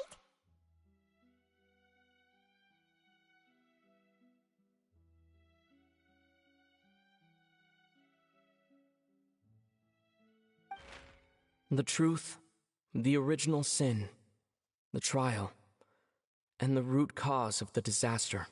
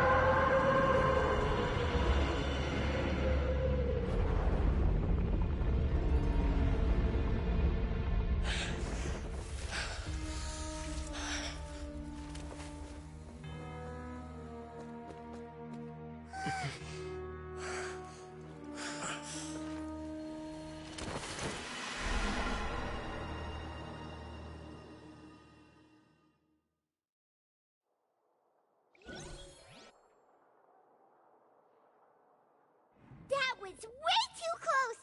How did that thing just burst into the Opera House? Wait, was that the huge whale you saw in your dream?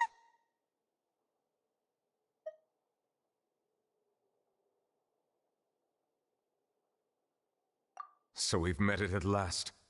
I understand very well why it has chosen to make an appearance here.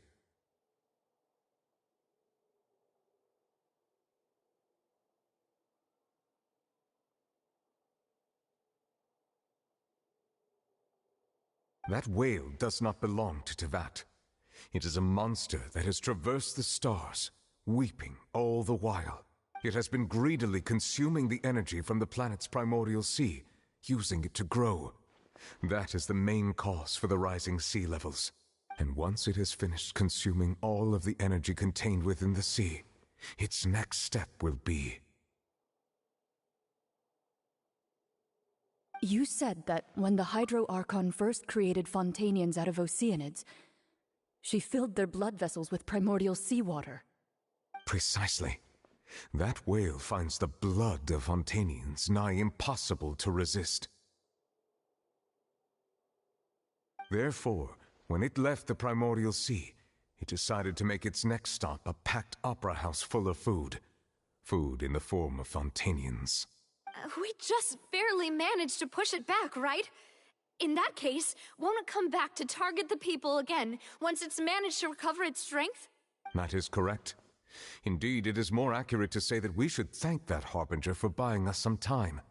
Without him, the whale would have likely come onto land far sooner. From the way he looked, he must have been fighting the creature for quite a long time. That battle maniac. We've always known that he had a special connection with that whale, but we definitely didn't expect it to help us out like this. Anyway, now that we know that this whale is the actual cause of the disaster recorded in the prophecy, all we need to do to stop the prophecy would be to find a way to beat it up, right? It is too late. It had already absorbed too much of the primordial sea's energy before we could notice it. At this point, it has become practically integrated with the sea itself. Even if the entirety of Tevat were to be destroyed, it could still survive and swim off towards some other world. That's not something I will accept. We've already done everything we can, and we even found the true culprit. We've come so far. You can't just tell me that the last hurdle is some impossible foe. That's just not fair. Indeed, that's not how a grand performance should end. I'll fight it to the end, no matter what. So the prophecy will be fulfilled no matter what, huh?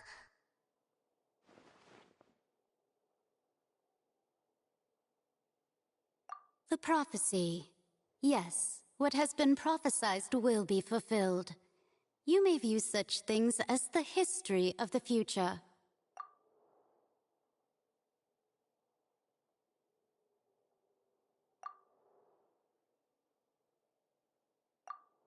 Just as prophecies are usually only the future as seen from the perspectives of the gods, could things be happening in...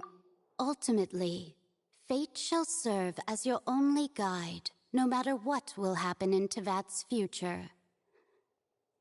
All you need to do is to play your part.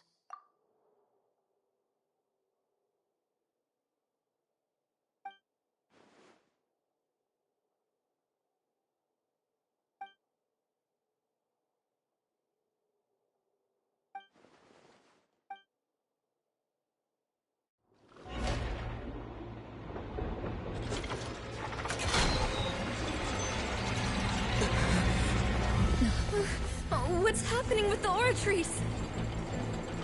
I believe it is preparing to carry out the death sentence.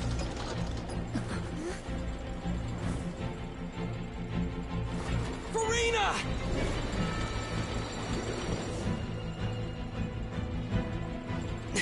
No, I still need answers.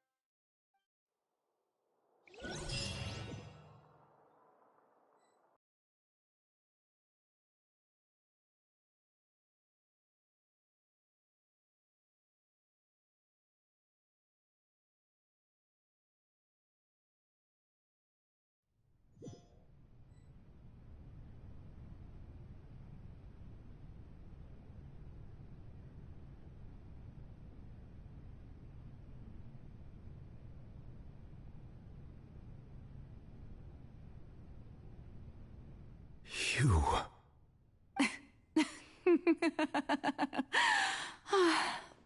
Sorry. That shocked expression on your face is just too amusing. I couldn't help myself. You are not Furina. Who are you? The sweet sound of bewilderment. Marvelous. A sure sign that my attempt to deceive everyone was a resounding success. But to answer your question, I am Focalor. You know, the god. Focalor? Why did you deceive us? Oh, that wasn't my goal, of course. Goodness, no. But I had to fool everyone else too, if I was to stand any chance of deceiving the heavenly principles. Deceiving the heavenly principles? It's all because of that pernicious prophecy. Dreadful, wasn't it? Everyone doomed to dissolve. Fontaine condemned to be flooded. One was not amused. In fact, one was positively bemused when that problem was thrust upon me by my dearest predecessor. That's the former Hydro Archon Egeria for the uninitiated. It hardly gets more disastrous than a preordained national catastrophe, now does it? She knew full well that the prophecy would surely come to pass.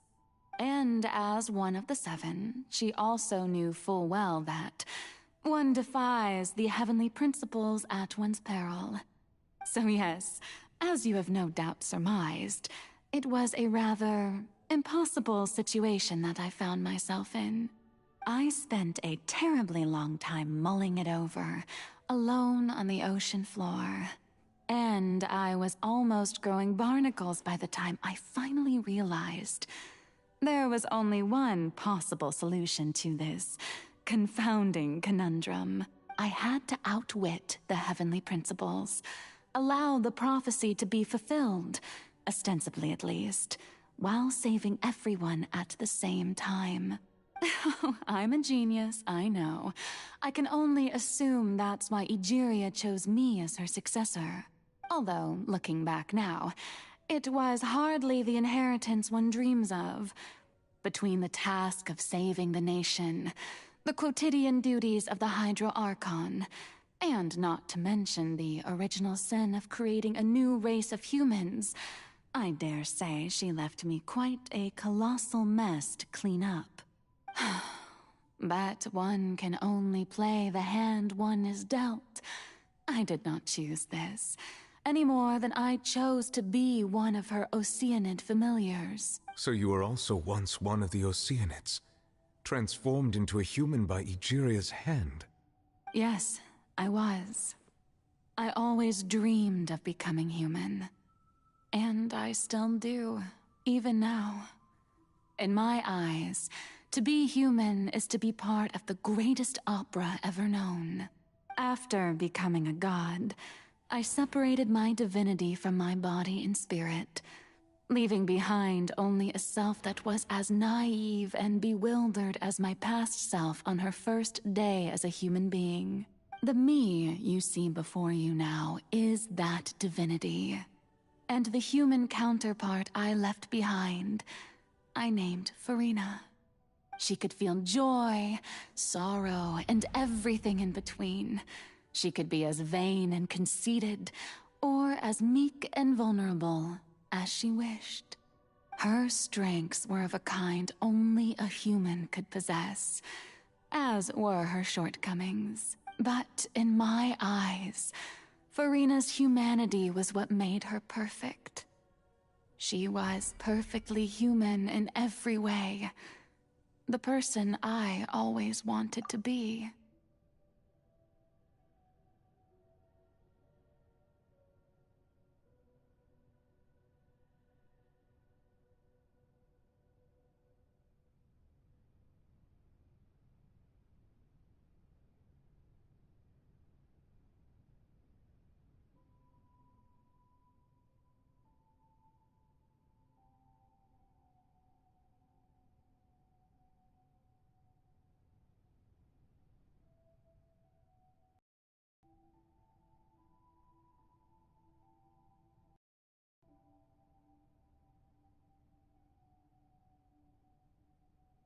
Anyway, so then I cursed her.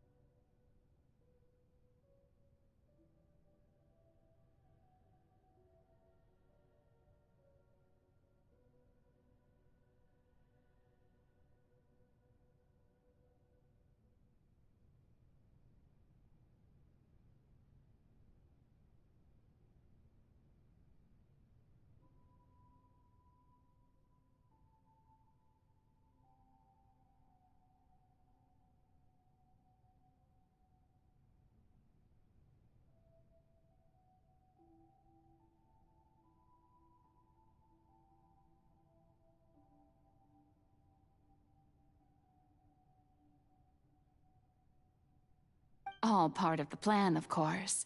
The plan to deceive the heavenly principles. Do you still remember the final scene of the prophecy? The Hydra Archon alone, weeping on her throne. In order that the prophecy might appear fulfilled, I invited Furina to be an actress, to play the part of the Hydra Archon in the prophecy.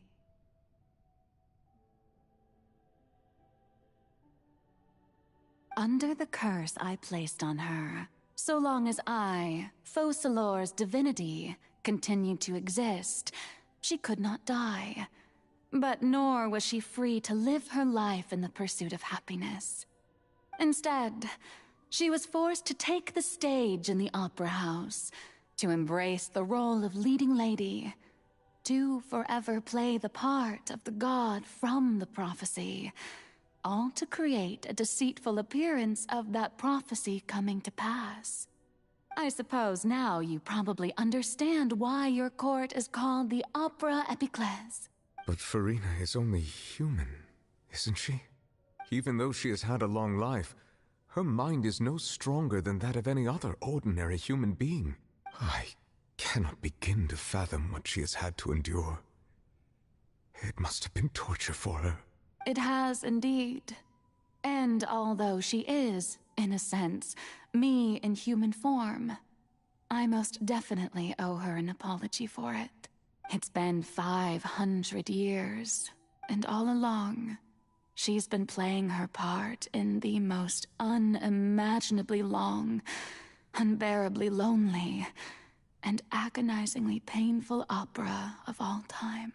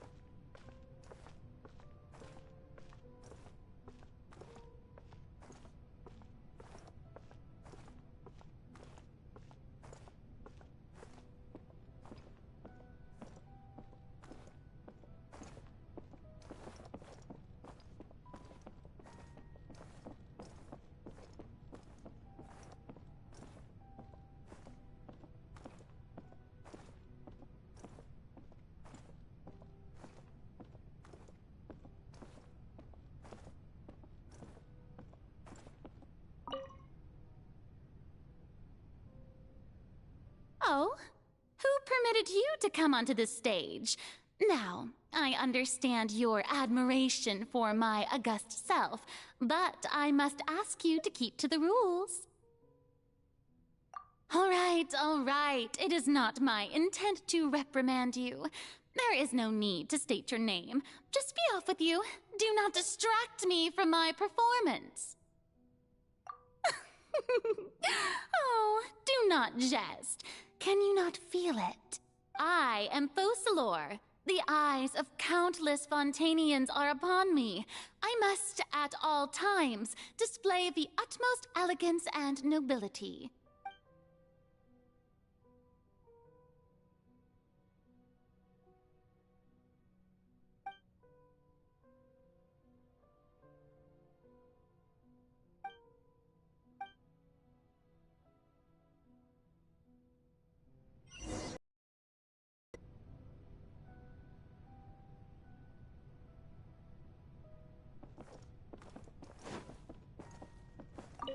Dear audience, the performance is experiencing a technical difficulty, but worry not. The guards shall resolve it soon enough. Wind and cloud! A festive reprise! Let's blow bubbles! Gather! The wind knows me.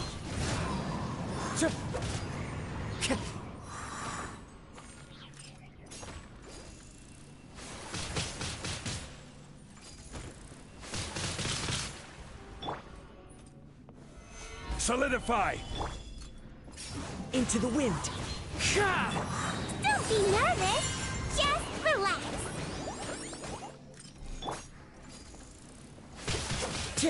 One with nature. Fallen leaves, adorn my night! I will have order. Into the wind.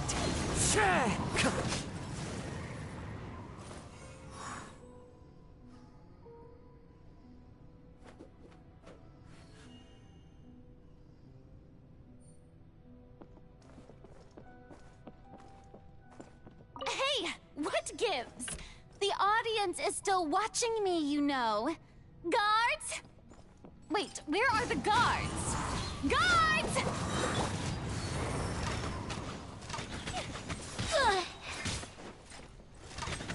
Go Bishop do!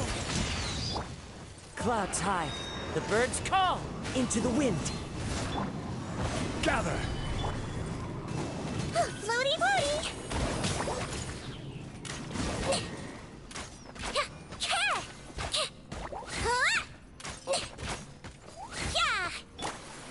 One with nature.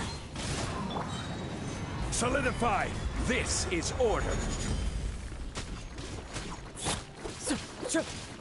Wind strider. Let's blow bubbles! He might feel a little prick. The wind knows me.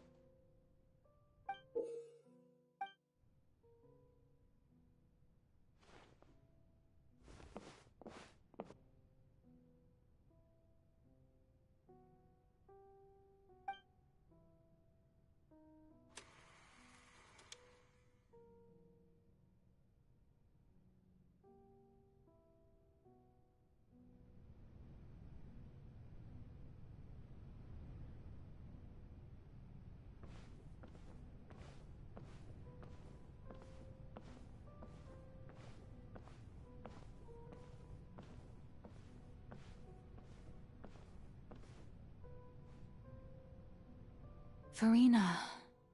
Farina. Huh? Who's that? Who's calling me? Where are you? Be not nervous. Be not afraid. I am before you. Wait a moment. You're mirror me? How can this be? Mirror you, huh? You know what? That's not bad. Let's go with that. Mirror me. What do you wish to say? The prophecy. Have you heard of it? What prophecy? Wait. I know. I think. I don't know why, but it's in my head somehow.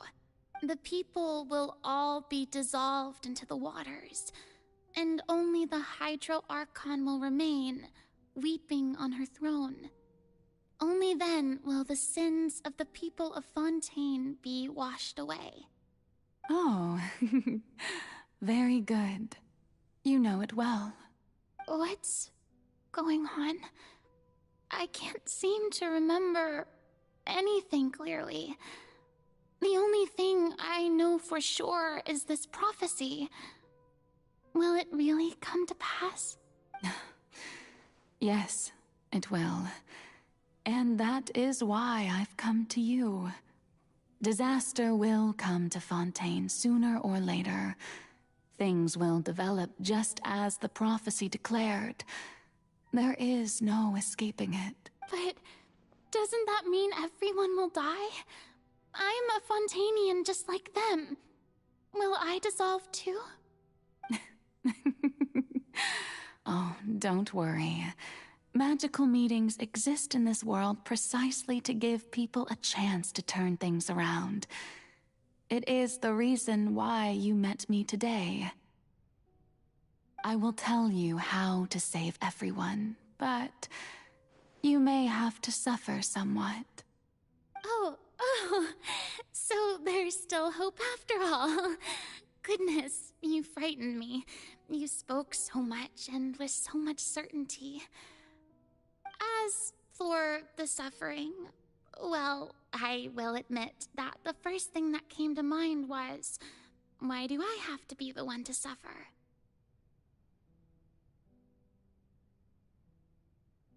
But if the prophecy will come true, I'll also die anyway, right? So if I've already met you as my magical meeting in this world, if there were scales, with all the people of Fontaine on one side, and my pain on the other, is it not obvious where the scales should tilt? You truly are the perfect human. My ideal. I suppose this would also be the justice that belongs to you. Huh? Don't worry, it's nothing. Listen well. Fontaine has just lost its Hydro Archon. I need you to play a role. That of the new Archon. Play as a god? That's right.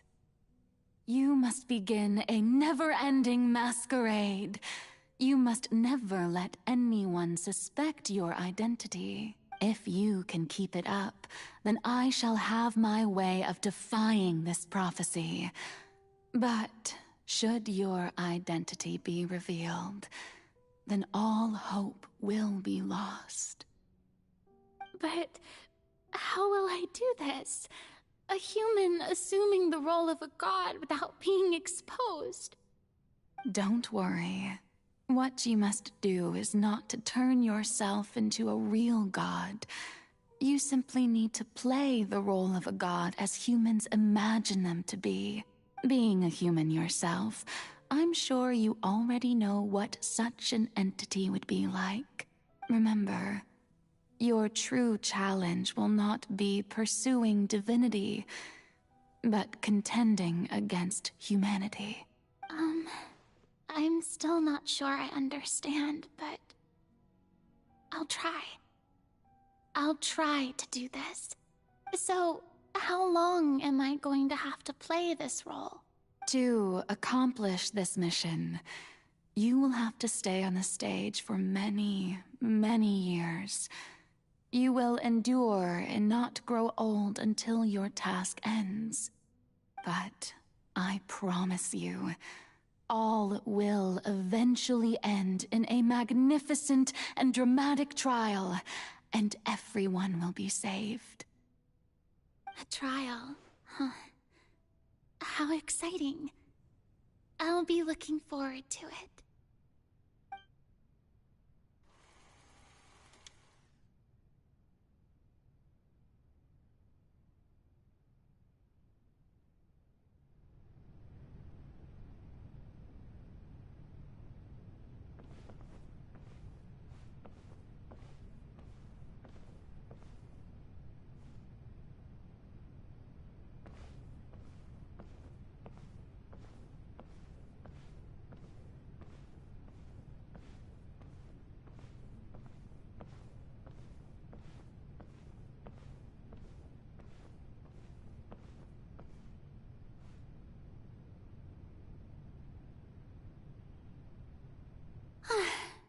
The Maison Cardinalise has announced my accession, but this is my first time facing the people. What should I say to most appear like a god? To be honest, I still don't know. Perhaps I should first try to act natural. Ladies and gentlemen, good evening, and welcome to the Opera Epiclese. I'm sure you've all heard about how I have taken on the role of Hydro Archon. Indeed, I am Verena de Fontaine, your new Archon. In truth, I know little about becoming a nation's new god, but it will be my honor to guide you all. As the god Focalor, the god of justice, I shall do all within my power to lead you into an age of fairness and justice. Once again, thank you all for coming. If you should have any questions or suggestions, please send them to the Maison Cardinalise. The future of Fontaine will require us to work together, after all. This should do it. I thought I might stammer, but thankfully, I was able to convey my thoughts just fine. Okay, and next. That's the new Hydro Archon. Is this some kind of joke by the Maison? I would have thought that a being that surpasses humanity would be a bit more assertive. Hey, did you hear that? She even told us to send her suggestions there at the end. Shouldn't gods be all-powerful? She's being so modest. What's the difference between her and an ordinary person, then? If you ask me, perhaps the succession didn't actually happen. She might just be a Maison-backed puppet. Wait, what's going on? Why is everyone suspecting me of being a fake? Oh, this is bad. If I get exposed here, there'll be no saving the people from the prophecy. Right. Mirmi said that I just need to play the role of a god as humans imagine them to be. Calm down, Verena. Think. What do the people want? How would they imagine a god to speak and act? Assertive, with a strong sense of presence. One who can dispel all doubt. That is the character I'm fated to play.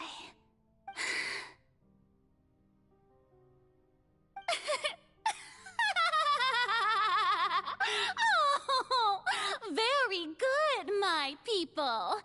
Only ones such as you are deserving of my rule. Now, I was wondering if some weak puppet were to one day come onto the stage and claim ownership of this opera house, would the children of Fontaine follow them? Well, it seems that you would all see right through them. Having passed my test, you are qualified to witness wondrous trials alongside my august self, here in this opera house. You may consider my previous act a door gift of sorts. I thought it was a debut that suited the atmosphere. Now then, let us be reintroduced. Ah, so that was just a performance. How could I have forgotten that we were inside an opera house? Her personality. It's quite shocking, to be honest, but I suppose it's a better look than before. Such a fascinating and bold deity. How wonderful! Our future may yet be bright after all. It seems I've turned them around. Best follow this flow and restart my accession speech. My dear people, whether you acknowledge me or not, whether you trust me or nay, I say to you, keep faith in your ardor for justice. We have heard it said that this nation's sins can no longer be washed away. Well, I say that justice is most fragrant when it blooms amid sin. The scales of justice should not weigh heavy in the hands of its God. On one side, it must carry fairness and justice. And on the other, praise and applause. May law be the prayer on our lips. May judgment be our worship. Let us light the fires and drink to the future of Fontaine! There is no trouble in this world that justice cannot solve. All that is needed is for you, my people, to believe in it, heart and soul. So long as I, the Archon Focalor, stand within the Opera Epiclese, so long as I stand before the Oratrice, I shall even judge the gods of this world!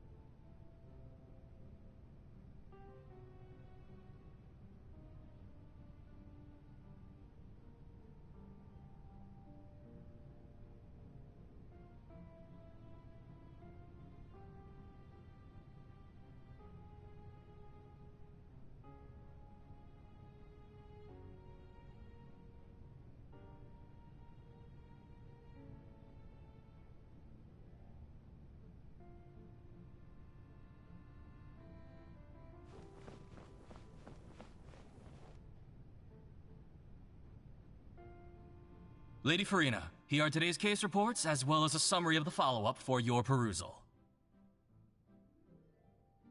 Come now. Was I not just at the Opera House in person? Leave these kinds of things to Neuvillette. Besides, none of these trials were the one that I'm looking forward to the most. If I may be so impertinent, what kind of trial are you truly looking forward to? A magnificent, dramatic, and wondrous trial. A trial to end all things. How could you hope to understand? That's true. I fear I lack the ability to grasp your divine thought, Lady Archon. No need for fright, and do not take what I said before too seriously. Go now, do your duties. The trial I await. It will come one day.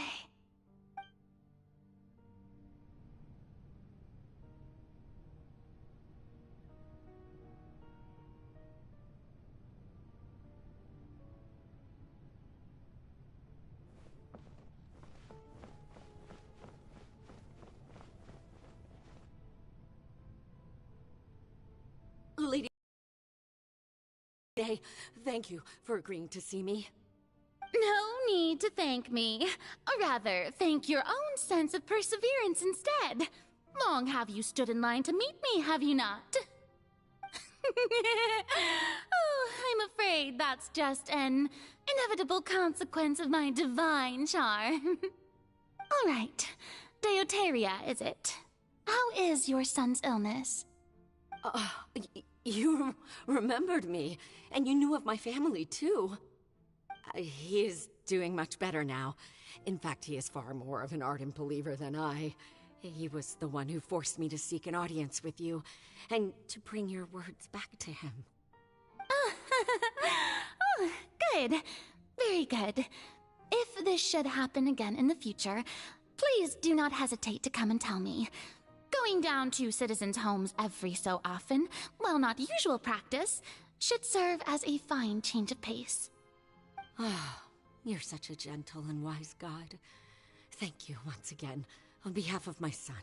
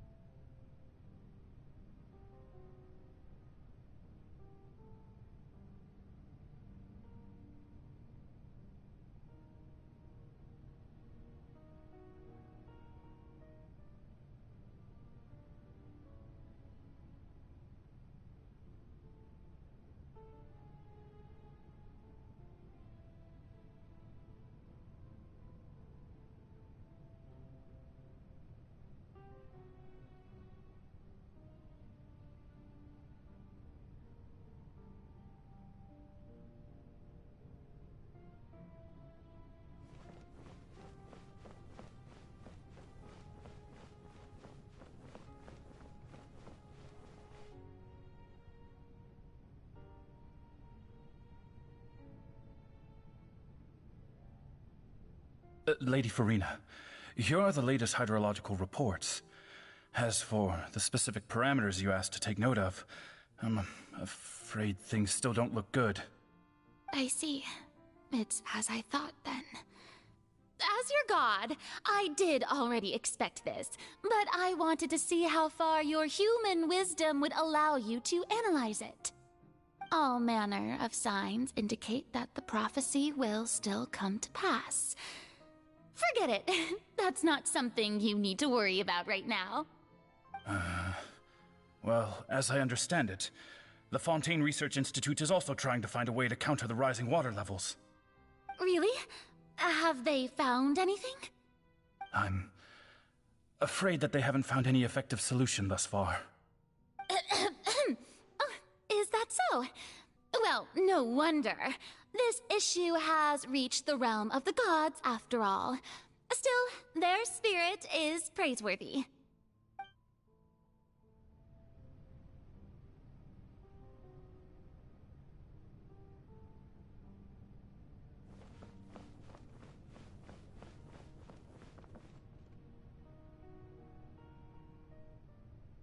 is finally over.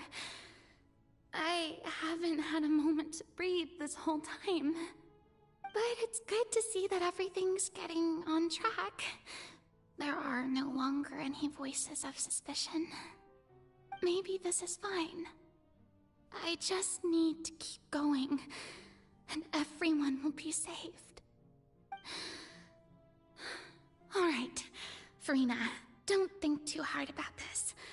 You need rest. Tomorrow's a new day.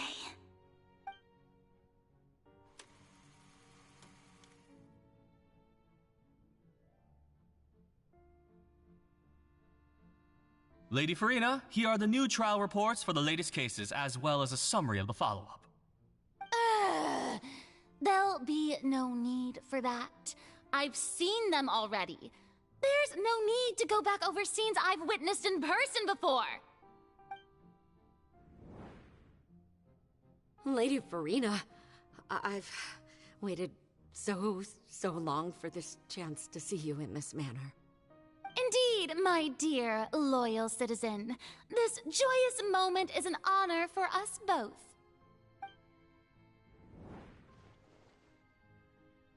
Lady Farina, we're detecting significant hydrological anomalies near Poisson.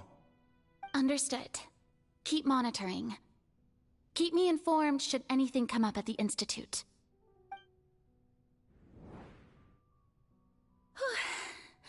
I don't think I let anything slip today. I must show the people that there is nothing to worry about. I just don't know when these days will end. I feel utterly exhausted. Best to rest early today, too.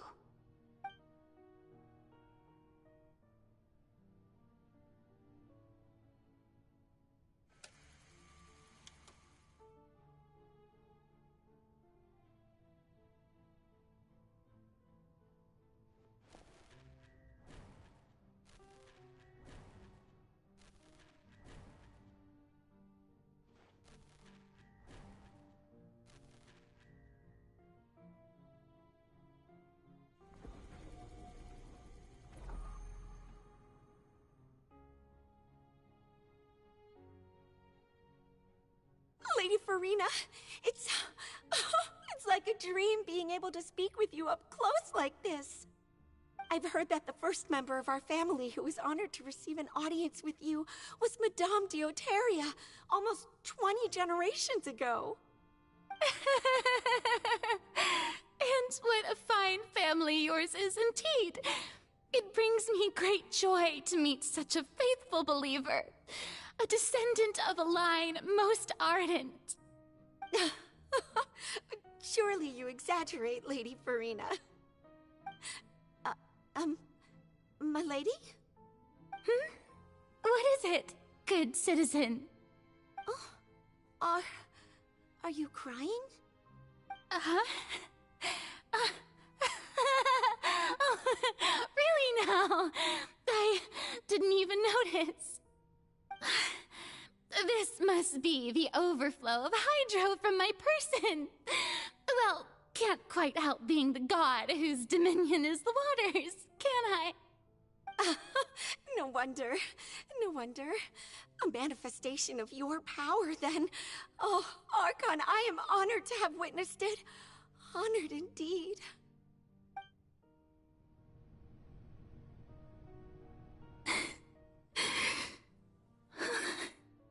So interminable. So lonely. Just how much longer? Hundreds of years must have passed by now. Perhaps the show must go on for hundreds more. I never imagined that it would hurt so much. Have I reached my limit? No. Perhaps I reached it long ago. Today I didn't even notice my own tears.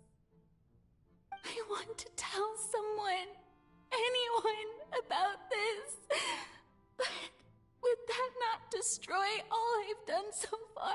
I've conducted so many investigations across the centuries, but there's not even a sliver of hope that we might break the prophecy. All I can do is keep heart. I must maintain this act. It is the only way to save Fontaine. Please, mirror me. You have to succeed.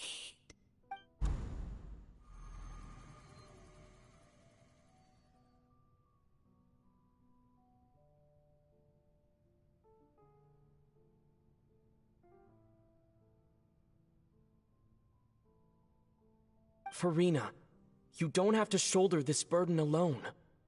Although I don't know what you might be keeping from everyone, your people are more than willing to share your burden with you.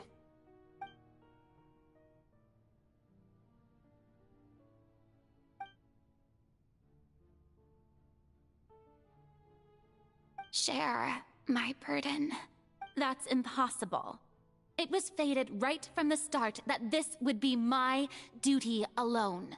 But even if your burden doesn't need to be shared, you can still choose to confide in someone. Just share it with me. I'm what you'd call a witness. A witness? Yes.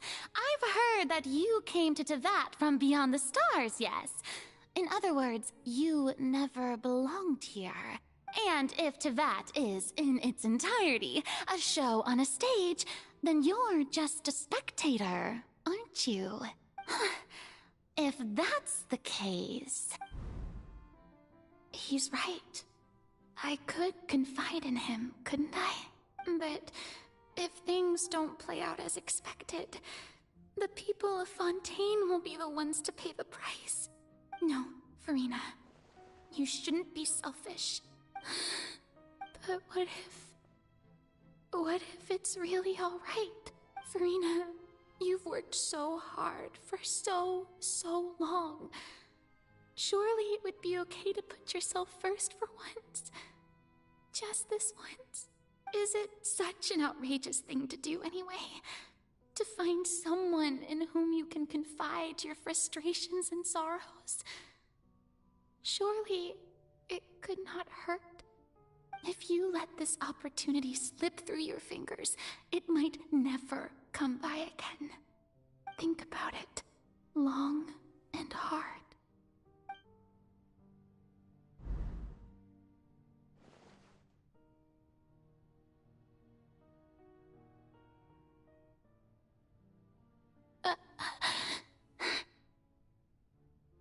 No, I have nothing to say.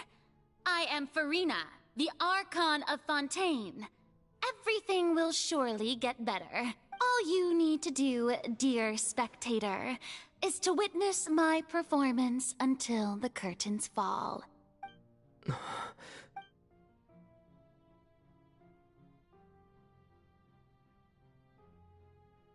Fine.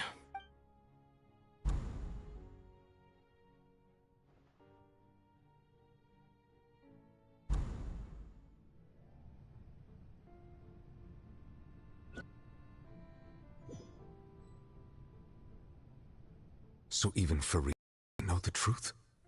You've never once let her in on the full plan?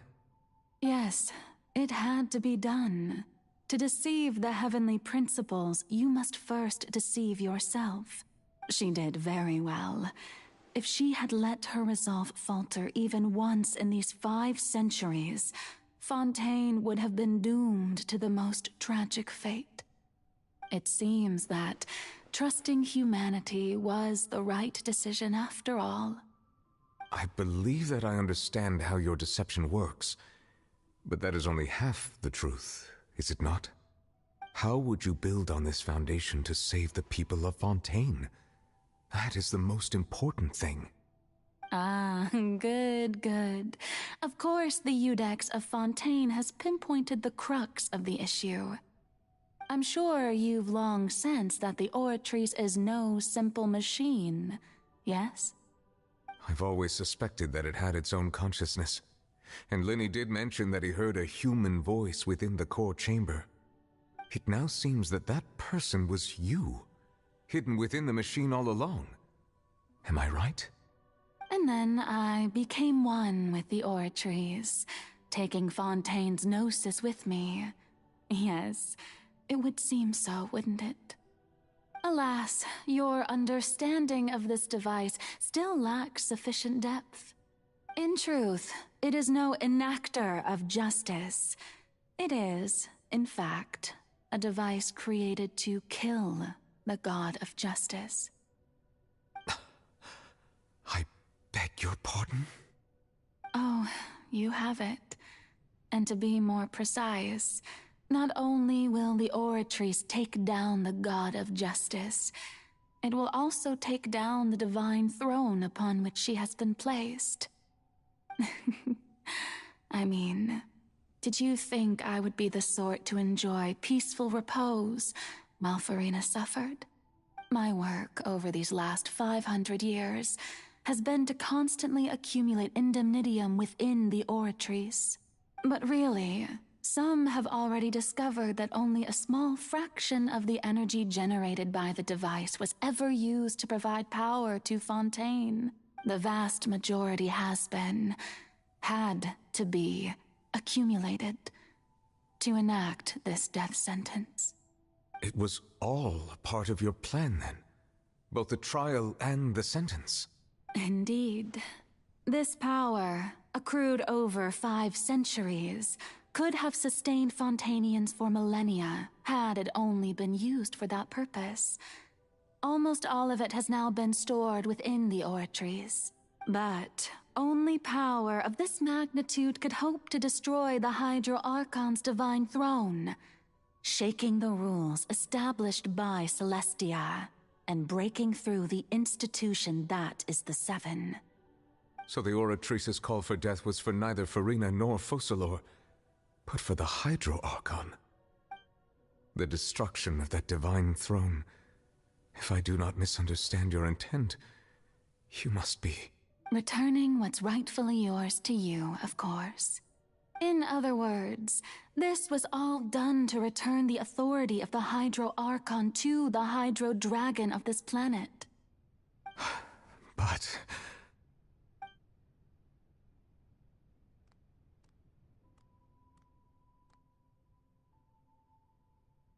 Oh, what?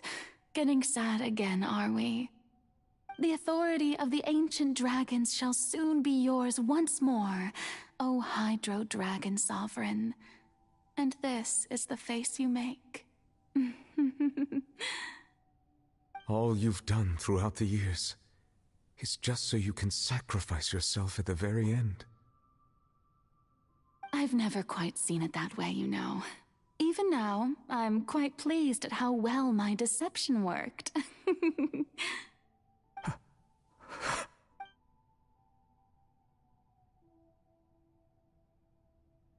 Hydro Dragon, don't cry. I must say, had it been within my rights, I would have loved to judge the heavenly principles themselves. Were they not guilty of essentially the same crime? Egeria stole the power of the primordial sea, and the heavenly principles stole the power you ancient dragons possessed. I, for my part, am the god of justice. And is it not just that your original powers should be returned to you? Speaking of justice, I have always believed that justice lies in the process of pursuing human existence itself. So, if the theft of the primordial sea's might was Fontaine's original sin, then, leaving matters of procedural right and wrong aside, the descent of the Fontainians as humans and their right to exist in this world would be Fontaine's original justice. In other words, existence was Egeria's justice, and to me, justice is the continuation of that existence. Defying the prophecy and ensuring that Fontaine's people shall live on. That should be the justice enthroned over all others. At this point, we, whether it be myself or all other Fontanians, have shouldered the burden of this sin for far too long. Iudex Neuvillette, the highest judge in our land, when you regain your full power as an elemental sovereign, what verdict shall you pass upon us? So when I was invited to the court of Fontaine to serve as Iudex, I see now that that was your idea too. At last, I now understand the true purpose behind this position. In the beginning, I was uninterested in human existence. But these 5 centuries of living alongside them have gradually brought about mutual understanding between us. And I have even attempted to feel as they feel. You are a devious one, Focalors. Things being as they are, surely you know that I could never declare them to be guilty.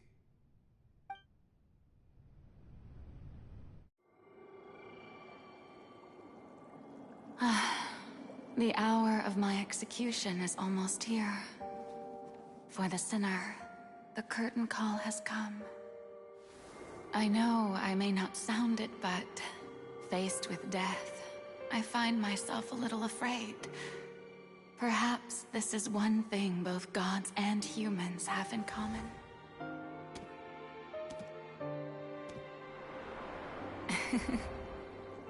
Farewell, Neuvillette.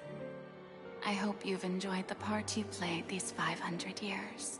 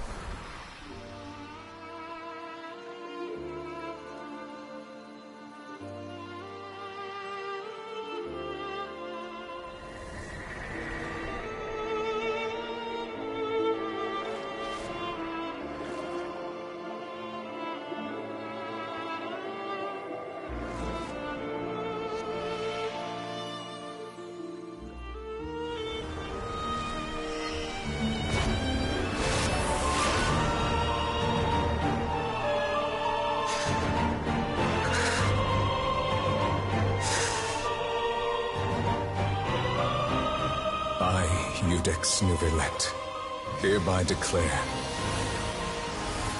people of Fontaine, your sins are forgiven.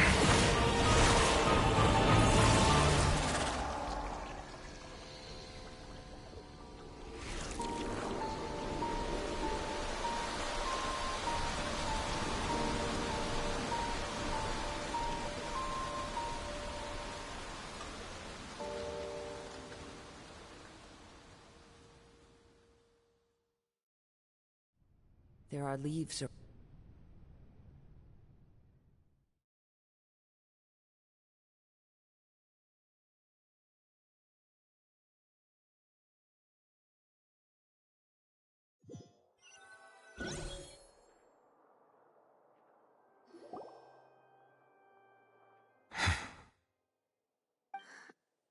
What just happened? Has the death sentence been carried out? Was that bright light some sort of misdirection? I have a feeling that something huge just happened. But since we're all still alive and haven't been dissolved, I assume whatever happened was good for us. It's time to end this. We must mete out punishment to that beast. But didn't you say just a moment ago that it can't be defeated? I have gained the strength sufficient to deal with it. Through certain means, I now have the ability to separate the power of the Primordial Sea from that creature. We should seize the opportunity to pursue our quarry. Traveler, now that the oratories can no longer function, I require an executor to help me mete out justice. The beast that enacts the prophecy. Its name is the all-devouring Narwhal. Come with me, traveler. The hour of execution has come.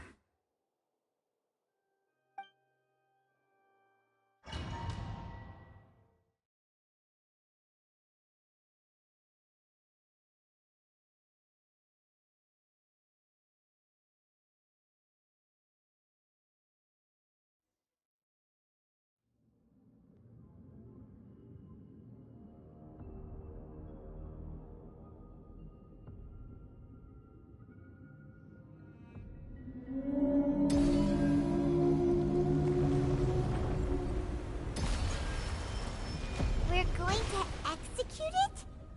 But how are we going to do that? It's huge! I've already done my best to separate the power of the Primordial Sea from the whale. But considering the size of the beast, I cannot reach the power source. Unless we can find a way to attack it from within.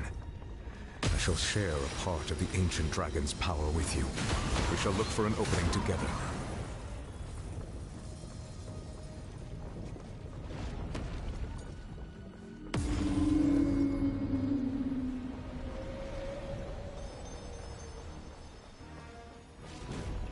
I can feel its sorrow turning into hostility. The wind knows me. Fallen leaves adorn my... A festival breeze!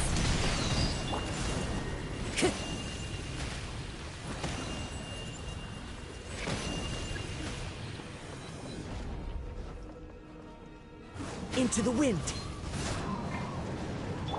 Fire hazard! The all-devouring Narwhal cannot resist its instinct to devour. Continue to trigger its hostility. Chance will present itself.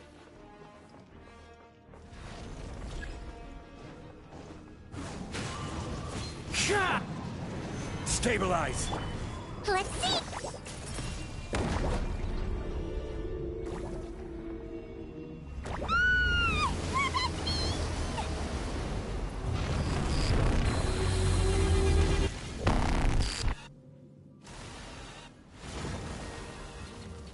Why is there a hole-looking thingy over there? It looks really scary! Fuse is lit! That didn't count! Solidify! Order guide you!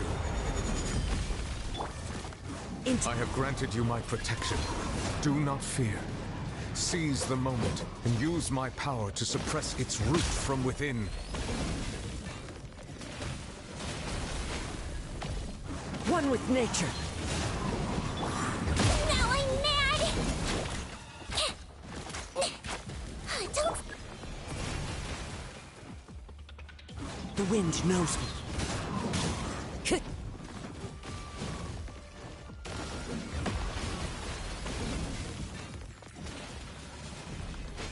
Time to go. One with nature.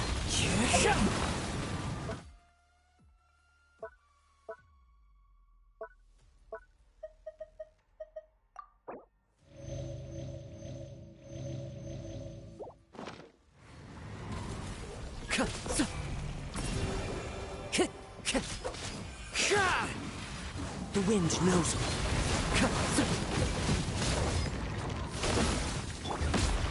Stabilize!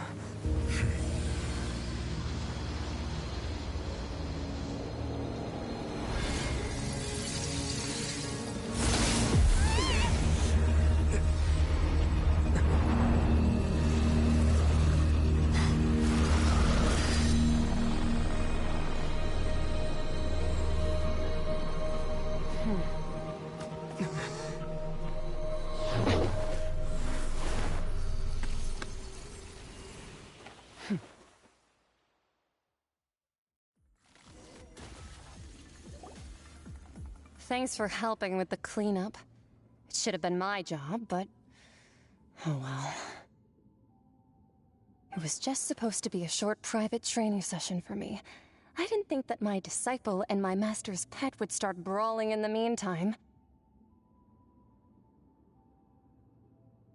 Well, actually, I had a feeling that it would happen at some point, but they bumped into one another earlier than I thought.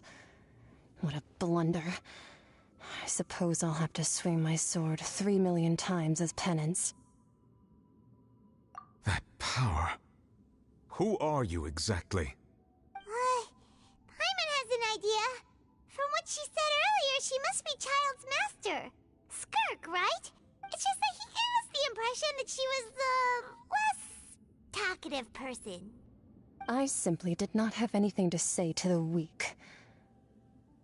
But you, on the other hand, managed to defeat the all-devouring narwhal without using power from beyond this world. So you may speak to me as equals.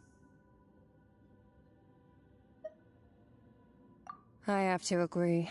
It's a strange use of a planet's primordial waters just to raise an all-devouring narwhal. That kind of power is wasted on it. It's not cooperative. It eats too much. And I have more important things to do with my time than pet sitting. The only thing that creature has going for it is its looks. All in all, it fails as a pet. Miss Skirk? I think you might have missed the point. The point being? Well, being that this pet almost destroyed an entire nation. So what sort of person is your master? Well, Child's master's master. Wait, is that right? Oh, right. So you don't know him. Sorry, I assumed you did. His name is Sertologi. Huh? I am unfamiliar with that name. Huh. So Master isn't sufficiently famous. How should I describe him then? Have you heard of the name The Fowl? The Fowl? Still nothing? Well, how about the Visionary? Vetterfulnir then? Or Gold Rhindaughter? Ooh, that one we've heard! Rhindaughter's part of the Hexen Circle. She's Albedo's mom, right? Oh, so you do know that name. To be honest, I also heard all of those names and titles from my master. I don't actually know them either. But I suppose you understand now, yes? My master is likely a similar sort to Rhindaughter. They are both pursuing some form of perfection. Wait! Didn't you also mention a visionary person? Paimon didn't quite catch their name. Actually, never mind that. I believe it expedient to inform you that the all-devouring narwhal used up nearly all its strength fighting you.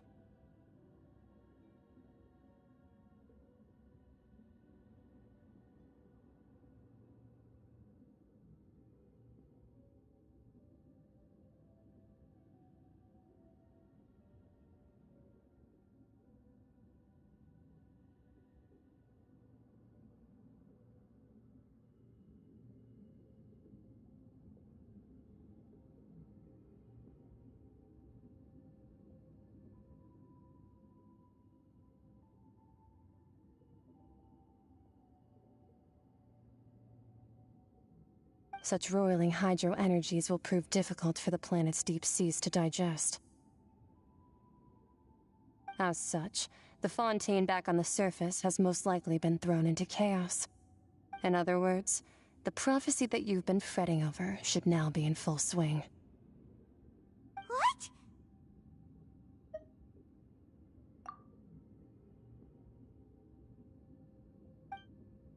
Not to worry. Focalor has already managed to deceive the heavenly principles. In the end, the people will all be dissolved into the waters, and only Farina will remain, weeping on her throne.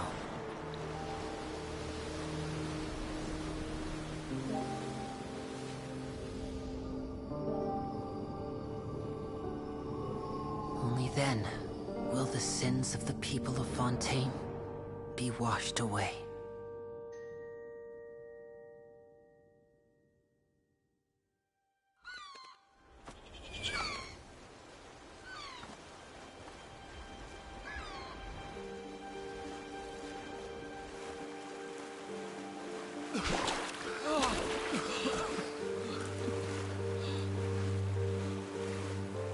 Hey!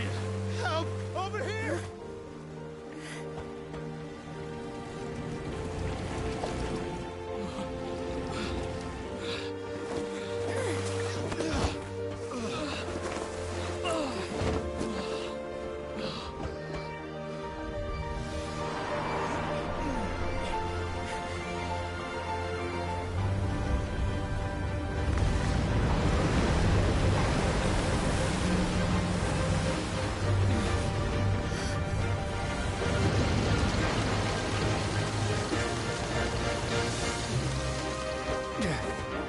All hands, initiate emergency rescue!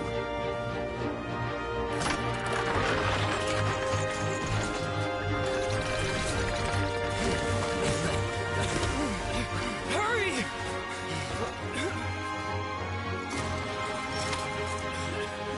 Hey, lend a hand!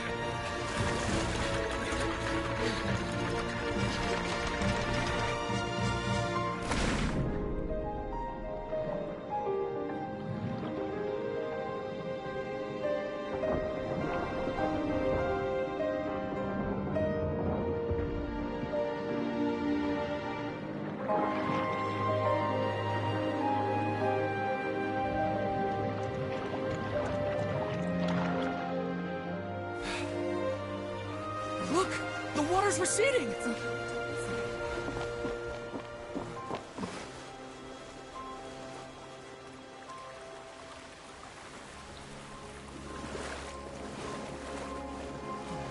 It's a miracle! Water's receding. We didn't dissolve. The prophecy was wrong. The prophecy was wrong.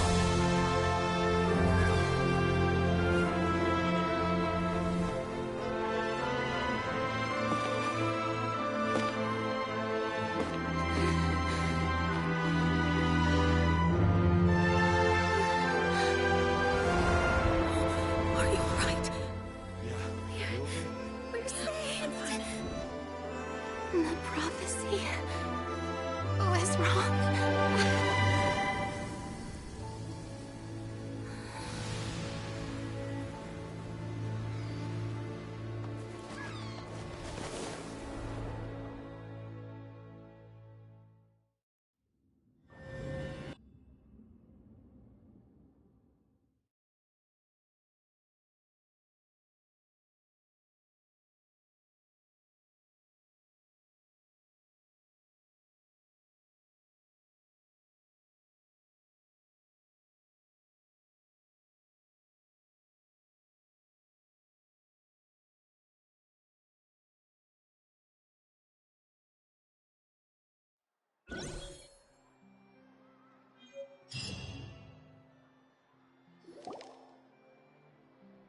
The soil renewed.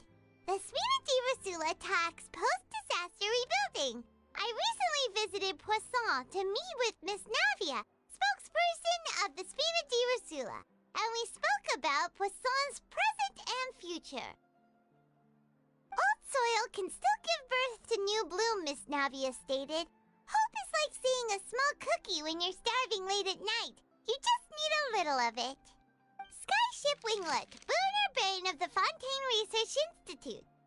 The various disputes that have arisen on account of Mr. Edwin have suddenly become a shield over the Institute, with Jurier turning out to be a once overlooked hidden gem. People always call the first researcher mad, but few know what to call the second. And should that latter person achieve a miracle, they would find it all the harder to find a word with which to classify him and his team. Wow! Paimon barely recognizes the people in the reports. Are those really Jurier and Navia? They sound like real big shots.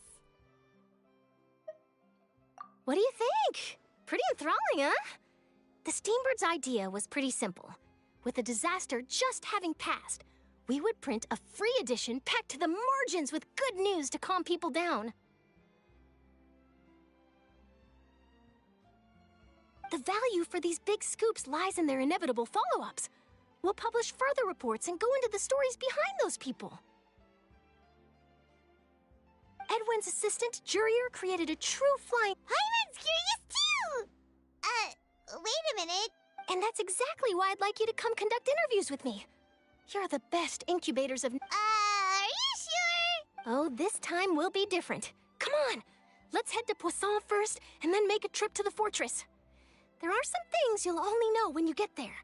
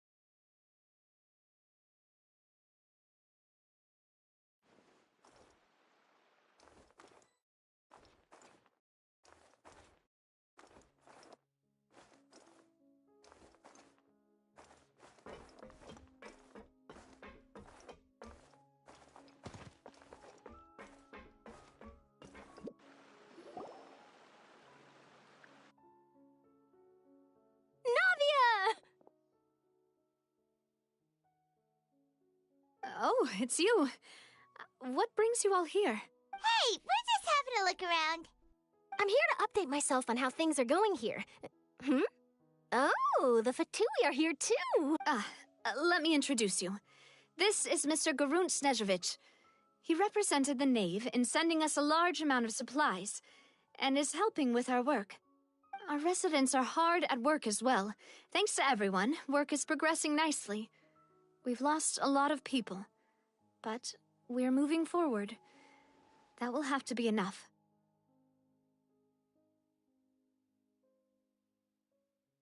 Hello, Miss Charlotte. I'm a big fan of yours. I especially like that article you wrote last year about Fontaine's stray cats. But if you don't mind, could you not emphasize our role too much in your report? It's not charity we're doing here. We just happen to share the same interests as Despina. I get where you're coming from. I'll keep it as simple as possible. Or would you be willing to feature as friendly neighbors? That would be fine. Thanks. Oh, you're back too. How are things? We finished laying down the construction materials. It'll be another hour before the workers are able to go over there. Huh? You're here too, Clorinde? Well, her reputation's greatly risen after that whole duel business with Miss Farina, so she's here in Poisson to wait out the heat. All right. She really came here to help me out. There's too much to consider in the reconstruction of Poisson.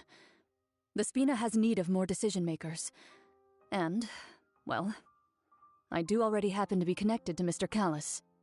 Oh, wait just a moment. Do you mind me asking a few questions? You know, about how you felt before the duel, about what it was like facing down a god. There's lots of exciting material there, I bet. Forget it. I'm sure you can find a better theme than that, Miss Charlotte. I see you're the same as always. Couldn't you do me a favor, for Navia's sake? Well, if we're talking about doing things for my sake, you might as well just take a few more photos of me. Or of the Traveler. It's better than wasting time persuading Clorinde, at any rate. Of course I will. I'm not gonna let him off that easy. All right, then everyone who wants to be in the photo, gather up. And smile!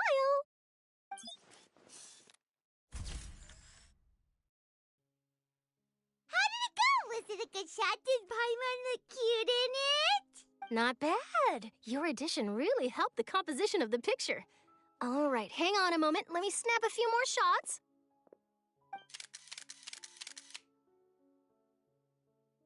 All right, that should do it. I'll be back here later anyway, so let's call it a day. You're very quick. Speed is of the essence when it comes to the news, and freshness is the key.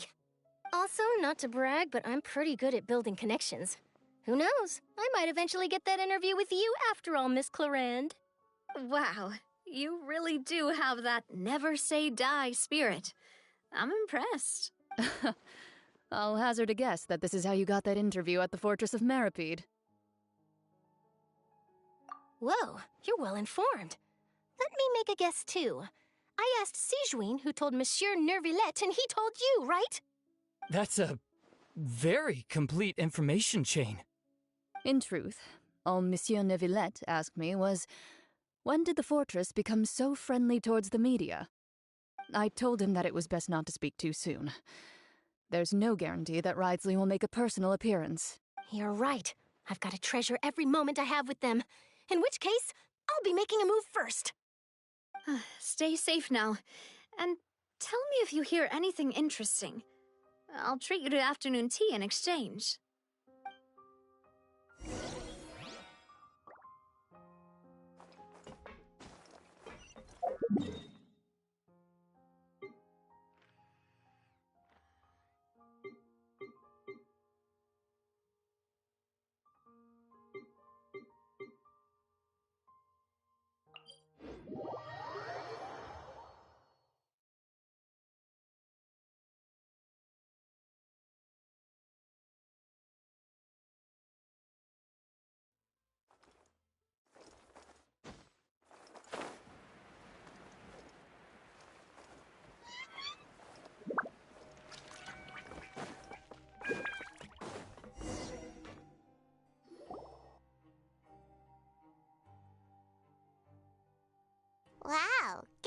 again, huh? There's a real nostalgic feeling to this place. Looks like you've been missing us. Duke! Did you come all the way to the entrance to greet us? Of course. I'm here to welcome you and our dear Miss Charlotte, whom our good head nurse recommended to me. It's an honor to finally meet the much-rumored Duke. Thank you for consenting to my visit to the fortress, sir. No need to thank me. But that said, I shouldn't be the focus of your interview. I trust you recall our agreement? Of course, of course. All right then, this way.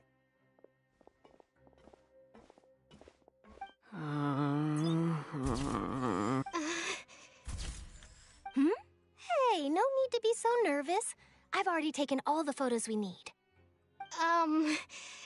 Miss Charlotte, do these pictures really need to be published on the cover of the Steambird? It would seem that Miss Lorvine doesn't want her face to appear beside that of Mr. Jurier, Sir, please don't say things like that. But it looks like dear Mr. Jurier denies it. Might this interview be very important to you, then? No, I just... This is my first time being interviewed, and I'm very thankful to the Steambird for... Now, I might not look it, but I actually did meet Mr. Edwin once. And I'll be honest, I enjoyed chatting with you more. You've definitely got more of that genius vibe going on. The boat that brought about a miracle, the ark that saved the people. Why, you recreated a myth back there, like an emissary of legend. Still, if I might ask, where's that flying ship now? Looks like Charlotte's trying to get herself another exclusive scoop. I have to apologize, but that ship is presently in the bowels of our factory. I'm afraid it won't be easy for you to get a shot of it. Really? Well, then in that case, could I have an interview with you to make up for that loss? You already know my answer, I'm afraid. Best you interview our head nurse instead. Or perhaps you'd like to take another photo of this couple of researchers? Did you really have to use the word couple?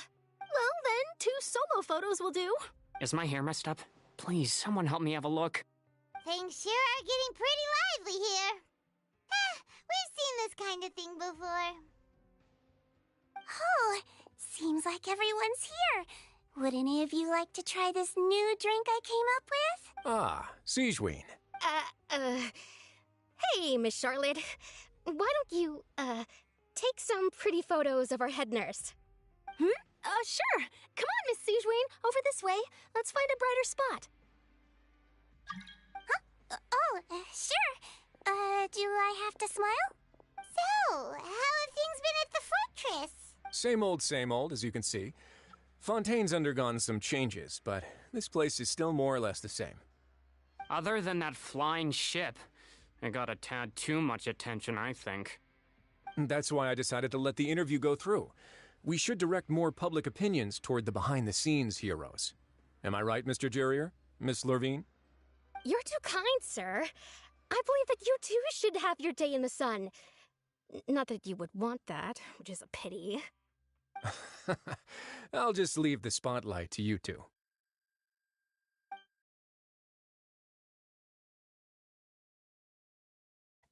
Lots of things happened that day, huh? Anyway, regarding that Harbinger, I'm not sure you remember, but his 3 young followers are still waiting for his return. He sure did win them over, huh? I'll tell them that there's good news and bad news. The good being that their boss seems fine, and the bad being that they must face extended sentences for abetting his escape. Oh, actually, what about you? Are things gonna change for you too? What change can there be? The fortress will keep chugging along, and so will my duties. As to what Miss Furina's departure will mean for the nation, and if our laws and governance will be transformed, we'll leave those to the folks in the overworld. Hey everyone, the photo shoot's done. Good. In that case, let's call it a day here. Thanks for your cooperation. Come on, Traveler, let's go. Till next time, everyone. There'll be a next time? Maybe. Who knows? I might write a story about the underwater factory next time. Until then. All right. Last stop, the docks.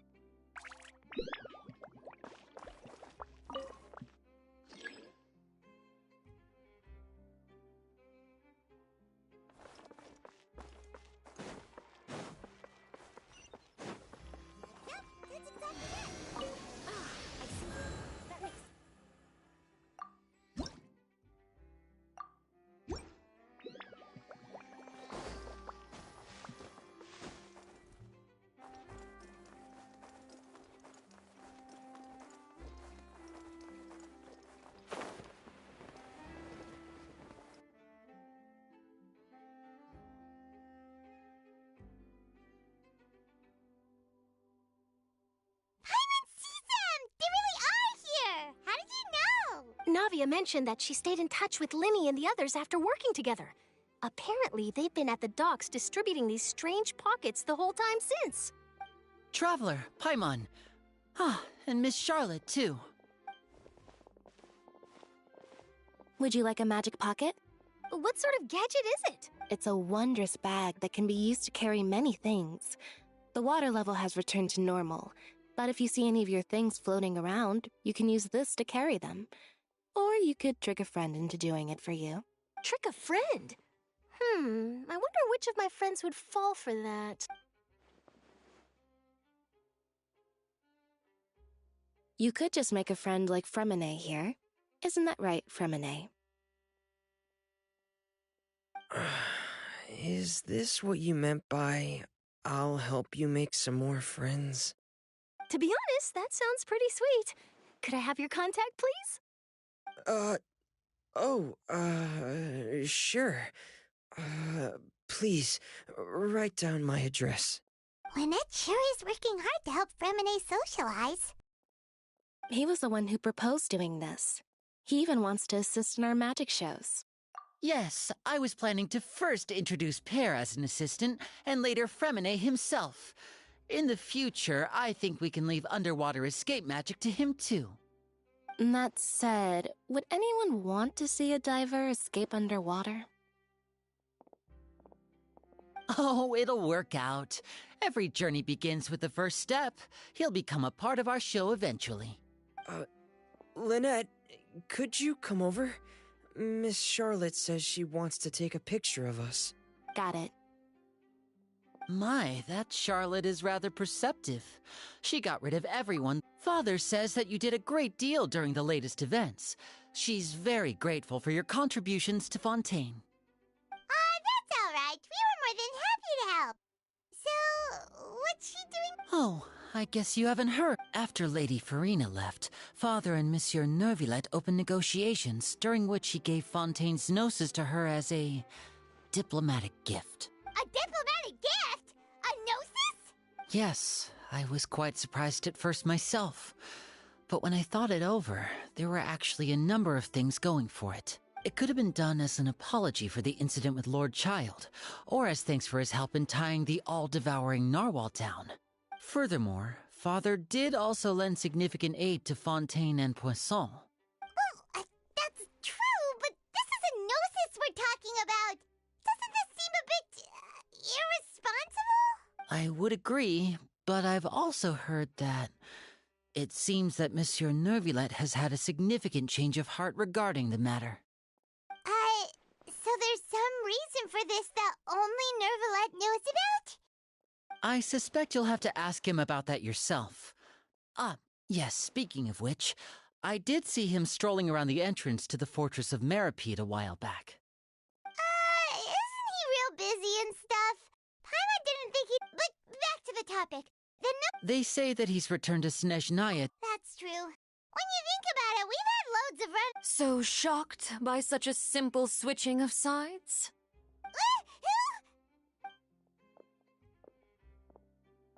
Father! Well, what do you know? Come to the docks to see how my children are doing and meet the traveler by chance. Please do not pay my accomplishments in Fontaine too much mind. I would have done them regardless. Are you going to take the gnosis back to Snezhnaya? That is our duty as harbingers, yes. Don't be too preoccupied with sides. The goal of the Fatui concerns not a single place or person, but the entire world. With such a grand goal, and switching my masks is something well, that depends on many things. No one truly knows what the future holds. What good is honesty if you can't rely on it forever? As for you, I very much look forward to our next collaboration. Good things cannot be achieved alone, and you've proved yourselves to be great partners. A vision? All right. I'll remember to return it. Thank you for keeping it safe for him this entire time. And that's a wrap for me. Huh? You're... Greetings, Miss Journalist. Hello? If I'm not mistaken, there are diplomatic channels I'll need to report to take a photo of you. That is correct. So forgive me, but I will not be able to serve as a subject in your article. However, feel free to write as much as you'd like about our dear magicians. I will. The sea breeze is quite pleasant. I shall continue my walk while the weather remains so agreeable. Farewell, Father. Oh, she has such an intimidating presence. I didn't even dare to take a picture. Thankfully, I've already wrapped up all my pre-scheduled interviews. Thank you all. This'll be more than enough for me to write about, I'm sure. Don't be too nervous. Why don't you take a magic pocket before you go? Here, Traveler, Paimon, you take one too. To move things about? That's right. Funny. I was giving out magic pockets when we first met too. And what do you know? I'm doing the exact same thing right now. So many things have happened, but the pockets are still the pockets. I guess this must be life. We will all follow our own paths, and serendipity will lead you to your fated friends. All right then. We'll be handing out pockets in some other districts later, so we'll get going now. Have a good day, you two. Well, guess we sent Charlotte off. Shall we go see how Neverlette's doing? As long as he's not so busy that he doesn't have time to chat anyway.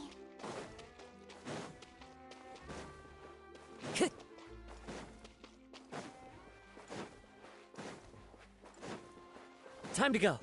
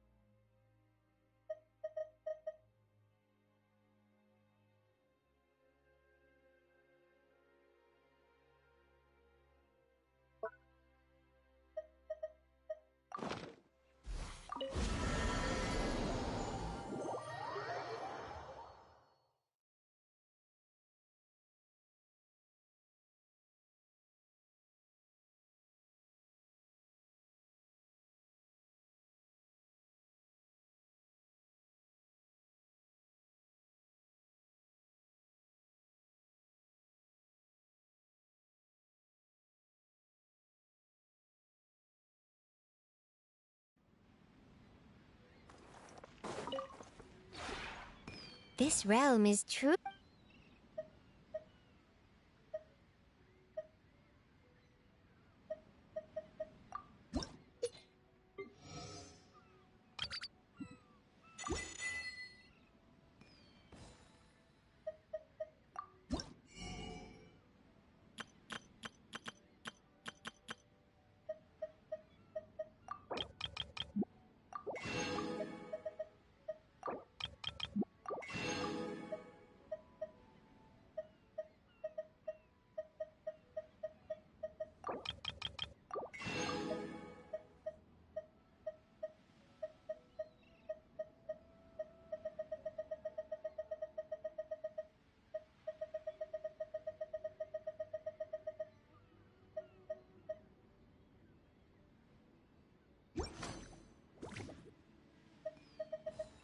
If you ever have...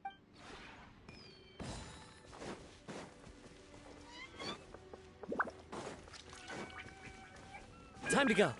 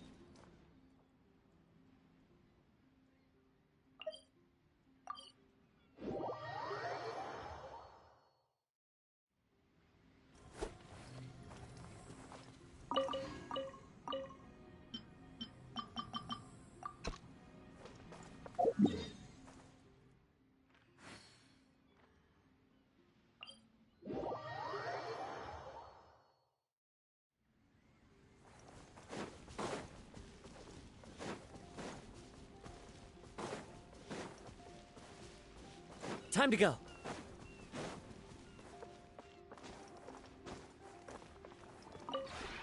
This realm...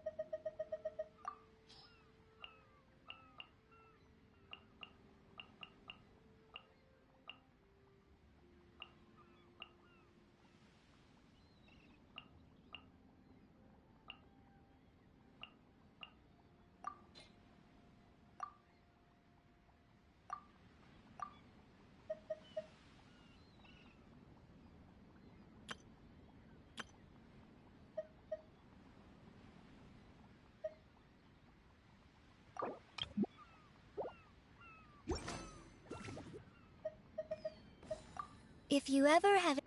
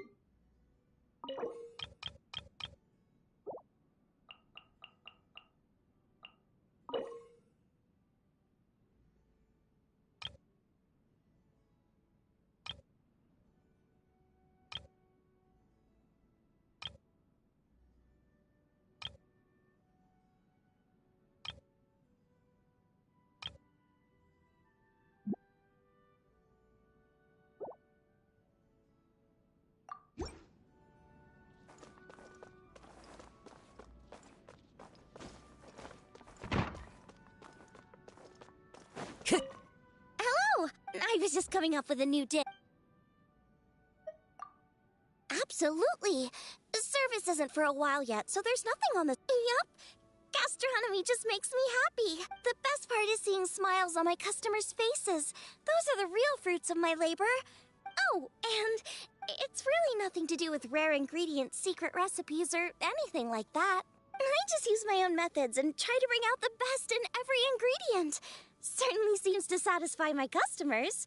Still, it can be difficult at times. Well, sometimes I know I shouldn't really interrupt them. It is! I feel a lot better after...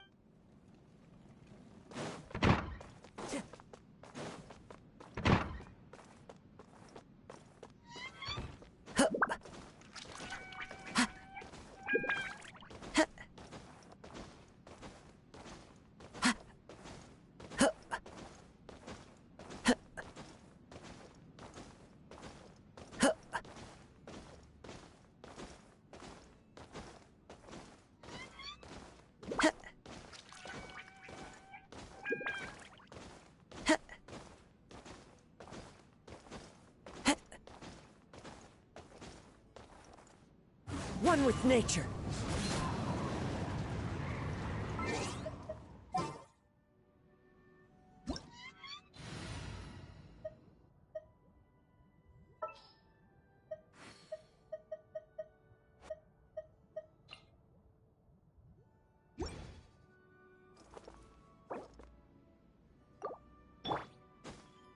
Congratulations!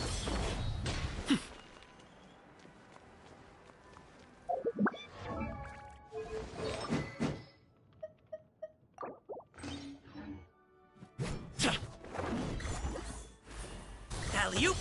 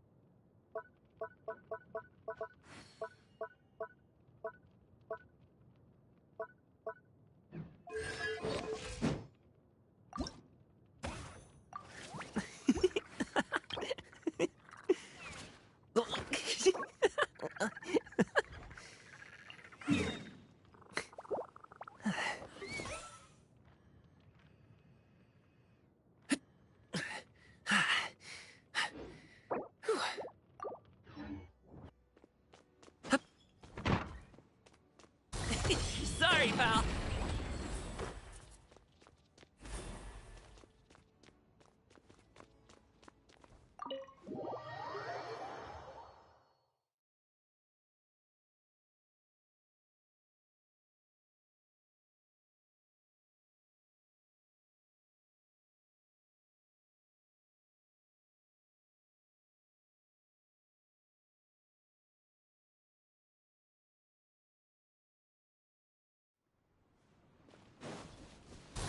Alley-oop!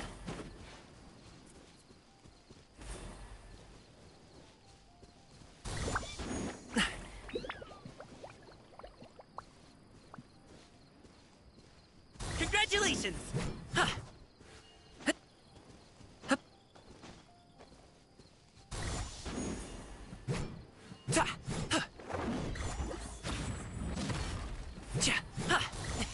Sorry, pal.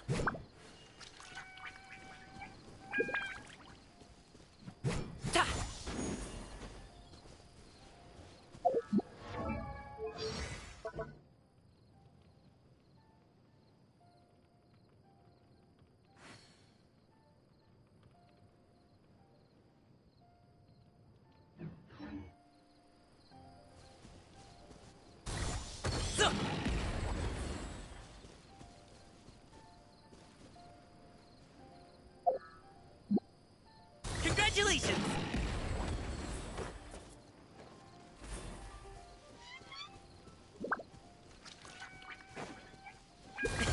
Sorry, pal.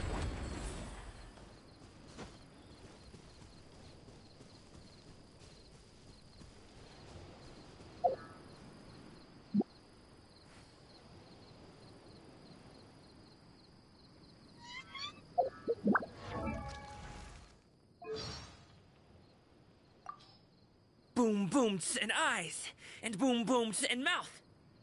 And, I need to tighten up that part. Whether it takes me uphill, downhill, or out to the sticks, I get the goods from A to B. I'll even take them across the sea if needed. So don't worry, you're in safe hands. They don't call me the gold standard guard for nothing.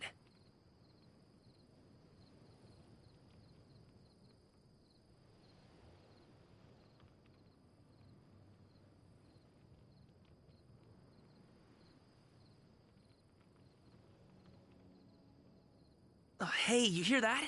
Someone just got wrecked. If you're gonna swear on high heaven, don't make an oath you can't keep.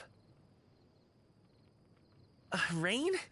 Oh man, I hope I brought the laundry in. Oh, hey, you hear that? Someone just got wrecked. If you're gonna swear on high heaven, don't make an oath you can't keep. Great, sun's out. About time we had some dry heat.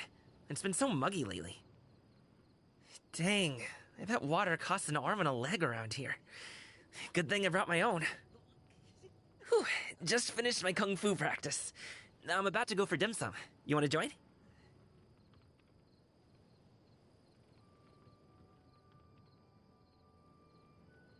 Whoa, is this all for me? Dang, how much did this put you out? Aw, you shouldn't have. I'll even take him across the sea if needed. So don't worry, you're in safe hands. They don't call me the gold standard guard for nothing. Your job today is to carry on being cute. But don't worry, I'll help. Yep, you saw it. Melazines give their tails a swish and a swoosh when they feel really satisfied. Thank you so much for everything you've given me. Oh, wow. My tranquilizer gun feels much steadier in my hands now. Oh, I want to see if I can shoot it with just one hand. Shall we go out for some target practice? Maybe humans and Melazines see the world differently, but I've always believed that we share the same feelings of friendship. That's something that transcends race. Oh, take my hand. Can you feel that? It's the warmth straight from my heart.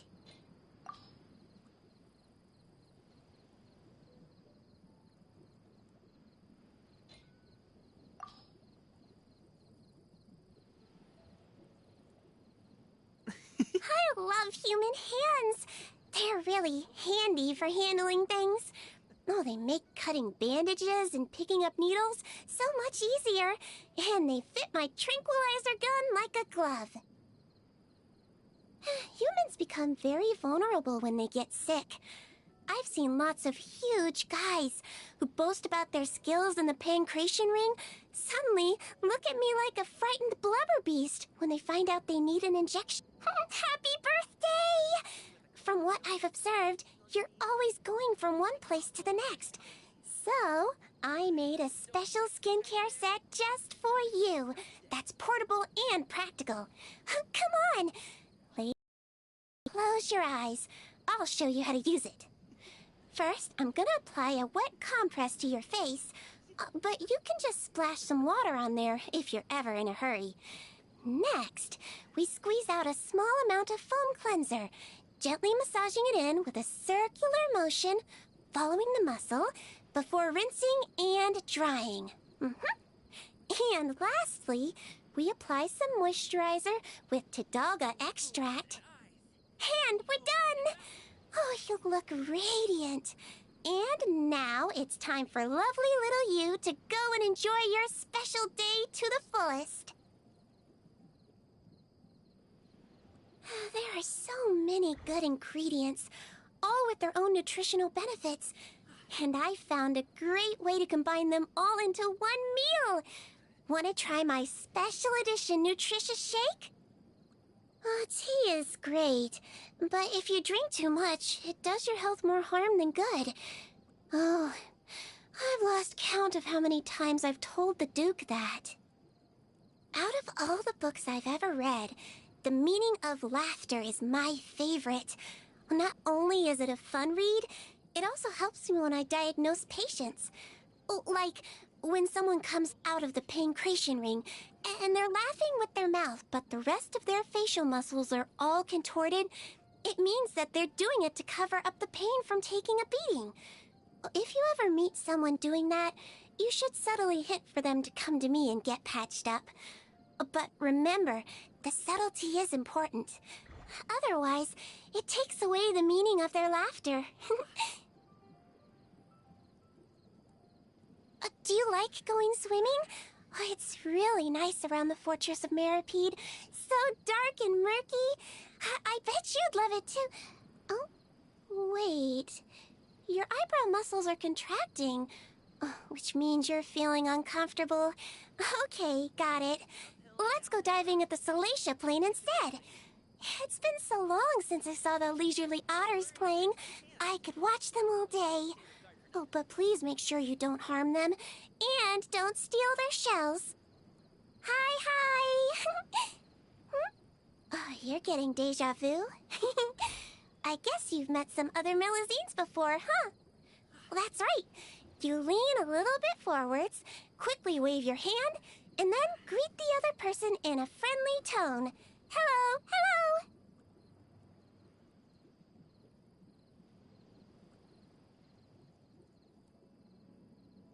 Make sure to stay hydrated. Monsieur Neuvillette loves drinking water. Oh, it's a very healthy habit. What an amazing sound. You only ever get to hear it up here above the water. No, I didn't put a sticker on your back. Oh, no. Did you bump into something? Don't smile too much, or your face will get tired. Oh, if there's any mechanical parts, could I have them, please? A very nice treasure for a very lovely person. It's time for some aggressive treatment. Oh, anyone need a health checkup? Anesthetics? Check. Excuse me? Don't slip and fall. Don't smile too much, or your face will get tired. Oh, if there's any mechanical parts, could I have them, please? A very nice treasure for a very lovely person.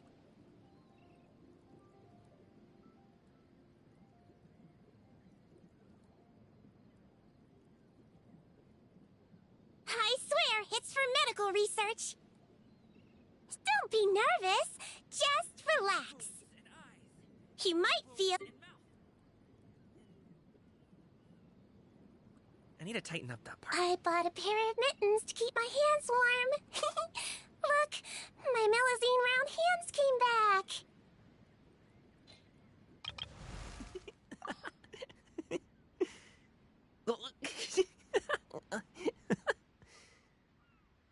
Did you know a lot of the fireworks used during Liyue's Lantern Rite were purchased from our shop?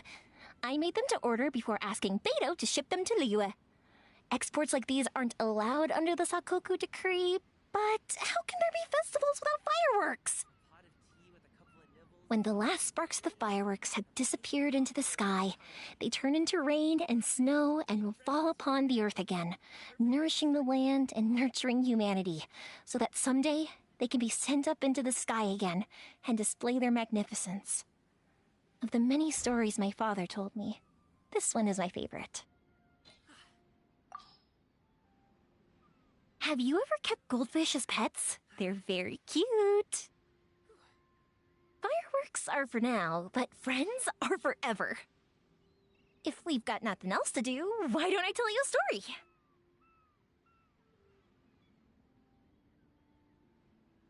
We once discussed matters concerning the summer festival deep into the night. We were both really tired, and I invited her to go take a bath.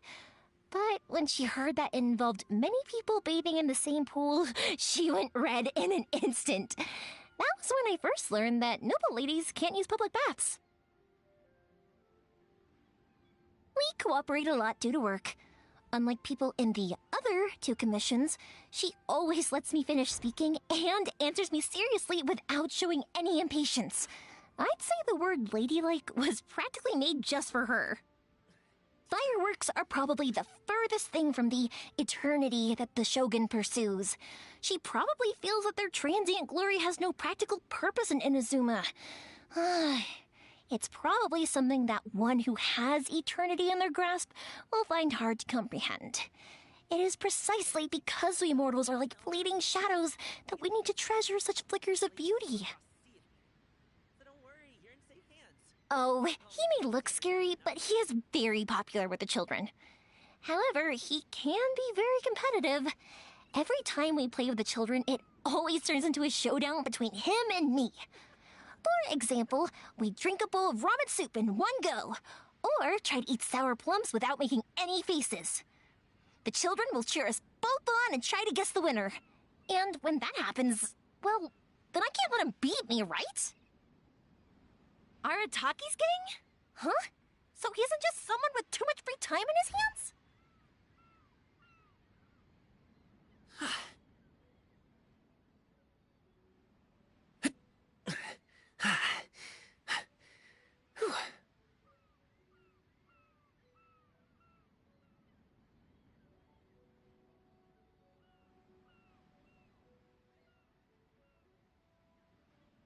Arataki's getting? Huh? So he isn't just someone with too much free time in his hands?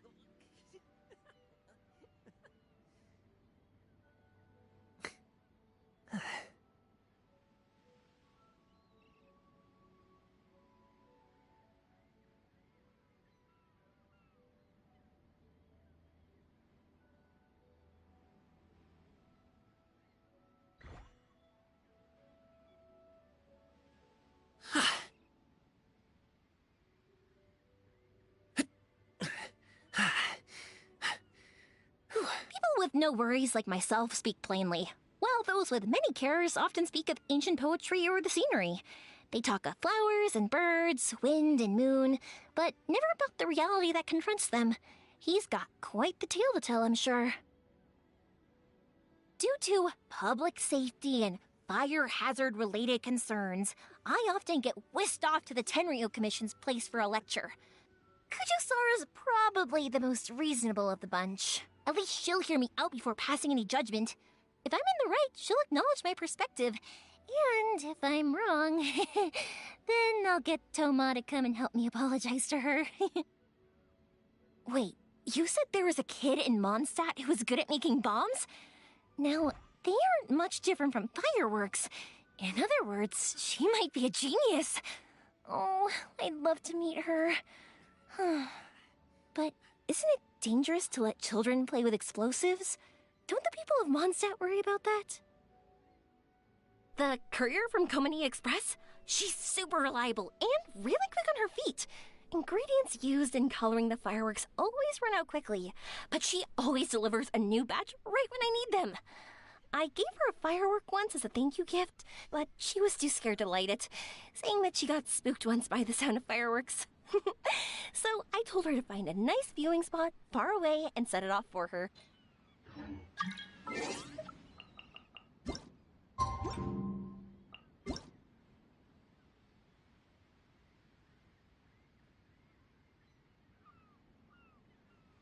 A pot of tea with a couple of nibbles, some seasonal greens, and a piping hot bowl of fresh congee. That's a dope breakfast right there. The perfect way to start your day.